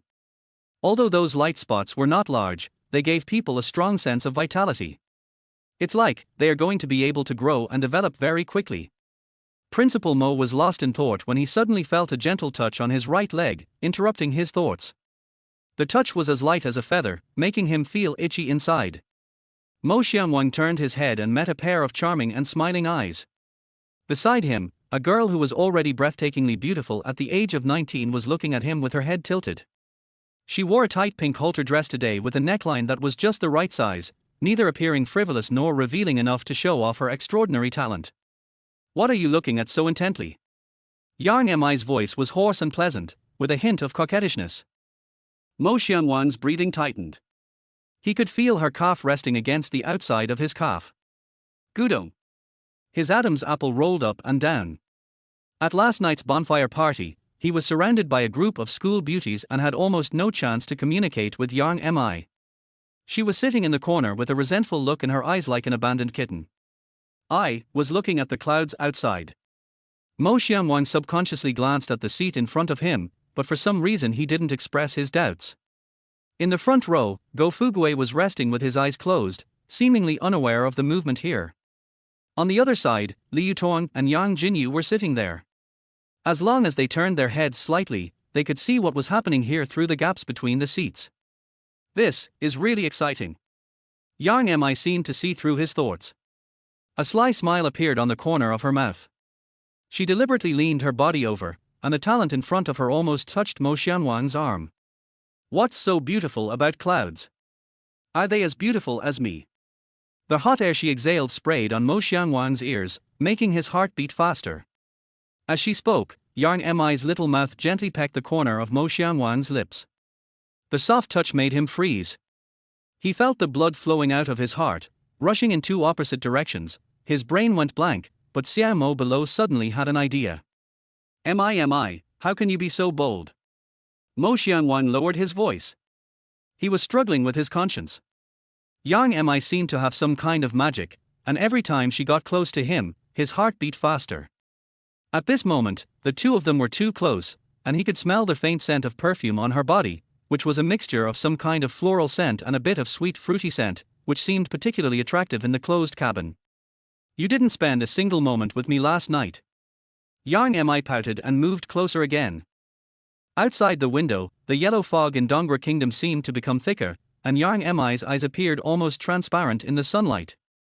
Two completely different emotions hit Mo Xianwan's senses at the same time, making him confused and inexplicably excited. Principal Mo was struggling with his conscience when Yang Mi suddenly leaned close to his ear and said, "Did you know that the business class bathroom is much bigger than the economy class one?" Mo Xianwan's pupils suddenly contracted, a naked hint. Suddenly, Liu Tong's crisp laughter came from the back row, and then Yang Jinyu also whispered something. Mo Xianwan's body tensed up instantly. He felt that he could no longer resist, but Yang Mi seemed even more excited. Even if they saw it, what can they do? Her eyes gleamed with mischief. After she finished speaking, her snow-white little hand suddenly stretched forward, and Mo Xianwan was quick to grab it subconsciously. No matter what she wanted to do, Mo Xianwan had to stop her. He enjoyed this dangerous ambiguity, and the excitement of being actively pursued by a stunning young beauty. However, his upbringing did not allow him to do anything here. Yang Mi smiled charmingly and suddenly withdrew her hand. Just when Mo Xianwan thought the torture was about to end, she put her hands on both sides of her skirt again. Her suspender skirt is a latest design with two cutouts at the waist, revealing a hint of fair skin. There is a zipper on both sides of the skirt. I'll count to 3. Yang Mi's voice was so soft that only he could hear it. If you don't stop me, I will start. She looked him straight in the eyes, and her red lips parted slightly. 1. Mo Xianwan only felt dizzy. The yellow fog of Dongra Kingdom outside the window seemed to expand again, and the smell of perfume on Yang Mi seemed to become stronger. 2. Yang Mi's fingers hooked on the zipper. Mo Xianwan's breathing became rapid, and he could feel his reason and desire fighting fiercely. Suddenly, the plane shook violently, and Yang Mi lost her balance instantly and fell forward. Dear passengers, please fasten your seat belts. We are passing through a period of unstable airflow. The sweet voice of the flight attendant came from the radio. Yang Mi was furious. Oh, God won't even give me a chance. Mo Xianwan finally closed his eyes, took a deep breath, and tried to calm his pounding heart. When he opened his eyes again, the scene outside the window made him forget all the restlessness in an instant. Zhongzhou City was approaching. Inside the city, the small black halo suddenly grew much larger. Chapter 34 Xieyar. Yang Mi understood men very well, and naturally knew that once something was interrupted, men would lose interest in continuing. So she was much quieter in the second half of the journey. Behind them, Liu Tong and Yang Jinyu smiled at each other and winked at each other knowingly. After arriving in Zhongzhou, Go Fugui's reminder was still ringing in his ears, and Mo Xianwang felt that he should keep a low profile. So, a few people rented a homestay not far from Yanji building. Yang Mi, Liu Tong, and Yang Jinyu are all top beauties, and the BB should be quiet and independent, and not easily disturbed. Go Fugui has already left, and Mo Xianwang has arrived in Zhongzhou. There are some things he needs to prepare in advance.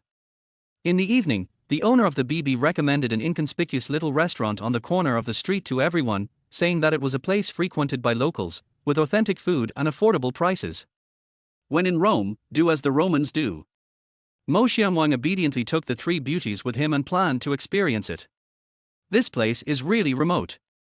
When they arrived, Yang Mi wrinkled her nose. She was wearing a white dress that made her skin look as white as snow, and her long hair was tied into a high ponytail, swaying gently with her movements. Liu Tong chuckled. It's better to be remote. Isn't that what we want? It's quiet and peaceful. The restaurant is indeed small, with only 5 or 6 tables, but it is very clean. There are several landscape paintings and a striking photo hanging on the wall. In the photo, a girl in a dance costume is dancing on the stage with a smile as bright as a flower. Welcome. A middle-aged man about 50 years old walked out of the kitchen, an apron tied around his waist and a simple smile on his face. When he saw the visitor clearly, he was obviously stunned for a moment. The combination in front of him was too dazzling, a young man who was extraordinarily handsome, and 3 beauties, each beautiful in her own unique way. Mo Xianwang nodded politely. Boss, what special dishes do you have? Can you give us one? Okay, everyone, please sit here. The boss led them to a table by their window. While wiping it, he couldn't help but ask, are you here for tourism? We don't often see young people as handsome as you here. Yang Mi smiled sweetly. Yes, I heard your food is good, so I came to take a look. Her smile was so charming that even the knowledgeable boss couldn't help but take a second look. Then you've come to the right place. Don't be fooled by the small size of my shop. All the ingredients are purchased fresh that day. I guarantee you will be satisfied with your meal. As the boss spoke, his eyes drifted unconsciously to the photos on the wall. My daughter loves the braised fish I make. She always asks for it when she comes home. Mo Xianwang followed his gaze and said, is that your daughter? She's so beautiful. The boss looked proud. Yes, I was just accepted into the Zhongzhou Dance Academy this year. As he spoke, he actually took out a photo from his mobile phone and showed it to a few people. The girl in the photo was about 18 or 19 years old, with a slender figure, delicate features, especially her eyes, which were full of spirit. So beautiful. Yang Jinyu exclaimed sincerely. Yes, this child is so sensible. Her mother passed away early, leaving us, father and daughter, to depend on each other for survival. She knows our family's financial situation is poor, so she never spends money recklessly and always wants to start working early to ease my burden. His voice was a little choked. After he finished speaking, he wiped his eyes and turned to prepare food.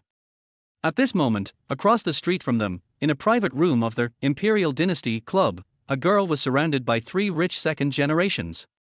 Duxia, don't be so shameless. A man with dyed blonde hair and diamond earrings slammed his wine glass on the table, splashing liquid that soaked the girl's skirt. I let you drink for a low price, I really think highly of you.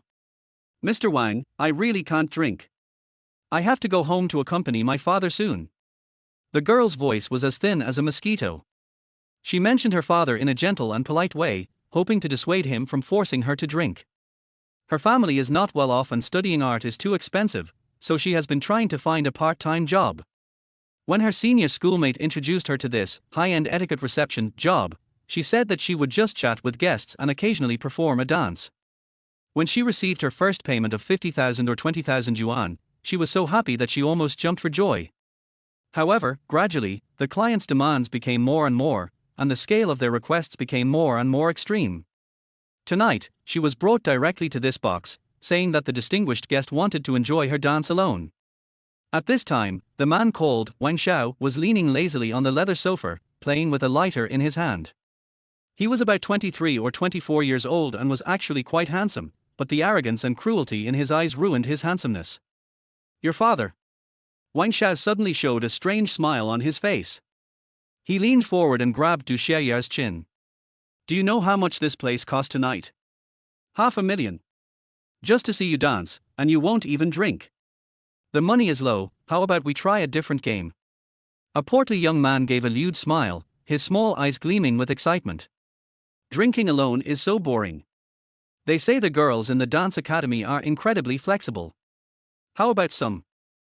Du Xiaoya felt a chill running up her spine, and she thought to herself, Master Wang, I need to go to the bathroom. The young man called Wang Xiao grabbed her wrist and said, Want to run? His voice suddenly turned cold. Do you want to know where the last person who dared to play a trick on me is now? Du Xiaoya's heart almost stopped. She had naturally heard of the power of the Wang family. Young Master Wang's father was the son of the second largest real estate developer in Zhongzhou, and his mother's family also controlled many media outlets. They were truly a family that controlled both black and white. I really just went to the bathroom. Her voice was almost inaudible. Real. The obese man heard this and suddenly stood up with a sinister grin. I'll go with you so you don't get lost. Okay. The young man sitting in the middle finally spoke. He looked at the girl and said calmly, You want to find your dad? Isn't he here? Har har har, it takes young Master Chen to understand you art students. Mr. Chen really woke me up with one word. Help. The girl suddenly screamed and turned around and rushed to the door. However, the obese young man displayed an agility that was inconsistent with his size and immediately blocked the door. Run. Where to run? He grabbed Du Xiaoya's arm and dragged her back to the sofa. You don't want to drink the toast, right? Didn't young Master Chen tell you to call me daddy? Inside the cozy little shop, steam was rising. Several young people were feasting on the food and praising the boss's cooking skills. The middle-aged boss listened to the praises from several people with a satisfied smile on his face. Suddenly, he felt a pain in his chest, and he staggered and fell on the table. In the surprised eyes of Mo Xiangwang and the other three, the boss suddenly showed a panic on his face, and kept muttering, Xiaya, Xiaya. Chapter 35, Saving People, but Getting Caught. The midnight wind was very cold. Du Xiaya walked in the street in a mess, with a numb look on her face. The street light stretched her shadow very long, just like her short life. At the age of 3, she liked to spin around following the TV. At the age of 7, she won the first prize in the children's dance competition. The judges said she was a breathing little swan. At the age of 12, she won the silver medal in the youth ballet competition, and at the age of 19, she received an admission letter from Zhongzhou Dance Academy. All those nights she endured, her worn-out dance shoes, and the walls covered with awards, now turned into shadows under her feet, and were trampled upon by her. She hated this dirty shadow. Her hair was messy and stuck to her tear-stained face, her snow-white dress was full of rips, and she felt a tearing pain all over her body. She stopped dead in her tracks, and Wang Xiao's sinister laughter resurfaced in her mind. If you dare tell anyone, just think about what will happen to your father who runs a small restaurant. She mechanically took out her cell phone and her finger stopped at her father's name. The street light shone on the bruises on her wrists, and traces of ropes could be vaguely seen. She decided to say goodbye to her only relative in the world before she left. Dad, I'm sorry, your daughter can't honor you anymore. Xiaya, what's wrong with you? Where are you? The middle-aged boss voice was anxious. Art student. Do you really think a phoenix can emerge from a chicken coop? Even if you really become a big star, you'll still be just our toy. Du Xiaoya looked up at the dark sky above her head, then leaped into the coldly glowing river ahead. Inside the small restaurant.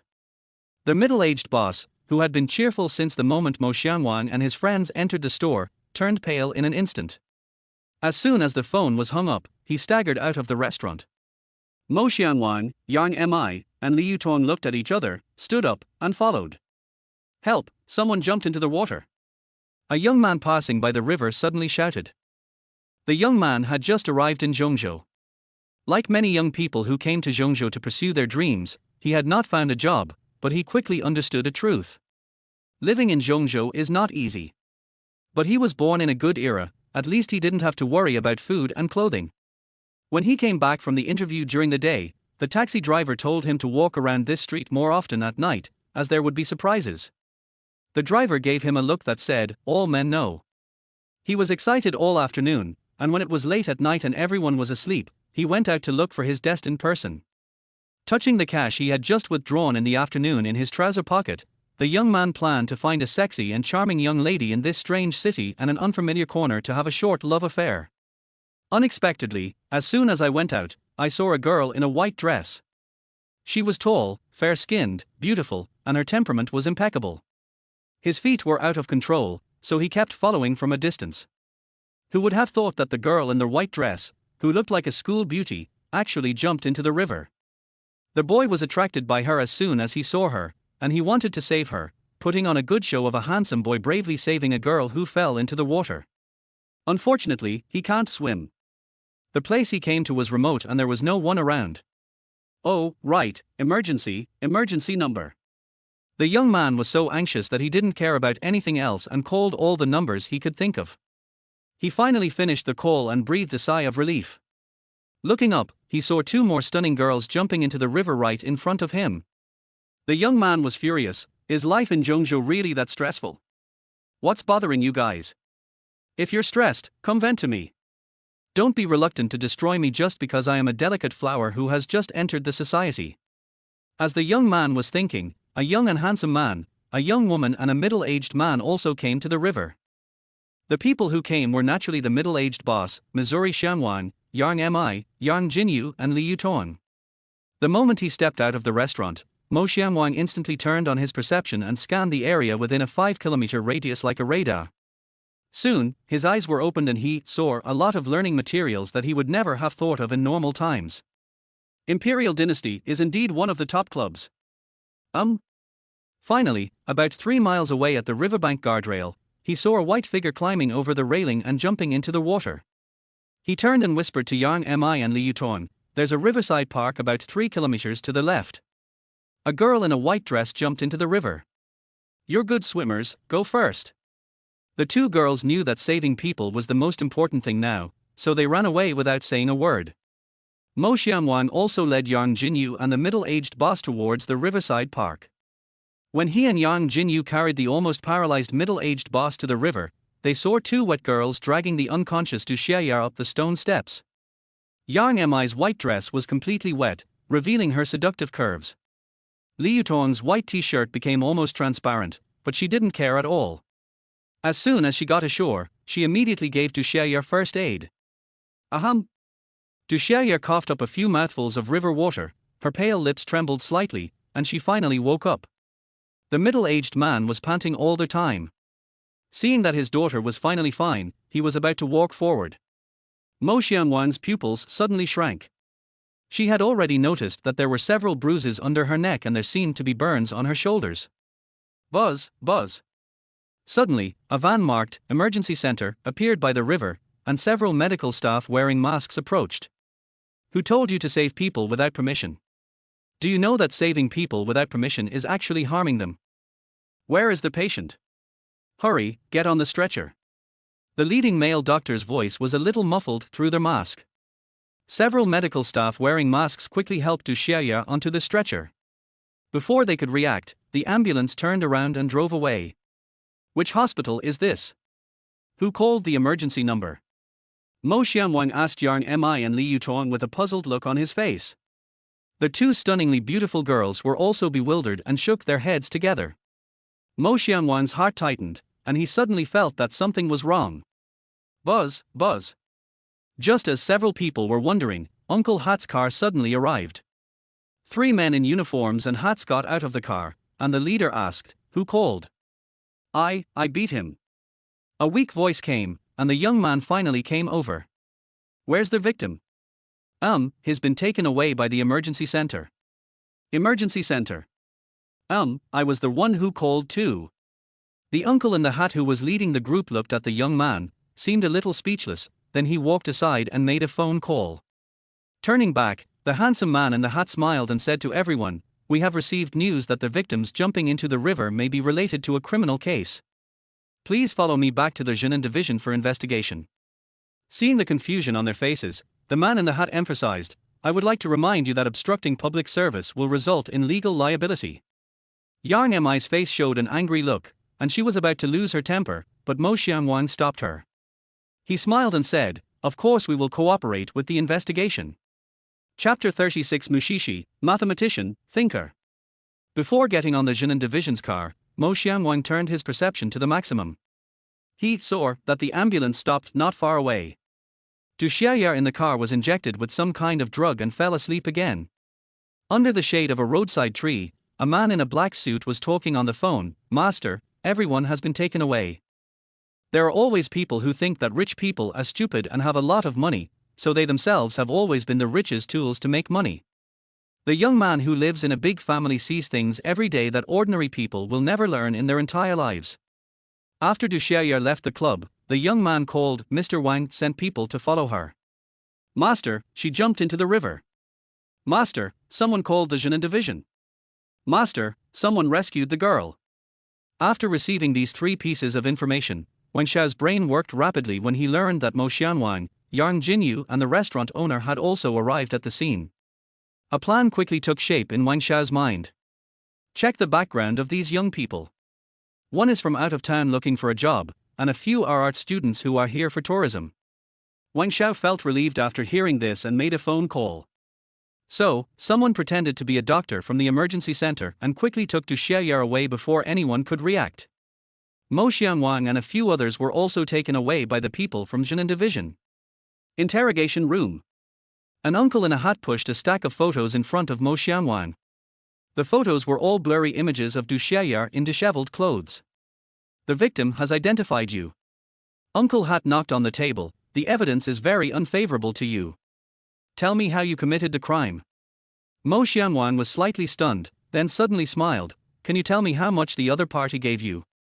Uncle Hat's face changed drastically, and he slammed the notebook shut. "What nonsense! Take him away." This conversation was just to test Mo Xianwang's reaction and give him some mental preparation. However, he didn't expect Mo Xianwang to ask him directly.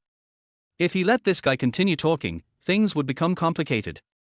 Being sent back to the cell again, Mo Xianwang released his perception and saw that Yang Mi, Li Yutong and Yang Jinyu were imprisoned in different cells respectively. The other party obviously wanted to create psychological pressure on them. You may not believe it, but they are very familiar with this process. Mo Xianwang laughed. Locking them up now is obviously an attempt to fabricate evidence. Mo Xianwang also wants to see how deep the water in Zhongzhou is. If he doesn't resist, he could get out in 24 hours and get to know a little bit of Zhongzhou. If you resist, then he. Thinking of this, he began to observe his three cellmates. Well, they all looked not very energetic. Sure enough, the jailer at the door suddenly smiled strangely and reminded him, "Boy, these three are all mentally ill, don't try to use them to do anything to me." Mo Xianwang looked strange. He is mentally ill, shouldn't he be in a mental hospital? Why is he still locked up here?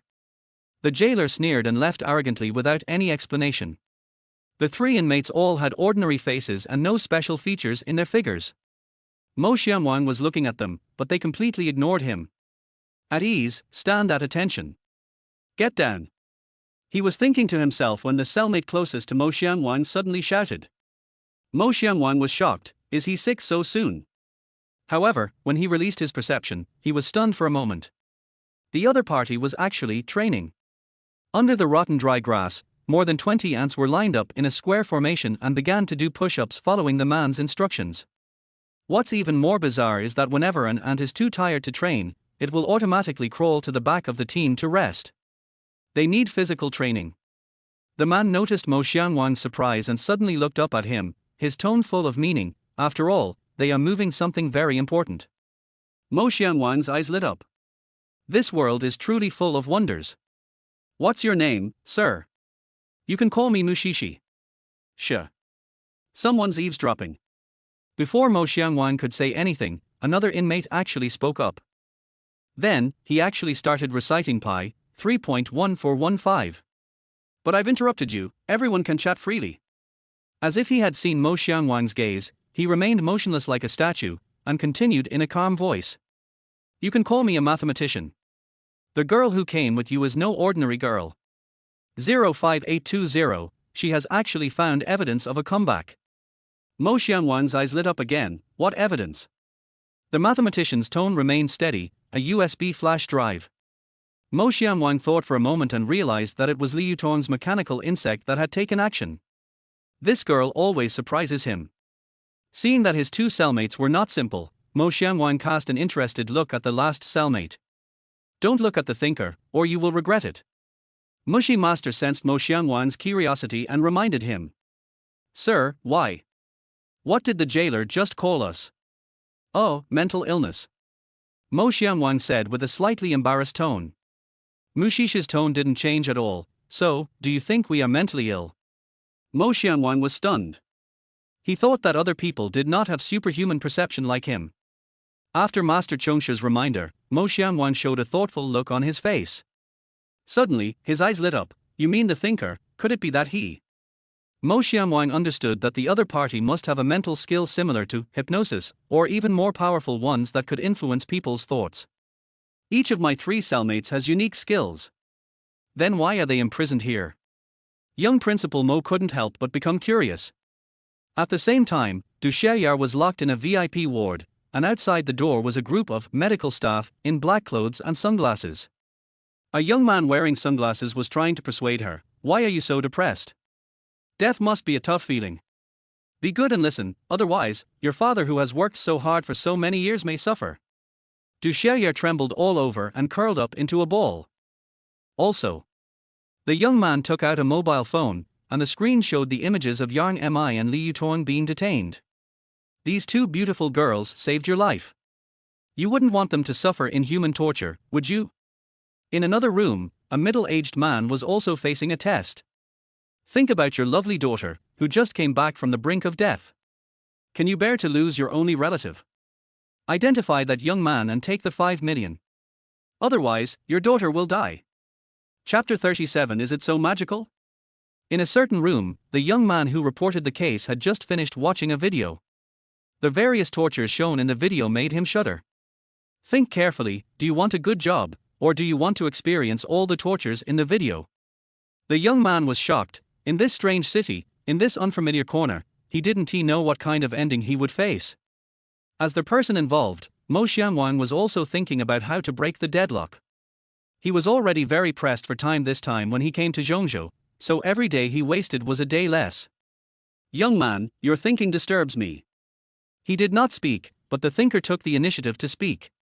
Besides, this statement takes up quite a bit of space, doesn't it? My thoughts disturb you, how about I die?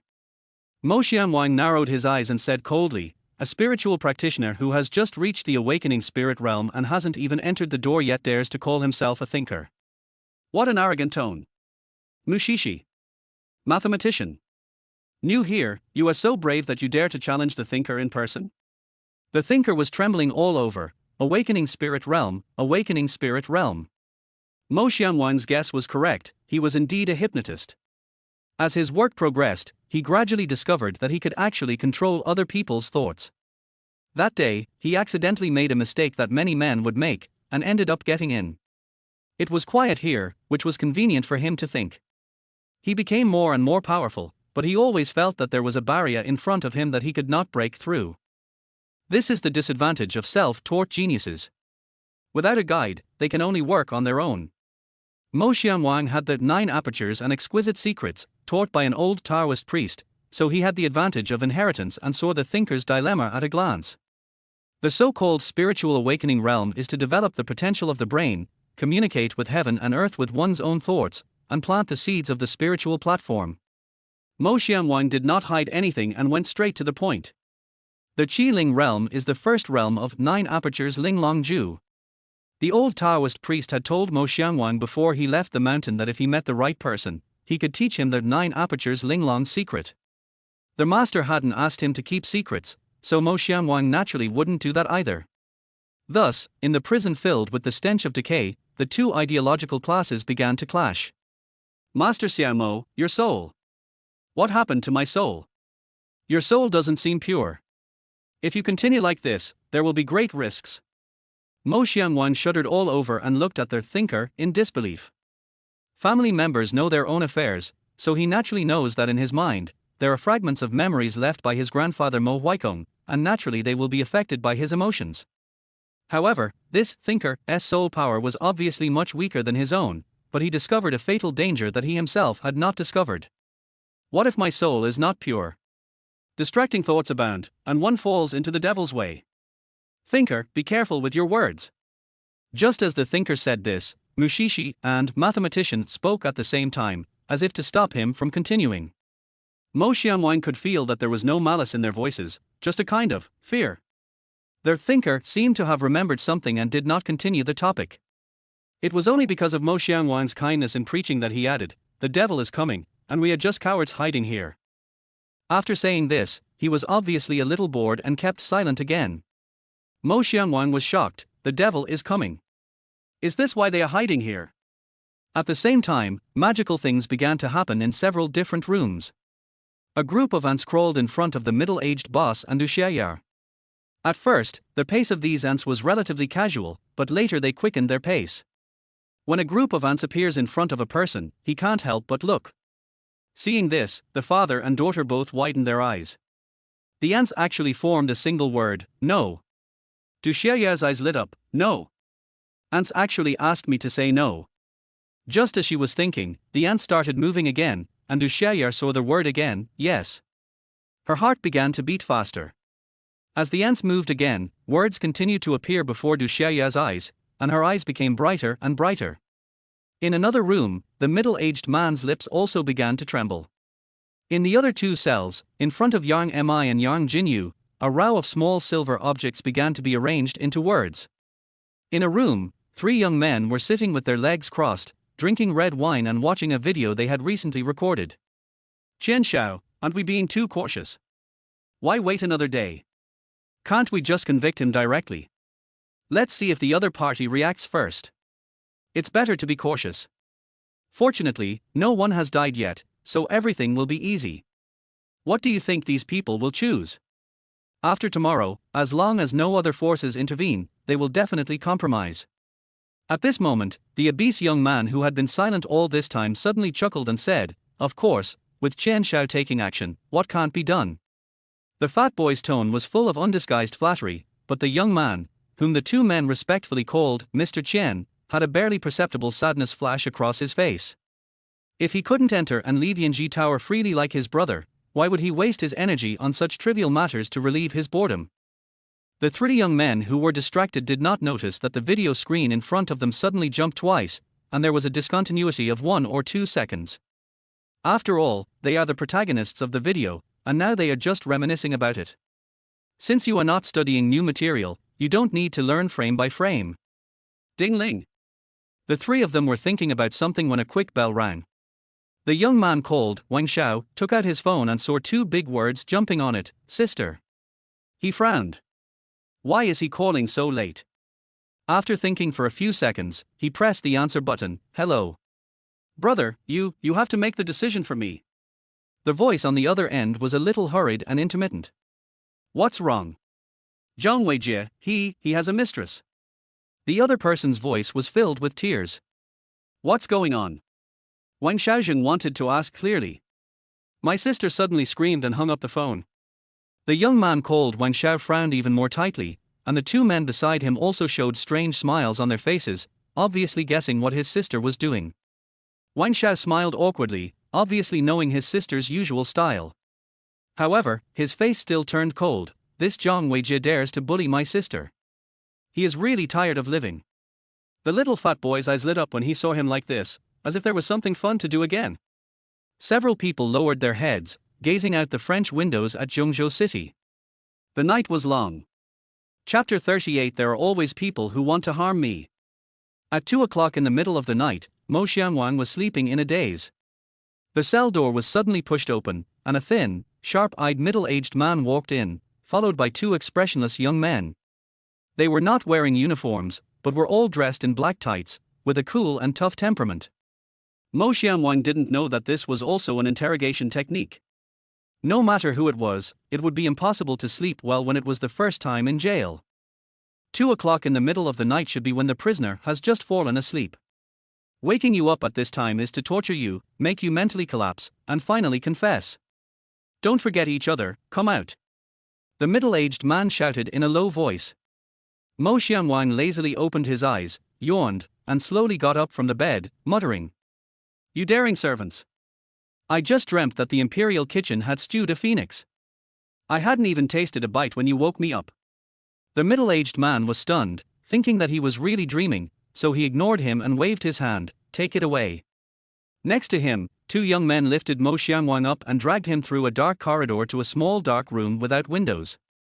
Mo Xiangwang looked around. There was only a table and two chairs in this small dark room.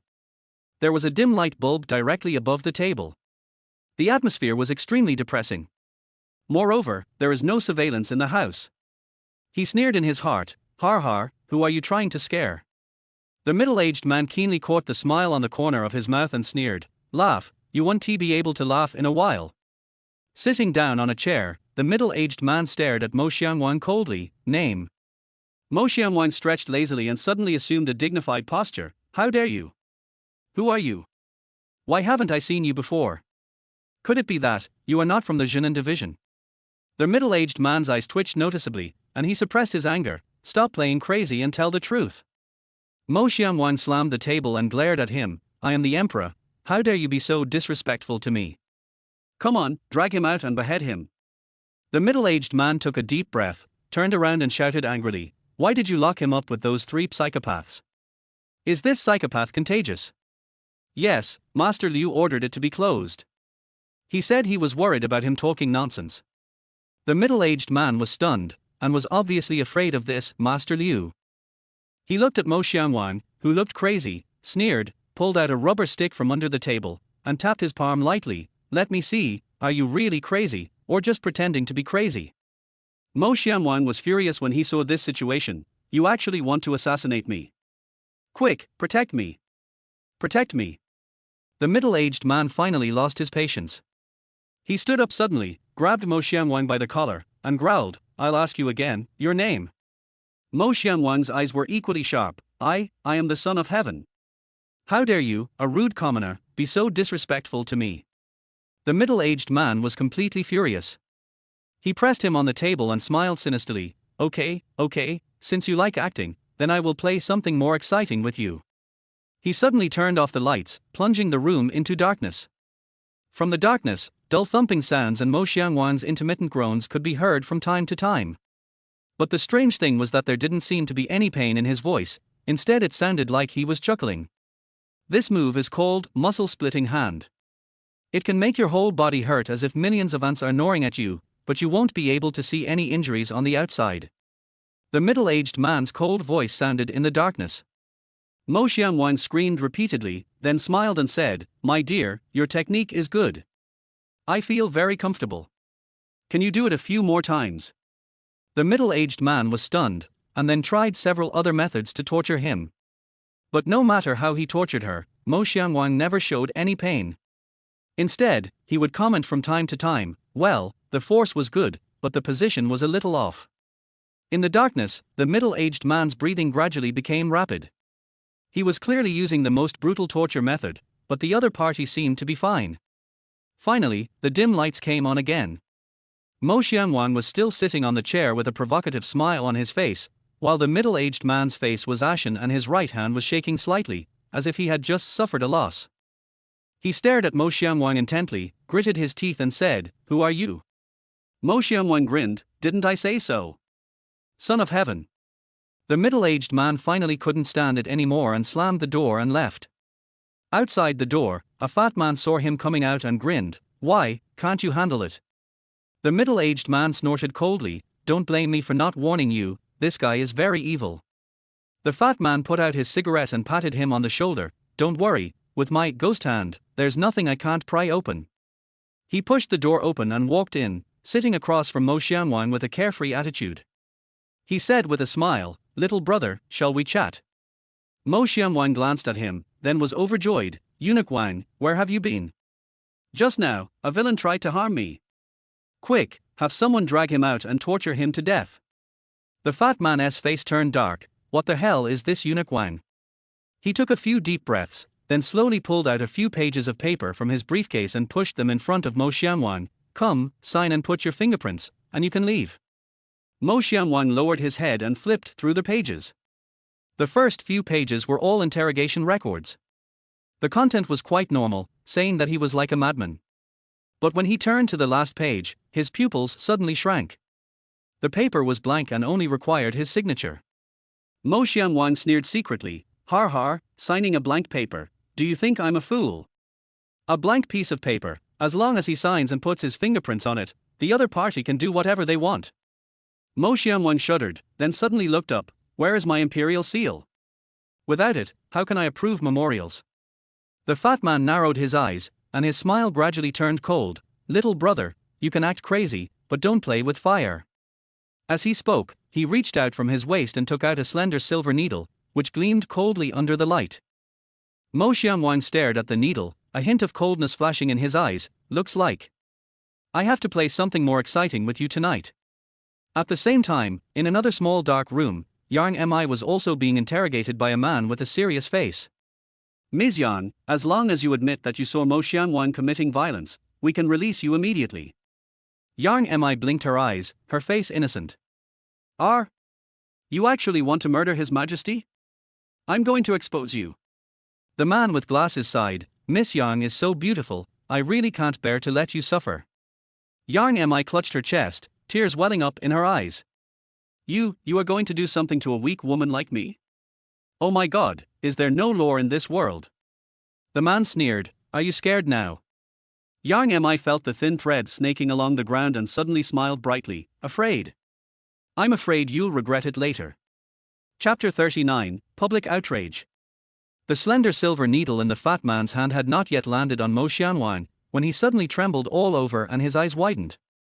The fat man suddenly knelt on his knees, hugged his thighs tightly with his hands, and roared in pain. Eunuch Wang, please stand up, please stand up. What's wrong with you? Do you want me to call the imperial physician? Mo Xianwang looked concerned. When he said this, the fat man screamed again, and curled up like a shrimp, with veins bulging on his forehead and cold sweat pouring down. What is in my body? He began to grab his thighs frantically.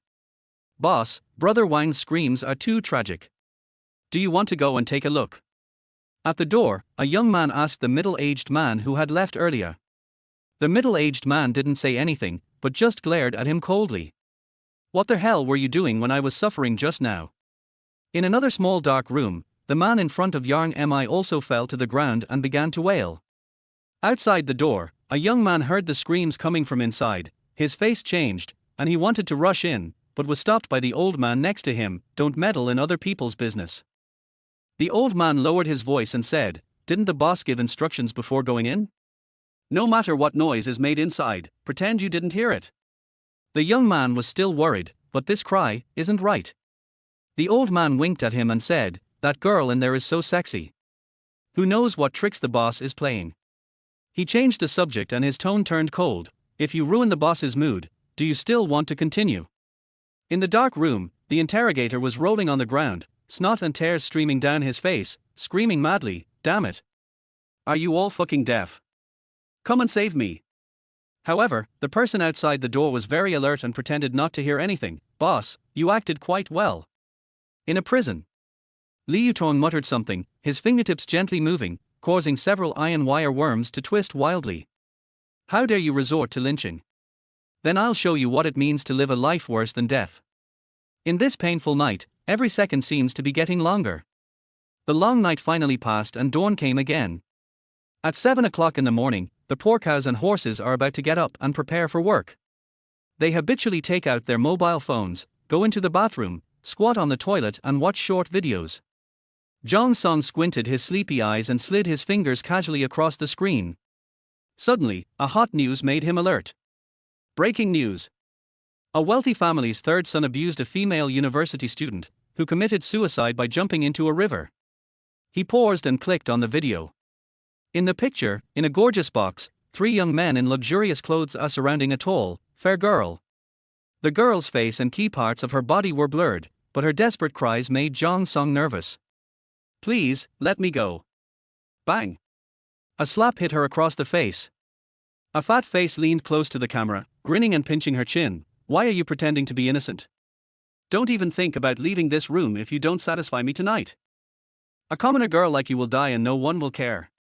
Har har har, I'll find someone younger next time. The video is only 2 minutes long, but every second of it pierces the viewer's heart like a knife. Zhang Song's fingers began to tremble, and he felt his chest was stuffy and he couldn't breathe. Asshole, asshole. The same scene was being played out in toilets, beds, living rooms, and taxis throughout Tianyun country. The video was forwarded crazily, and the number of clicks instantly exceeded 100 million. The three young masters of a wealthy family commit violence. Seeking justice for the innocent female college student. Terms such as severely punish the murderer instantly dominated the top 10 hot searches. The comment section under the video has completely exploded. You beast! You must be put to death. If you have money, you can do whatever you want. Where's the law? What did the girl do wrong? She's just an ordinary person who's kind of pretty. Ordinary people, should they die? In a female dormitory at a certain university, a girl threw her phone down after watching a video and cried out, "Asshole, is this guy even human?" In the office building, a group of female white-collar workers gathered together, their faces livid as they gritted their teeth and said, "It would be unjust if this scum were not sentenced to death." The aunties at the vegetable market were also discussing angrily, "I heard that girl was forced to jump into the river. What a sin!" At this moment, inside Duxiaya's ward, a man in black wearing sunglasses was still whispering threats to her. "Little girl, you don't want those videos to be made public, do you?" Suddenly, someone pushed the door open and said, "Brother, something bad has happened. How many times have I told you why you're always so impatient? What's the matter? Tell me." The video has been released. The man in black was shocked, took the phone from his younger brother and clicked on the video. Then, he collapsed to the ground. "It's over, it's all over, things have gotten out of hand." On the hospital bed, Duxiaya's face did not show any panic or anger because of the leaked video. Yesterday at the riverside, she looked at the dark sky and jumped into the icy river. The former Duxiaya was already dead. Now, she just wants justice for herself. She just wanted to see how dark the sky could get. In a luxurious villa, Chen Kuan's father, Chen Wanguan, smashed his tablet computer in his son's face and roared angrily. "Look at it yourself, can you please stop causing trouble for me all the time? Playing with women and recording videos." Chen Kuan's face turned pale. He didn't dare to look at his father's expression and stammered, "Dad, we were just..." "Shut up." Chen Wanguan kicked over the coffee table and turned to his secretary, shouting, "Contact all platforms immediately and have them remove all related videos within 3 minutes. Notify the PR department and prepare a statement." On the other side, the old man of the Wang family also slapped Wen Hao directly, "Asshole. You have brought shame to the Wang family." The third young master of the Sun family was even worse off. He was kicked to the ground by his eldest brother. "Do you know that the entire internet is cursing our Sun family right now? Do you want to kill our whole family?" An hour later, something strange happened. All videos related to the three young masters of a wealthy family began to disappear in large numbers, and the hot search terms disappeared one after another. The comment section was being deleted like crazy, and even the words "female college student" became a sensitive word. A new announcement was issued on multiple social media platforms. After verification, the online video of rich family violence was fabricated by AI face swapping. The account that spread the rumor has been banned. The Chen Group subsequently issued a lawyer's statement, threatening to sue malicious defamers. This time, netizens were even more furious. Taking down the video means you're guilty. AI face swapping? You're kidding. Was that girl's crying also AI generated? Capital can cover everything, right? I took a screenshot, let's see how you delete it. In a secret room, Chen Kuan stared at the computer screen with a gloomy expression. "Have you found out who leaked the video?" Next to him, a young man with acne on his face wiped away the sweat from his forehead. IP address tracking shows that the video was uploaded from Rouge Building. What? Yinji Tower. Chen Kuan stood up suddenly, a trace of fear flashing in his eyes. Wang Hao and young Master Sun's expressions also changed. Could it be that we have offended someone we shouldn't have offended? Chapter 40. Besides you, who else? After this hotly searched incident, Mo Xianwan, Yang Mi and Li Yutong were quickly released. They were greeted by Go Fugue, who looked humble. Uncle Go looked at Mo Xianwan with a teasing look on his face. "Young master is young master. He has only been in Zhongzhou for 1 day and he has already stirred up such a big storm." Mo Xianwan smiled modestly. "Uncle Go, you are too kind. I didn't expect that so many things would happen just for a meal." Go Fugue restrained his smile, his expression became serious, and he asked softly, Master, what are you going to do next? Mo Xianwang looked back at him and said word by word, Justice may be late, but it will never be absent. At the same time, in a ward in the suburbs, Du Xieyar was curled up on a bed. She was locked in this enclosed space without even a window, unable to communicate with anyone. Only a man in black would deliver meals to her on a regular basis. The other party asked her to sign a voluntary settlement agreement and admit that she voluntarily had sex with the three young masters. Otherwise, her father's noodle shop and her father would have been reduced to ashes in an accidental fire. She refused to sign. The other party threatened her again, You don't know who you are facing. Du Xieyar couldn't help but think of the ants forming the Chinese characters, and she thought proudly, You don't know who you are facing. The two were facing each other when the door in front of them suddenly made a soft click sound. Du Xieyar looked up suddenly and saw that the door in front of her had opened automatically, but there was no one at the door. Swish, swish. Just as I was wondering, the lights in the cabin suddenly flickered, and 2 seconds later, all the electronic equipment in the house failed. Who is it? The two guards in black were also frightened. They suddenly pulled out their guns and looked around. Wherever electronic signals cover, that is my home ground. An ethereal voice suddenly floated from afar. As soon as he finished speaking, a white shadow appeared in the room silently like a ghost. It was a girl in a white dress, her long hair like a waterfall, her eyebrows and eyes were cold, and her snow-white skin was almost transparent under the dim light. How did you find this place? The two men in black shouted sternly, their fingers already on the trigger. If the girl moved even slightly, they would shoot without hesitation. The girl in the white dress didn't even glance at them. She just opened her red lips and coldly spat out 2 words, stupid. As soon as he finished speaking, the flickering lights in the room suddenly went out, and only a few crisp clicks were heard in the darkness. A second later, the light returned to the room, and the two men in black had collapsed to the ground. The girl in the white dress remained expressionless as she walked up to Du Xieyar. Her voice was gentle but firm, unyielding, Come with me. Du Xieyar finally came to her senses and nodded tremblingly. The woman didn't say anything more and helped her out of the room. Under the moonlight, Du Xieyar finally saw the face of her savior clearly. It was a face so exquisite that it was almost unreal. My name is Belle. The girl spoke softly, her voice like the sound of nature, Your father is safe now. Father? Du Xieyar exclaimed. Well, I've rescued him too. Du Xieyar was inexplicably grateful. Looking at the girl beside her, she didn't know what to say. Half an hour later, they found the middle-aged man in an abandoned warehouse. Xieyar. The middle-aged man saw his daughter from afar, his eyes instantly turned red, and he rushed up desperately and hugged her tightly. They were just ordinary people, just wanting to live an ordinary life.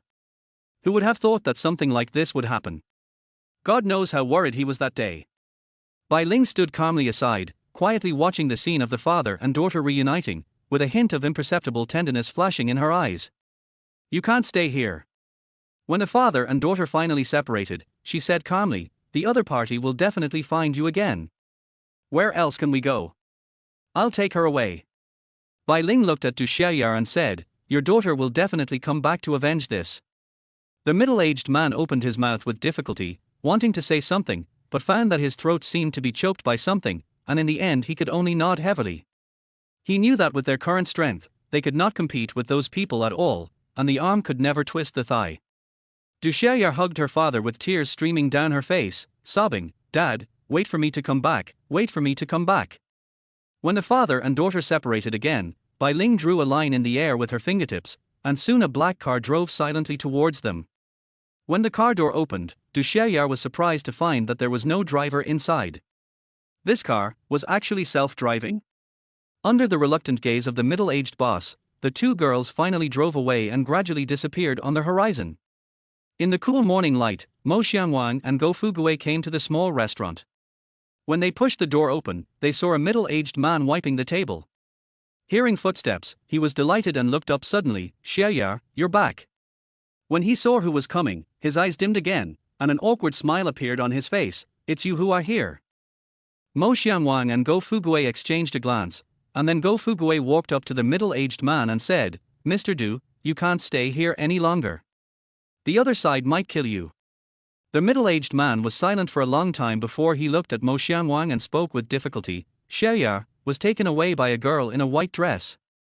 Mo Xianwang and Go Fugui were stunned. Soon, the middle-aged man told Mo Xianwang everything about how Xiaoya was taken away by the woman in white. Mo Xianwang and Go Fugui looked at each other and saw shock in each other's eyes. What is the identity of this girl in the white dress? However, it seems that the other party is a friend rather than an enemy. The two of them felt relieved, and Go Fugui spoke again. Mr. Du, for safety reasons, please stay with me for the time being. The middle-aged man's face darkened, and his eyes slowly swept across the small shop that had been with him for decades. Every table and chair here carried countless memories of him. He didn't want to leave this place full of memories, but he knew that he had to stay alive to wait for his daughter to come back. Finally, he nodded. In the morning, the topic of missing murdered girl once again set the entire internet on fire. In the leaked video, Du Xiaoya was taken to a suburban hospital by men in black. The scene then changed and Du Xiaoya got into a black car and was taken to an unknown place. Of course, the girl's face in the video has been blurred. This time, the Chen family quickly issued a statement saying that this was a fake video and that it had been obviously edited. He also said, "We really don't know where she is." The person disappeared and they were very upset. What they said was the truth, but no one believed them. Netizens are completely furious. If he's alive, I want to see him. If he's dead, I want to see his body. Is the Chen family trying to cover up everything? Besides you, who else? In the end, the Jinan division could only issue a statement, promising to make every effort to track down the whereabouts of the missing girl and give the public an explanation as soon as possible. It also stated that no illegal or criminal behavior will be tolerated. After the official statement was made, the public's anger finally subsided, and there were fewer and fewer discussions on social platforms. The heat of this matter finally died down. After all, for the general public, indignation is only temporary. Everyone still has mortgages to pay, children to go to school, and leaders are urging them to submit proposals. Rice, oil, salt, source, vinegar, and tea are the true meaning of life. However, the power of justice has been lurking beneath this calm, waiting for the moment of outbreak. Chapter 41 Yang I'm going to take a shower. The headquarters building of Fei Huang Film and Television Entertainment Company stands in the most prosperous business district of Zhongzhou. The glass walls are dazzling in the sun, like a fortress built of money and power. The top floor of the building, the general manager's office. A short and fat middle-aged man with a smile on his face was lying comfortably on a leather boss chair, with a cigar in his mouth. His two stubby legs were placed high on the expensive mahogany desk, his eyes narrowed into slits, enjoying the massage from the two maids. A little higher. He narrowed his eyes and gave instructions from time to time. The two innocent girls in maid outfits also adjusted their positions according to his instructions. One of them was kneeling on the ground, her white fingers gently kneading his calves, while the other stood behind him, gently massaging the back of his thick neck. If this scene was seen by outsiders, they would be shocked, because these two girls are actually the most popular, pure little flowers, in the entertainment industry today. The girl kneeling on the ground is Lin Baixue, who is known as their national first love. She is 20 years old this year and is said to have never been in a relationship. At this moment, she was wearing a black silk maid dress, with a charming smile on her face, and was carefully trying to please him. The one behind the man is the new popular star Suchena, who is 21 years old this year. She always plays the role of aloof school beauties on the screen, giving people a feeling of being unattainable. Now she stood obediently behind Shengguan Feiying, carefully controlling the intensity of the massage. Both girls had sweet smiles on their faces, but deep in their eyes, there was a hint of imperceptible humiliation and fear. Bang bang bang. The office door was pushed open. A female secretary wearing a black miniskirt, black stockings and red high heels walked in quickly. She had delicate makeup and was dressed like an urban beauty, holding a document in her hand. When the two little girls saw the person coming, a hint of unnaturalness flashed across their faces and they lowered their heads together. After all, they are now popular young actresses, and they mainly portray a pure and cool personality, but now, they look a bit like the staff in some high-end clubs. The female secretary's expression remained calm, but there was a barely perceptible sneer in her eyes. Har har, you two are young after all. As Shangguan Feiying's personal secretary, The fact that she could just push the door open and come in meant that she had seen everything these two young actresses had experienced and had not experienced. She even participated in some activities. Boss, confirmed. The female secretary stood beside Shangguan Feiying and said, the person involved in the recent hot-button incident of female college students being insulted by wealthy young masters is the president of Nishang College. Don't forget. The comfortable expression on Shangguan Feiying's face suddenly turned cold. He slowly sat up straight, cigar smoke filling the air and obscuring his sinister eyes. Don't forget each other. He repeated the name in a low voice, a sneer on his face. How dare you come to Zhongzhou? The secretary just stood there quietly, waiting for instructions. Shangguan Feiying was silent for a moment, then suddenly grinned. Go, help me contact Three Eyes. He paused, a fierce look flashing in his eyes. Just saying. I have something here that he's interested in. The secretary nodded and turned to leave. After the office door closed, Shangguan Feiying lay back in his chair and took a deep puff of his cigar. In the smoke, his smile became more ferocious. He muttered to himself, you ignorant boy, there's a road to heaven but you don't take it, there's no door to hell but you insist on breaking in. Hearing these words that they shouldn't have heard, Lin Baixue, who was kneeling on the ground, and Su Qian'er behind him lowered their heads even lower, but they didn't dare to stop moving their hands. Shangguan Feiying clearly sensed the two girls' fear. He sneered, boss, I'm really angry right now. You know what to do, right? Yang Mi is also very angry now. The last attempt at seduction on the plane failed, and she felt very upset. Now that the three of them were finally released, she had to set off firecrackers to celebrate. The kind with 5,000 shots. But since settling the owner of the small restaurant the morning before yesterday, Mo Xianwang has locked himself in the house and refused to come out. No one knows what he is doing inside. It is the hottest time of the year now, and the three beauties are wearing cool clothes in the house, but Principal Mo seems to have no interest in them. Yang Mi couldn't help but wonder if he had suffered some kind of inhuman abuse in there, so that his hobbies had changed. On this day, Principal Mo finally opened the door of his room. In the living room, two beauties who were lazily leaning on the sofa suddenly perked up, and then looked at him with strange expressions. They naturally all knew that Principal Mo had done nothing these days, but he looked even more exhausted than if he had done everything. His chin was covered with messy stubble, his eyes were bloodshot, and his dark circles were so thick that it looked like he hadn't slept in days. If the landlord saw him at this moment, he would definitely give him a heartfelt advice, young man, you young people should be moderate. At this moment, Yang Mi was lying on the sofa in her pajamas, with one of her long white legs casually resting on Yang Jinyue's leg. Yang Jinyu tied her hair into a high ponytail today and wore a light pink belly-bearing t-shirt, looking young and energetic. Two youthful and stunning beauties huddled together, exuding silent temptation. Any normal man who sees them will quickly log in to play ranked games. I won several games in a row. Tap tap. The three of them were looking at each other silently when Li Yutong came out of the kitchen carrying a plate of freshly cut watermelon. She was wearing a black halter dress, with her long black hair casually draped over her. Her two beautiful legs were so long and straight under the skirt that one would never get tired of looking at them for a whole year. This stunning campus beauty who usually seems a bit aloof actually looks like a wife at this moment. Is this the legendary contrast? Eat melon. Oh, it's so hot. Yang Mi responded absent-mindedly, then suddenly sat up from the sofa and stretched. This action fully exposed her exaggerated bust, almost bursting her skirt. No, I have to go take a shower. I'm all sweaty. Yang Mi said as she twisted her waist and walked towards Principal Mo. Mo Xianwang seemed to have not come back to his senses yet. There was a thoughtful look on his face, and he was completely indifferent to the little girl's hint. Yang Mi bit her lower lip, walked into the bathroom with a resentful look on her face, and closed the door with a bang. As a result, whether intentionally or unintentionally, the door opened a gap of about 3 centimeters under the huge recoil force. After a while, the sound of splashing water was heard. The sound was particularly clear in the quiet living room, stimulating the nerves of the listeners. Li Yutong and Yang Jinyu looked at each other and swallowed hard. Then, they heard another burst of singing. Can I dance with you again? I am the white fox you released 500 years ago.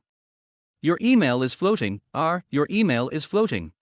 All the vows we made have turned into nothingness. The passionate and sad song was sung by Yang Mi's unique hoarse and sweet voice, which made people feel distressed when they heard it. Yang Jinyu and Li Yutong couldn't help but turn their heads and look at Mo Xiangwan, who was standing at the door. At this moment, Principal Mo stood at the door like a wooden stake, with a thoughtful look on his face, and was not moved by the beauty at all. Snap! Soon, the bathroom door was pushed open, and the scent of shower gel mixed with a young girl's body fragrance instantly came into the living room, and then Yang Mi came out wrapped in a white bath towel. Her wet long hair was scattered on her shoulders, a few drops of water slid down her slender neck and flowed into the edge of the bath towel, making people's hearts follow in. The girl's beautiful face still had a blush after bathing, and the huge talent wrapped in the bath towel made "eya-eya-yo" sounds as she moved. Under the hem of the bath towel are two long, white, beautiful legs. The girl's skin is so good that the thin blood vessels on her legs are clearly visible. That moving charm made even the two beautiful girls Li Yutong and Yang Jinyu's hearts beat faster. This senior brother is truly a peerless beauty that no man can refuse. Chapter 42. He disappeared. Mo Xiangwan was naturally fascinated by Yang Mi and turned into a tough guy. 19-year-old Yang Mi was more delicate than flowers and sweeter than honey. Mo Xiangwan also knew that her voice was very seductive. He had indeed not fed her during the few days he had been in Zhongzhou. Now that she was hungry, Mo Xiangwan could understand. On the other side, Yang Mi saw Principal Mo looking at her, secretly encouraged herself, bit her lower lip and walked up to Principal Mo. She raised her little face and said, "Principal, can you help me blow dry my hair? I have too much hair and I can't blow it dry myself." The girl's big eyes were full of desire, and tiny water droplets hung on her long eyelashes, like a fresh and delicious apple, just waiting for its owner to take a bite. Mo Xiangwan looked at Yang Mi and smiled dotingly. "Okay." Yang Mi was secretly happy. She turned around and bent down to get the hair dryer from the drawer. She just turned her back to him without any ulterior motives. The girl's long black hair and snow-white bath towel form a sharp contrast, and her extreme waist and hip curves from back exude a fatal temptation. Finally, she turned around and put the hair dryer into Mo Xiangwan's hand. "Thank you, Principal Tilder." She acted coquettishly while holding Mo Xiangwan's hand and walked towards the bedroom. The moment she turned around, she gave Li Yutong a smug look. Under the surprised gazes of Yang Jinyu and Li Yutong, Mo Xiangwan did not refuse. They were both stunned. Hey, there are two people sitting in the living room. You two don't know how to do this, why don't you start in broad daylight?" Mo Xiangwan let Yang Mi pull him and sat down in front of a dressing table, holding a hair dryer in his hand. His eyes were a little unfocused, as if he was still thinking about something important. Yang Mi wanted to close the door, but Mo Xiangwan stopped her. Yang Mi curled her lips helplessly, then sat down with her back to Mo Xiangwan, pushing her wet long hair to one side, revealing her slender neck. Her skin was white with a hint of pink because she had just taken a shower, and she exuded a fragrance. "Principal, I'm ready." Yang Mi turned her head slightly and gave Mo Xiangwan a charming smile. The girl's words were ambiguous. Mo Xiangwan saw her actions and suddenly laughed. He turned on the hair dryer and began to blow his eldest brother's hair. After all, it was his first time to blow dry a girl's hair, so his movements were a little unfamiliar. His fingers occasionally ran through her long hair, which made his heart become gentle. On the sofa, Yang Jinyu and Li Yutong looked at this beautiful scene, both a little dazed.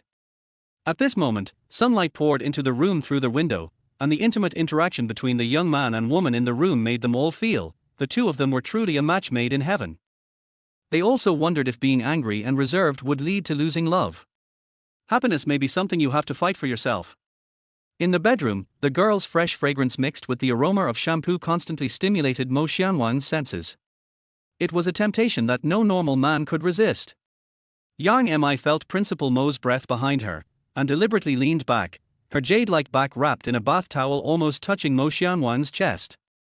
Just when Mo Xiangwan turned the hair dryer again to blow to the other side, Yang Mi suddenly turned around and faced him.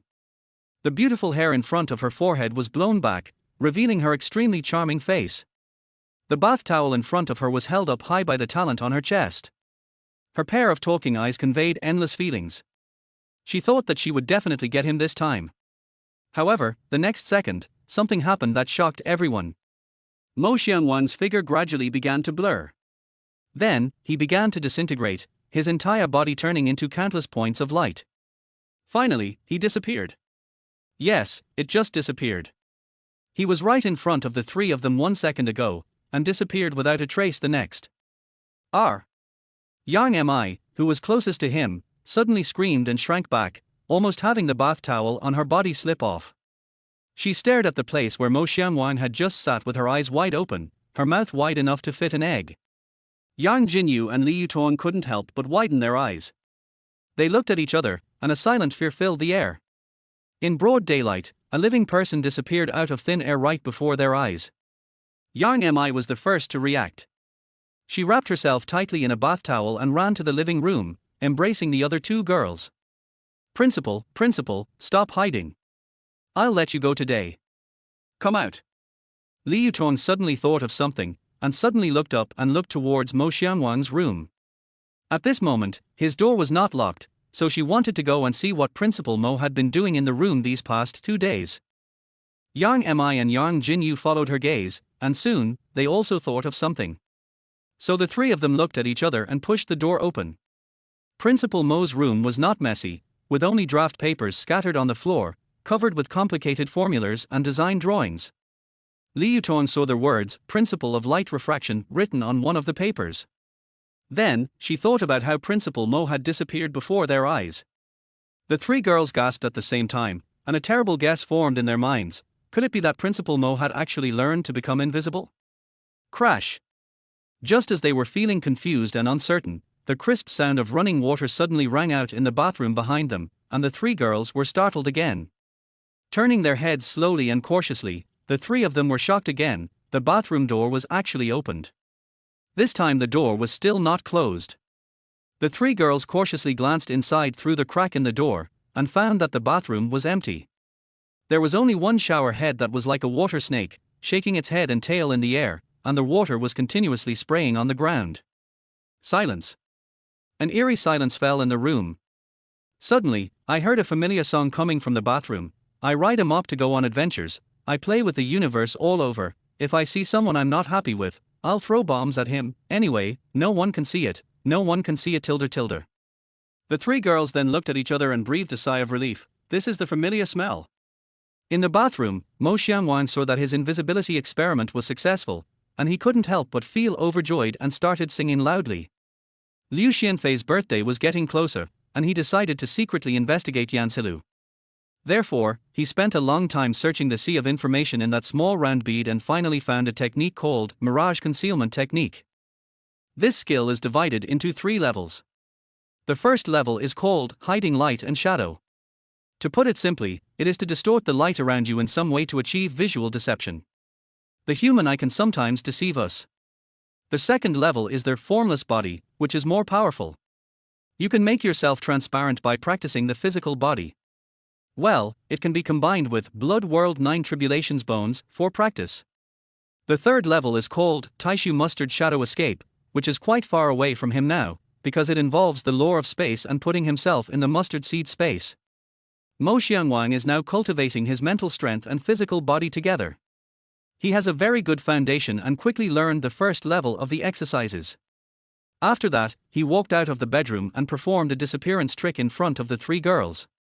After becoming invisible, I realized that I hadn't showered for a few days and was really uncomfortable. Then, in invisible mode, I walked into the bathroom and started showering. When Principal Mo was washing off the dust, dozens of kilometers away was the headquarters building of Fei Huang Film and Television Entertainment Company. 2 men were sitting face to face, plotting a conspiracy against him.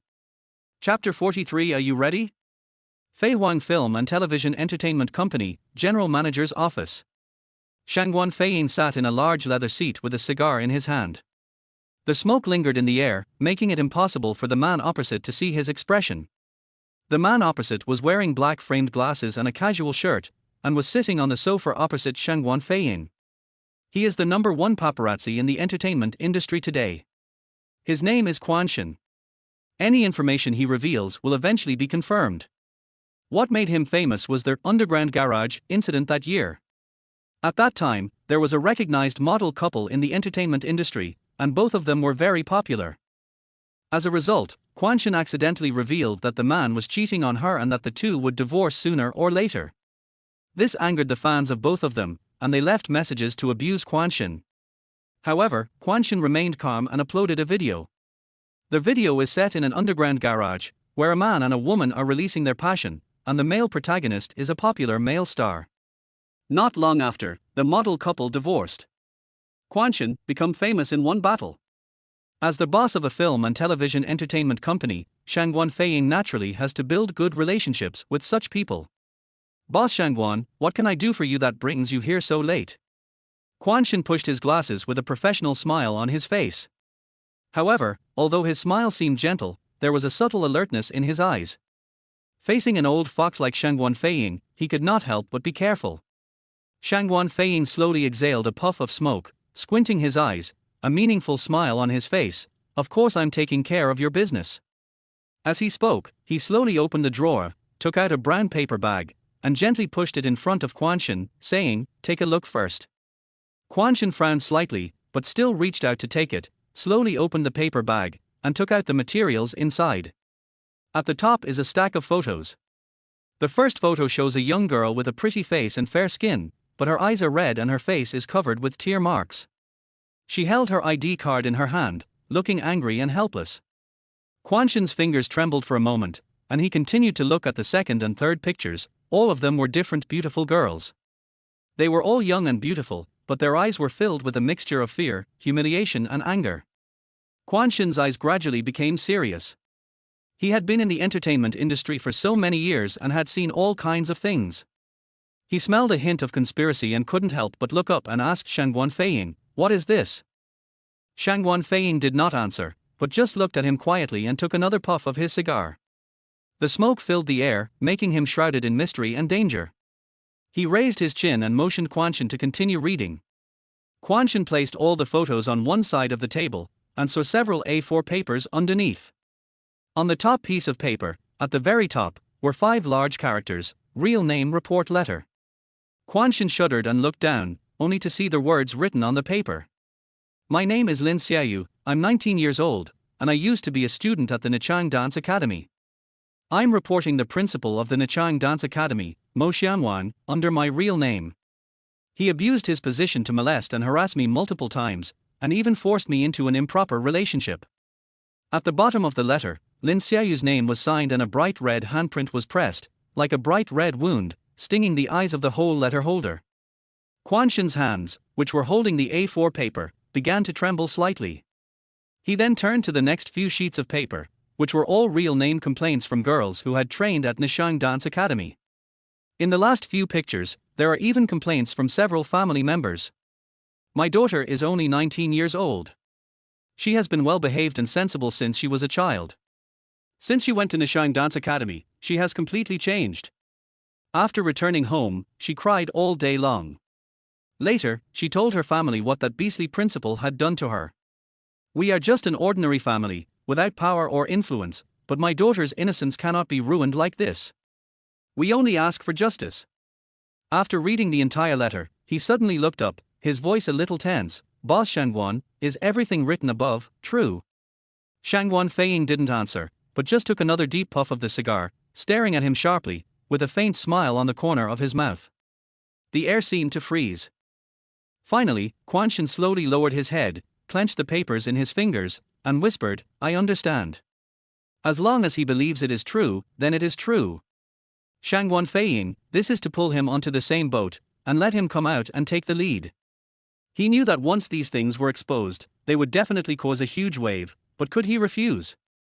Quanshan was struggling with his conscience, but Shangguan Feiying suddenly smiled and reached out to hold down the information. "However, these things cannot be sent out now." Quanshan was stunned, and he breathed a sigh of relief unconsciously, and subconsciously asked, "Why?" Shangguan Feiying narrowed his eyes and said slowly, "Boss Qian has been in a bad mood recently. If anyone mentions the words, female college students being forced, now, he will definitely be unhappy." Quanshan reacted instantly. The matter of the young master of the Qian family had not been completely settled yet, if the scandal of Nishang Academy was exposed at this time. It is easy for people to think of the previous female college student jumped into the river after being humiliated incident, and the Qian family will inevitably be caught in the center of the storm again. Boss Qian will never allow this to happen. Shangguan Feiying waited for him to react, then pulled out a USB flash drive from his clothes and gently pushed it in front of Quan. However, I naturally won't let you come here in vain. You can send this out first. This is video of Ji Xiaoyu's domestic violence. When Quan heard the name Ji Xiaoyu, his pupils shrank, the popular young actor Ji Xiaoyu. In front of Shang Guanfeiying, he took out his laptop from his bag and inserted a USB drive. Shang Guanfeiying smiled appreciatively, professional. Quan had already opened the video.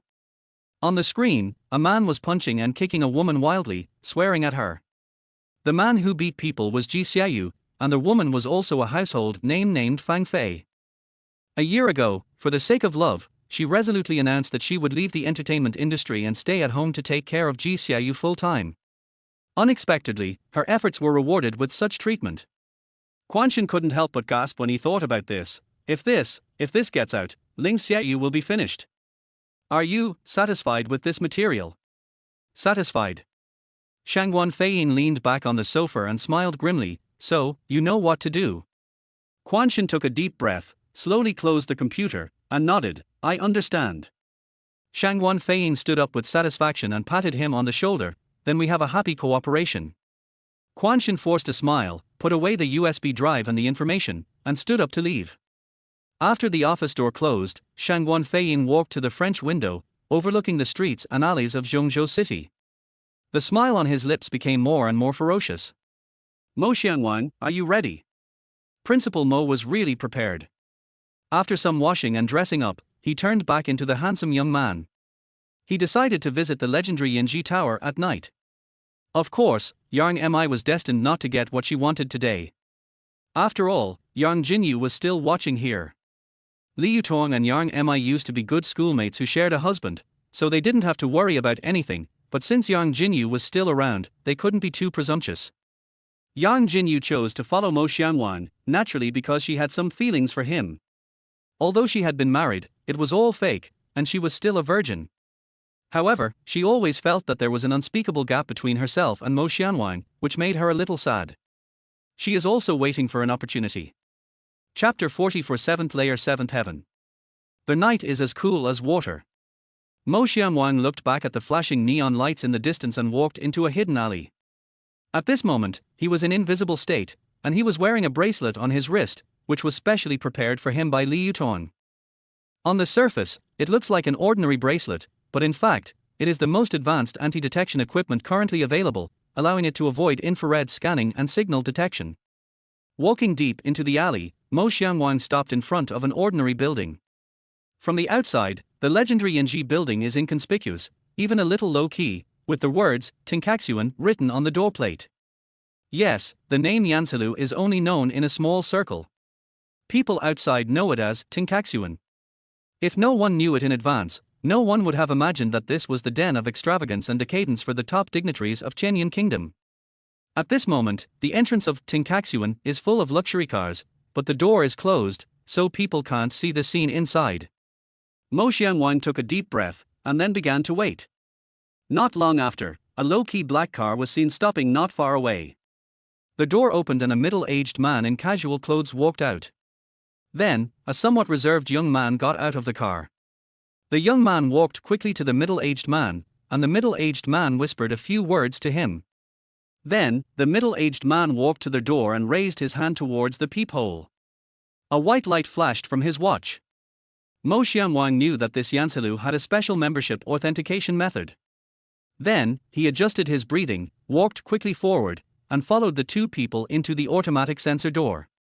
At the beginning, Liu Xianfei said to him so confidently, "You can't get in there." This is because Yansalu adopts a membership referral system.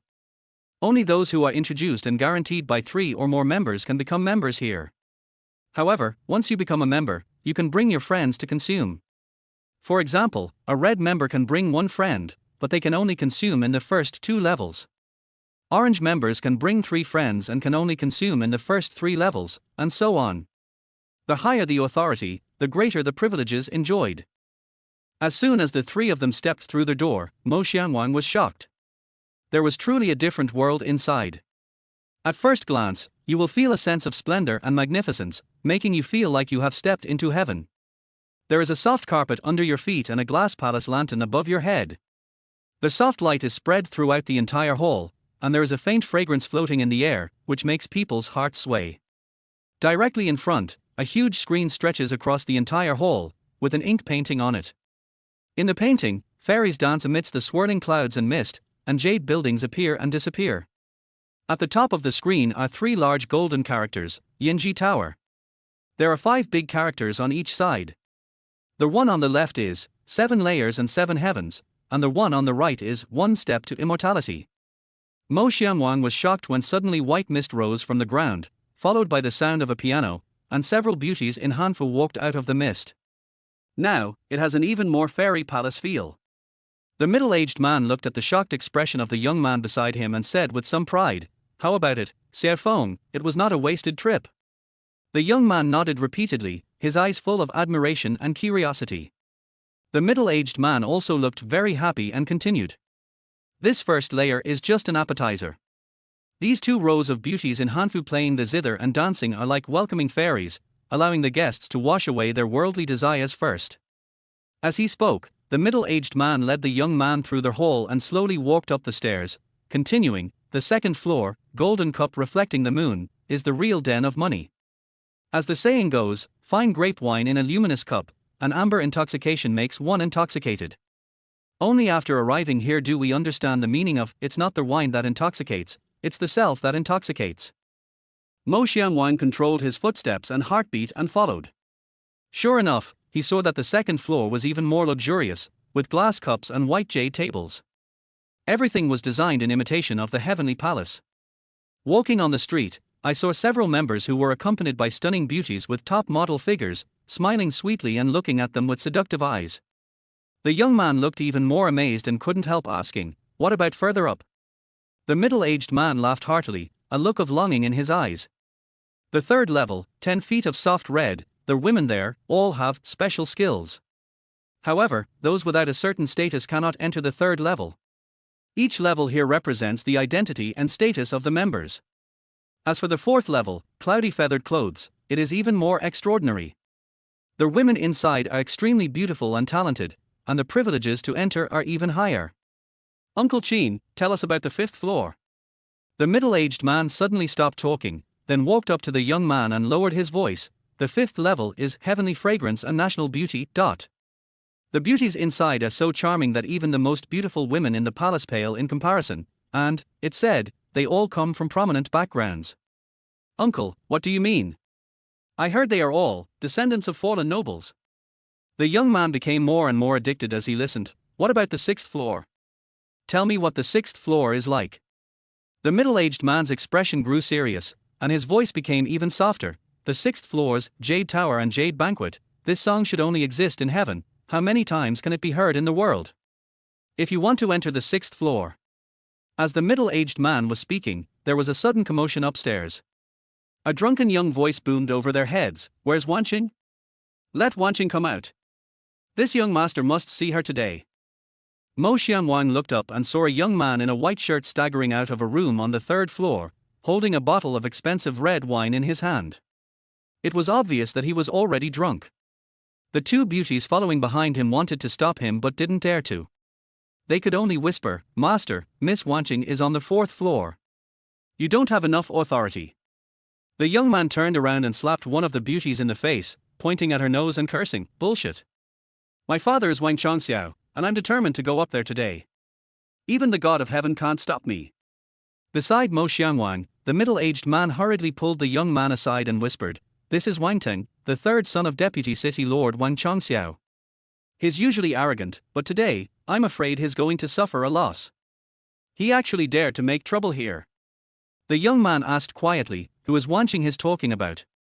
A trace of envy flashed in the middle-aged man's eyes. "The top star of the 4th floor, the most beautiful among the cloud-covered and feathered clothes, proficient in music, chess, calligraphy and painting. How many powerful people have spent a fortune just to see her?" As he was speaking, there was suddenly a sound of steady footsteps on the stairs. The drunk young man was just shouting, "Even the king can't stop me," but when he saw the person coming, his face turned pale, his lips trembled, and he couldn't utter a word. At the stairs, a dignified middle-aged man stood with his hands behind his back, his eyes as sharp as knives, looking down at him coldly. "Dad! Dad! Why are you here?" The young man's voice trembled and his legs began to tremble. The middle-aged man didn't even look at him, but just waved to the two beauties beside him. The arrogant young man immediately left in disgrace like a chicken with its neck strangled, supported by the two stunning beauties beside him. Mo Xiangyang couldn't help but laugh in his heart. "Fuck, you're not afraid of the King of Heaven, but your own father is here, are you afraid?" Thinking of this, he couldn't help but sigh. This Yanji Tower is indeed the ultimate arena of power and desire, with each level leading to a higher level of heaven and each step leading to heaven. What he saw now was just the tip of the iceberg in this building, and he couldn't help but look up. What about above that? Chapter 45 White Moonlight. Ashtray. Taking advantage of the chaos just now, Mo Xiangyang quietly released his perception. An invisible ripple spread out from him, penetrating the walls, sweeping through every room, and gradually extending to the upper floors. He saw many eye-opening scenes, but he still couldn't find Liu Xianfei. Finally, when his perception reached the 7th floor, it was as if he had hit an invisible wall and was bounced back. This is interesting. Mo Xiangyang opened his eyes and a meaningful smile appeared on his face. Just as he was about to go upstairs to investigate, he suddenly stopped because he saw someone he knew. Well, we can't say they are acquaintances. The relationship between the two is quite complicated. He was a young fat man with a sinister look on his face, walking towards this side. Mo Xiangyang had naturally also seen that popular video. The fat man in front of him was one of the 3 young men who had assaulted Du Xiaya, and was also one of the culprits who framed him and put him in jail. Mo Xiangyang's expression gradually turned cold. He. Suddenly, a silver bell-like laughter came from a room next to the fat man, which made people feel refreshed. At this moment, in the room, 4 or 5 beauties with top-notch figures and looks were sitting together chatting. One of the women looked no more than 18 or 19 years old, with a hint of youthfulness still between her eyebrows and eyes. She sank completely into the soft sofa, with her 2 straight long legs casually draped over the coffee table. The woman casually picked up a bottle of mineral water, tilted her head back and drank a few sips. Then, with her delicate hand on her chin, she curiously asked her companion, "Sister Li, what are you going to do when you go out?" As soon as the words fell, the room suddenly became quiet for a moment. The woman being asked was visibly stunned for a moment, then looked at her with a strange look, as if she had heard some ridiculous joke. "Get out." The innocent woman blinked, seemingly unaware of the subtle change in the atmosphere, and continued to speak to herself. "Yes, my family is poor, and I came here to make money. When I make enough money, I will go home, buy a small house, and find an honest man to marry. You know what? I used to be the sweetheart of many people in school." Upon hearing this, the other women exchanged glances with each other, and one of them chuckled, almost out of pity, but also out of mockery.